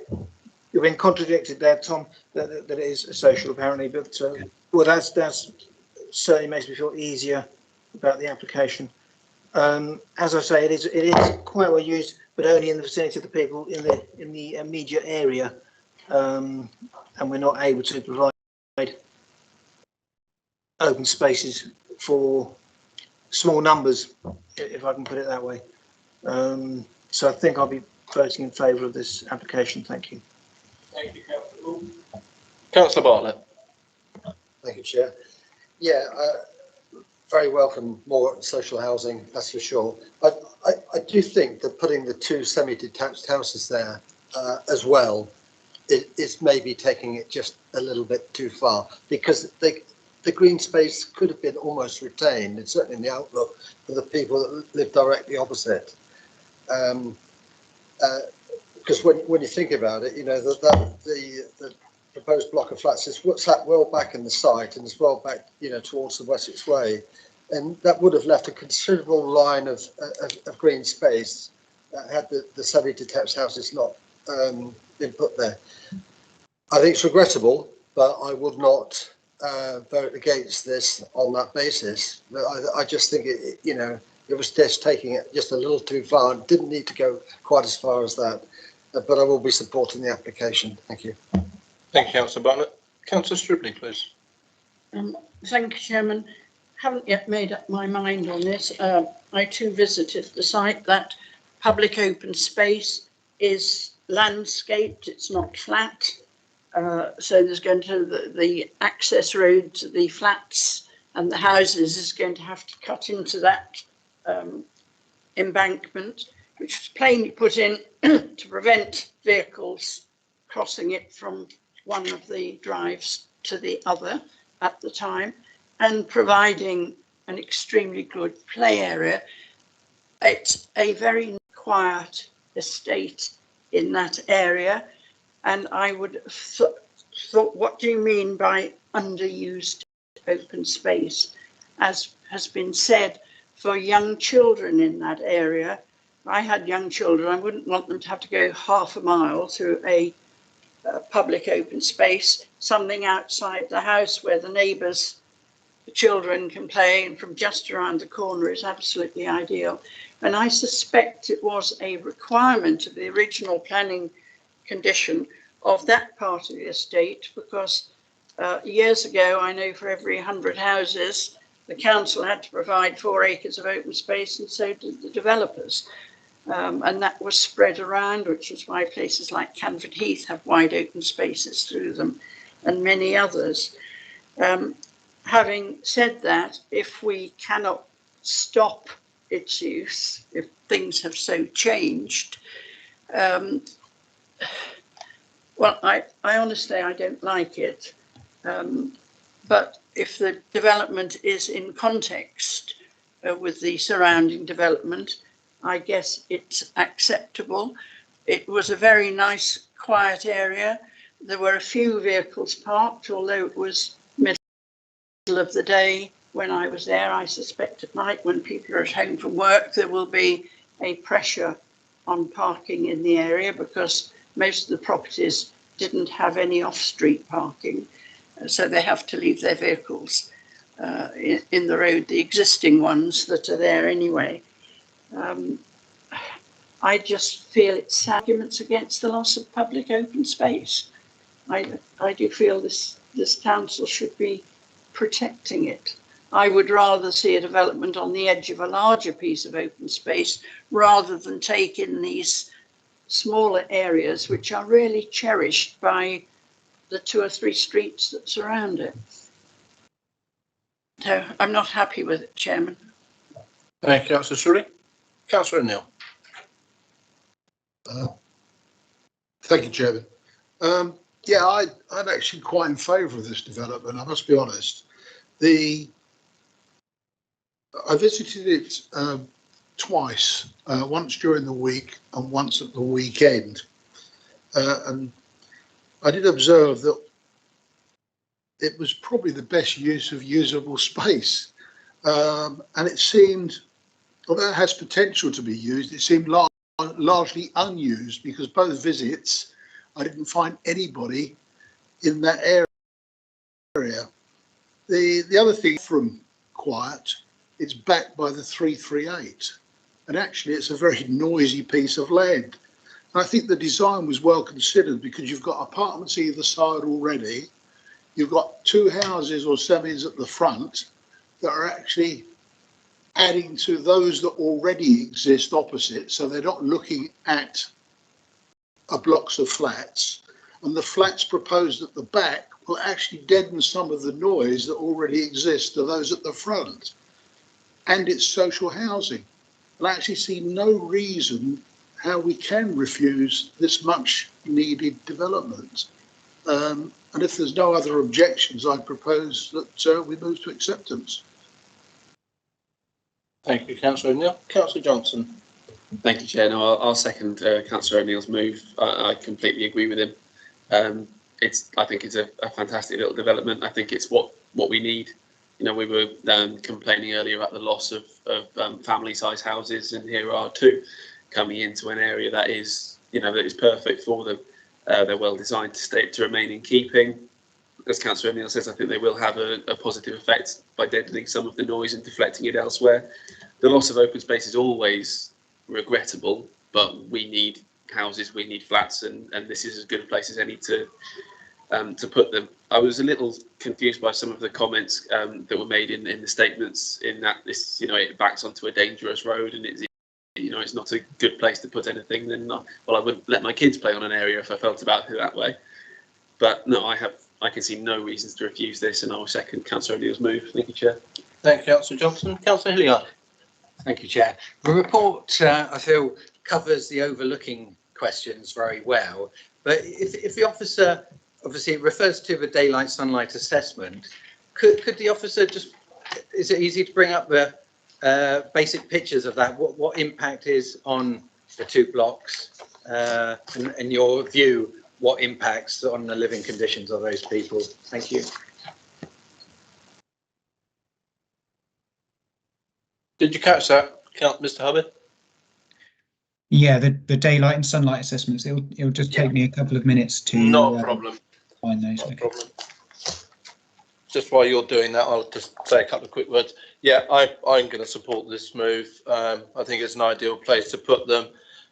One thing about Townsend is it has a massive small areas for people to go and play and walk around. It's not just an isolated huge estate with no greenery in it. When it was first developed, it had quite a lot of small pocket areas of people to go play and to do things. So I'm not concerned about that loss. One thing that concerned me in the statement was when the person reminded us that some of the houses in those flats were already private homeowners. To me, it doesn't matter whether you own your own home or whether you rent it. I think that's totally irrelevant when it comes into planning points of view. And I think people should realise that we are a very mixed community here. Some of us own, some of us rent. I rent. I'm not unproud of the fact that I rent. I think it's, it's just one of those things. I think we need to move on from this private home ownership issue, thinking that they have more rights than everyone else, because they don't. But that's just my rant on this one. Mr. Hubbard, back to you.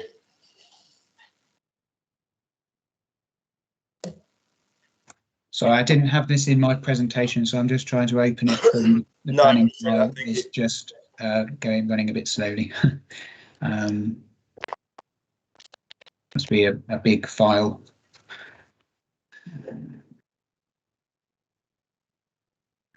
If I may, Chair, but it'd just be useful what type of assessments you do with this data, judging the impact really, because the report mentions it does reduce light certain parts of the day for some people, and it's just what weight you apply to that. Thanks. Councillor Johnson.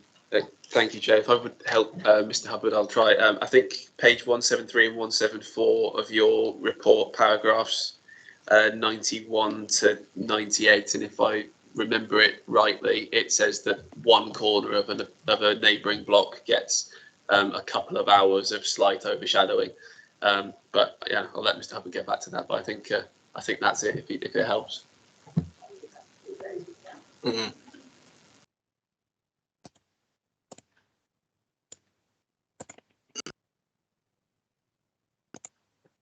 I'm getting there, sorry. No hurry, Mr. Hubbard, no hurry at all.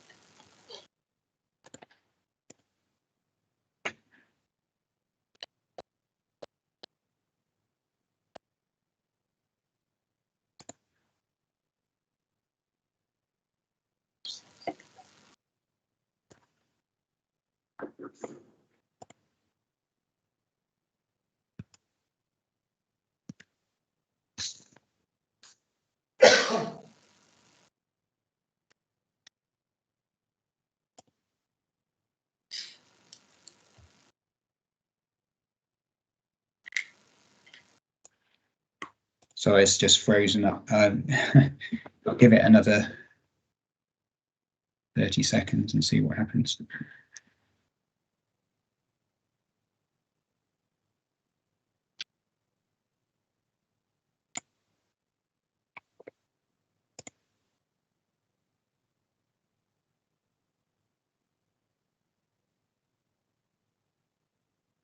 Okay, right. Let me stop sharing that one. And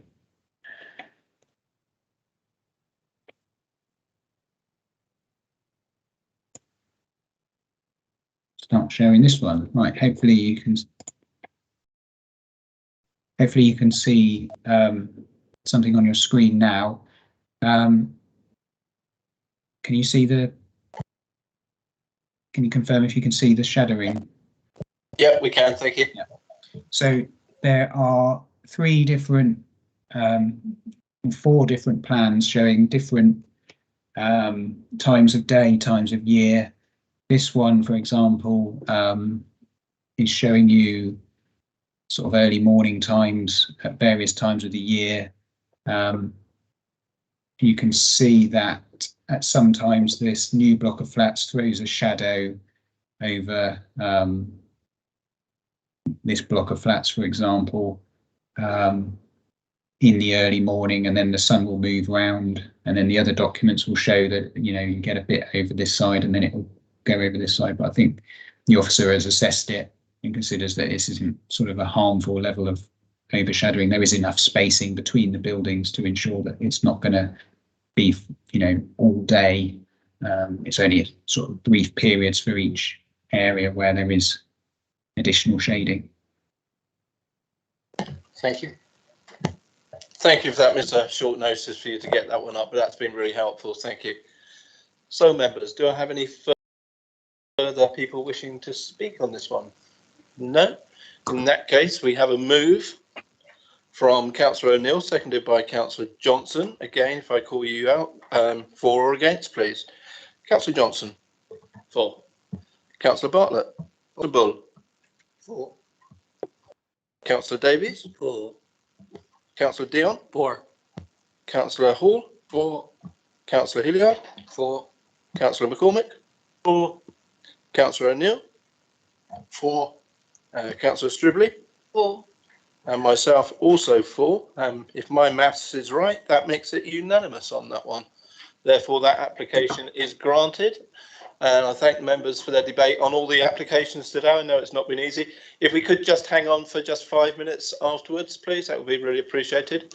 Thank you very much to everyone. Thank you much for coming in, sir. And thank you to the officers. Can we stop the live feed?